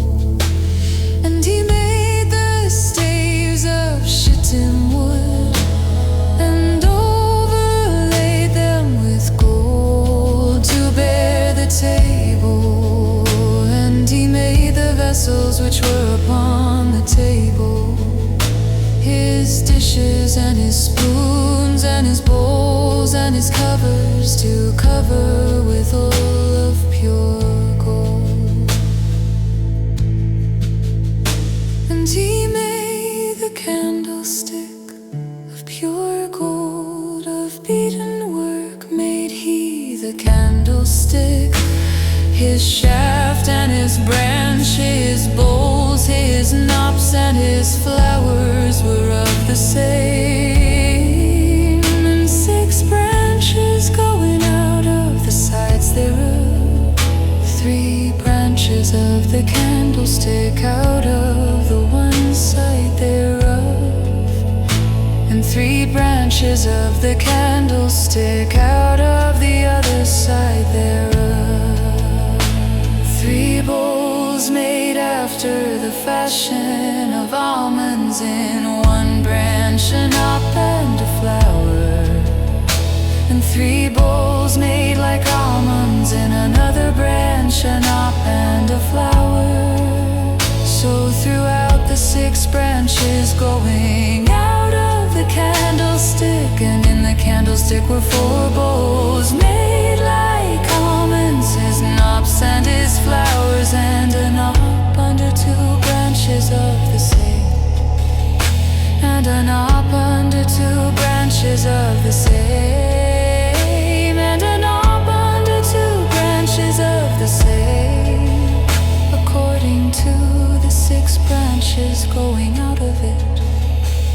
Their knops and their branches were of the same. All of it was one beaten work of pure gold. And he made his 7 lamps, and his snuffers and his snuff dishes of pure gold. Of a talent of pure gold made he it, and all the vessels thereof.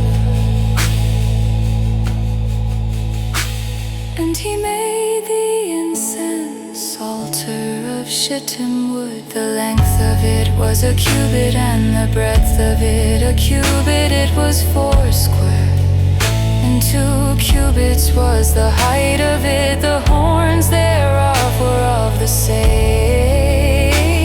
And he overlaid it with pure gold, both the top of it and the sides thereof round about, and the horns of it also. He made unto it a crown of gold round about, and he made 2 rings of gold for it under the crown thereof, by the 2 corners of it upon the 2 sides thereof, to be places for the staves to bear it withal. And he made the staves of shittim wood, and overlaid them with gold. And he made the holy anointing oil, and the pure incense of sweet spices, according to the work of the apothecary.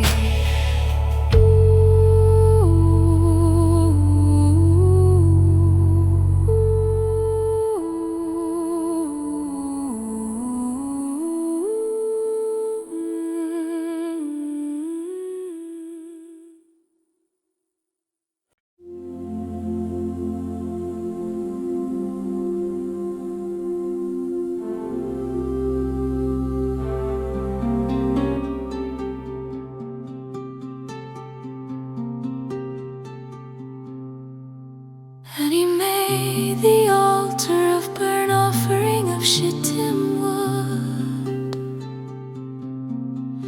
5 cubits was the length thereof, and 5 cubits the breadth thereof. It was 4 square, and 3 cubits the height thereof.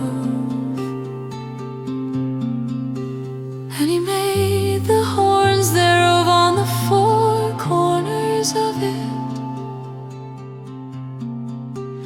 The horns thereof were of the same, and he overlaid it with brass. And he made all the vessels of the altar, the pots and the shovels and the basins and the flesh hooks and the fire pans. All the vessels thereof made he of brass.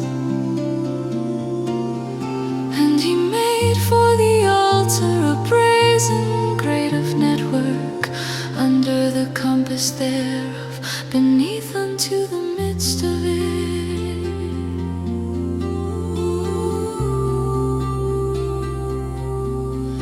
And he cast 4 rings for the 4 ends of the grate of brass, to be places for the staves. And he made the staves of shittim wood and overlaid them with brass. And he put the staves into the rings on the sides of the altar to bear it withal. He made the altar hollow with boards. And he made the laver of brass and the foot of it of brass, of the looking glasses of the women assembling, which assembled at the door of the tabernacle of the congregation.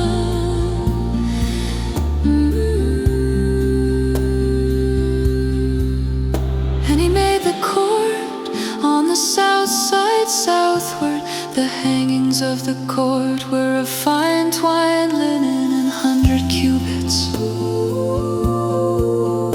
Their pillars were 20, and their brazen sockets 20. The hooks of the pillars and their fillets were of silver. And for the north side the hangings were 100 cubits. Their pillars were 20, and their sockets of brass 20. The hooks of the pillars and their fillets of silver. And for the west side were hangings of 50 cubits. Their pillars 10, and their sockets 10. The hooks of the pillars and their fillets of silver. And for the east side, eastward 50 cubits. The hangings of the one side of the gate were 15 cubits. Their pillars 3, and their sockets 3.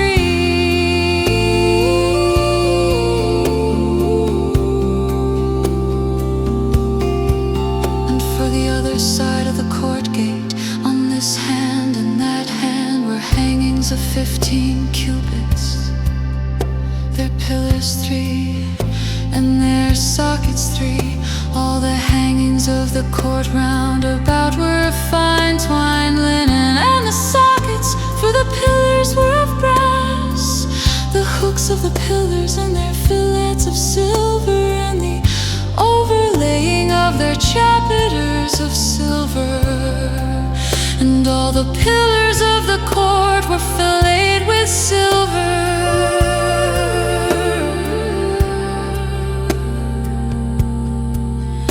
And the hanging for the gate of the court was needlework of blue and purple and scarlet and fine twined linen.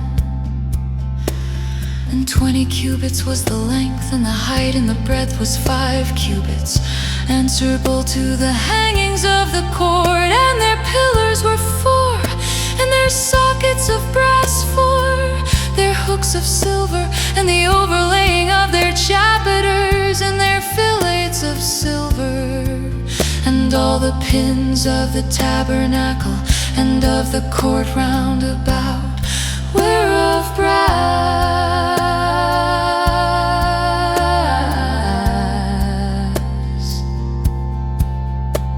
This is the sum of the tabernacle, even of the tabernacle of testimony.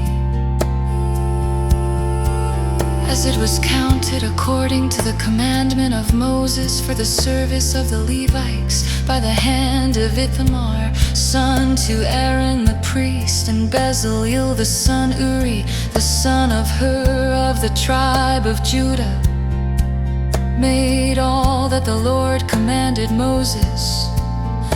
And with him was Aholiab, son of Ahisamach, of the tribe of Dan, an engraver and a cunning workman, and an embroiderer in blue and in purple and in scarlet and fine linen.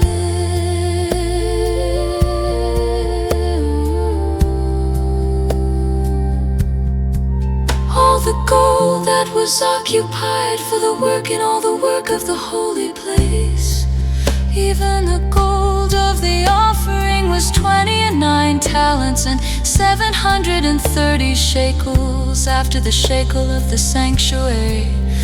And the silver of them that were numbered of the congregation was 100 talents and 1,760 shekels after the shekel of the sanctuary. A big cup for every man, that is half a shekel after the shekel of the sanctuary, for everyone that went to be numbered from 20 years old and upward, for 600,000 and 3,550 men. And of the 100 talents of silver were cast the sockets of the sanctuary, and the sockets of the veil, and 100 sockets of the 100 talents, a talent for a socket.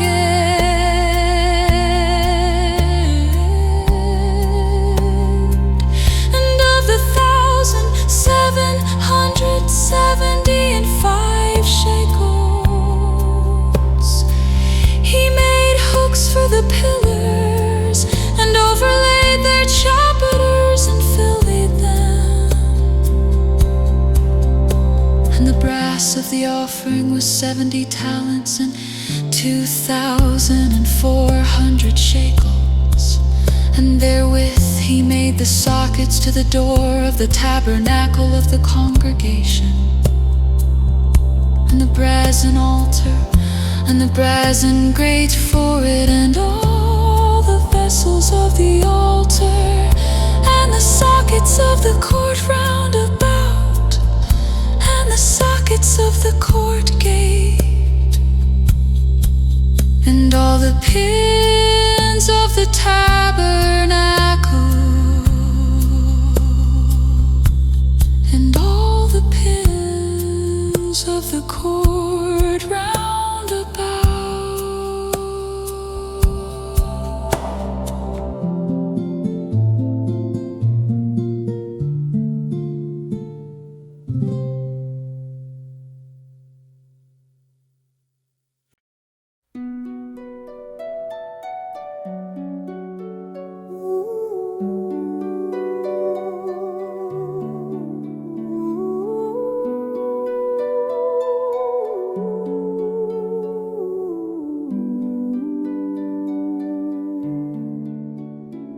Of the blue and purple and scarlet they made clothes of service, to do service in the holy place, and made the holy garments for Aaron, as the Lord commanded Moses.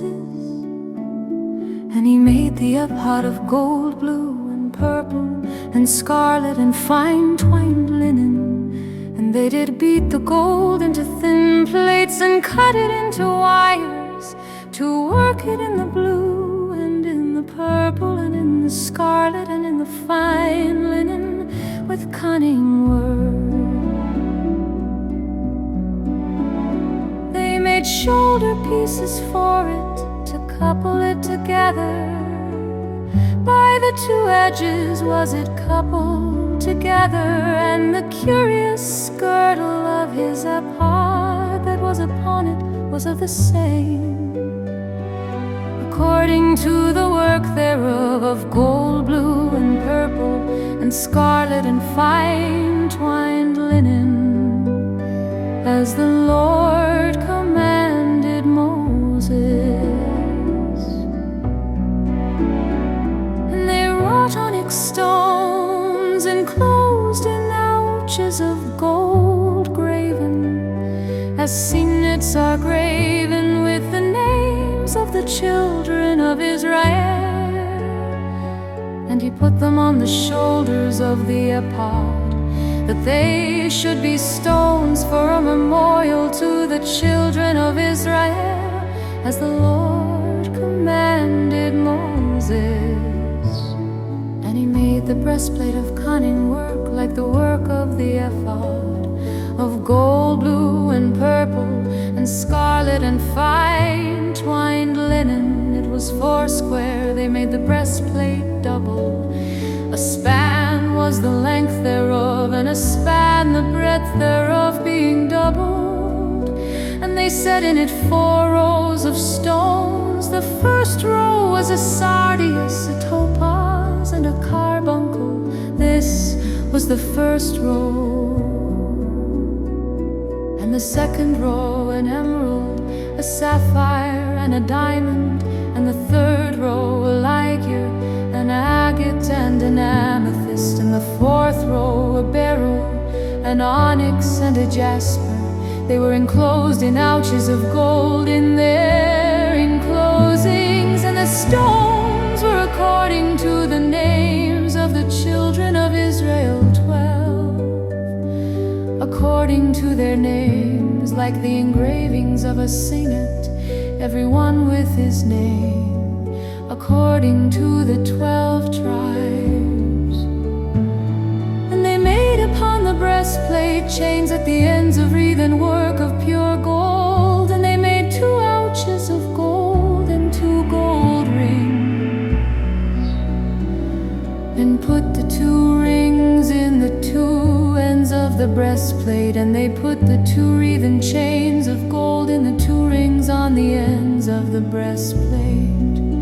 And the 2 ends of the 2 wreathen chains they fastened in the 2 ouches, and put them on the shoulder pieces of the ephod before it. And they made 2 rings of gold, and put them on the 2 ends of the breastplate, upon the border of it, which was on the side of the ephod inward. And they made 2 other golden rings, and put them on the 2 sides of the ephod underneath, toward the forepart of it, over against the other coupling thereof, above the curious girdle of the ephod. And they did bind the breastplate by his rings unto the rings of the ephod, with a lace of blue, that it might be above the curious girdle of the ephod, and that the breastplate might not be loosed from the ephod, as the Lord commanded Moses. And he made the robe of the ephod of woven work, all of blue. And there was an hole in the midst of the robe, as the hole of an habergeon, with a band round about the hole, that it should not rend. And they made upon the hems of the robe pomegranates of blue and purple and scarlet and twined linen. And they made bells of pure gold, and put the bells between the pomegranates upon the hem of the robe, round about between the pomegranates. Pomegranate, a bell and a pomegranate, round about the hem of the robe to minister in, as the Lord commanded Moses. And they made coats of fine linen of woven work for Aaron and for his sons, and a mitre of fine linen, and goodly bonnets of fine linen, and linen breeches of fine twined linen, and a girdle of fine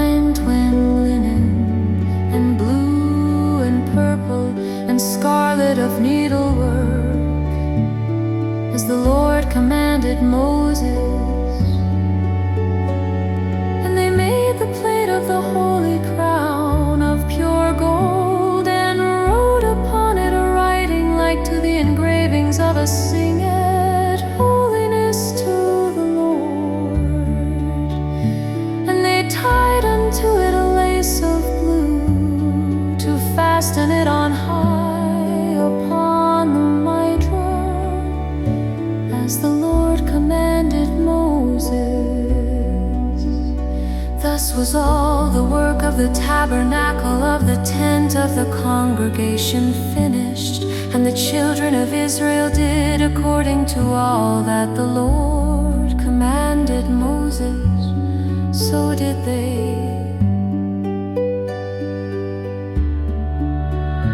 And they brought the tabernacle unto Moses, the tent and all his furniture, his taches, his boards, his bars, and his pillars, and his sockets, and the covering of ram skins dyed red, and the covering of badger skins, and the veil of the covering, the ark of the testimony, and the staves thereof, and the mercy seat, the table and all the vessels thereof, and the shewbread, pure candlestick, with the lamps thereof, even with the lamps to be set in order, and all the vessels thereof, and the oil for light, and the golden altar, and the anointing oil, and the sweet incense, and the hanging for the tabernacle door, the brazen altar, and his grate of brass, his staves, and all his vessels, the laver and his foot, the hangings of the court, his pillars and his sockets, and the hanging for the court gate, his cords and his pins, and all the vessels of the service of the tabernacle for the tent of the congregation, the cloths of service to do service in the holy place, and the holy garments for Aaron the priest and his sons' garments, to minister in the priest's office, according to all that the Lord commanded Moses. So the children of Israel made all the work. And Moses did look upon all the work, and behold, they had done it as the Lord had commanded, even so had they done it. And Moses blessed them.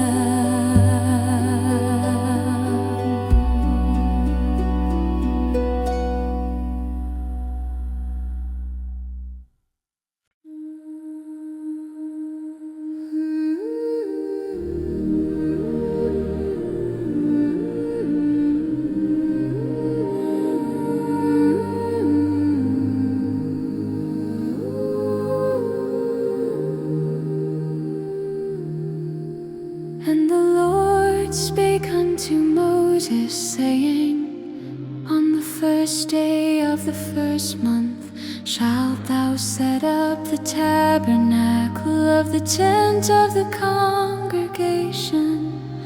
And thou shalt put therein the ark of the testimony, and cover the ark with the veil. And thou shalt bring in the table, and set in order the things that are to be set in order upon it. And thou shalt bring in the candlestick, and light the lamps thereof.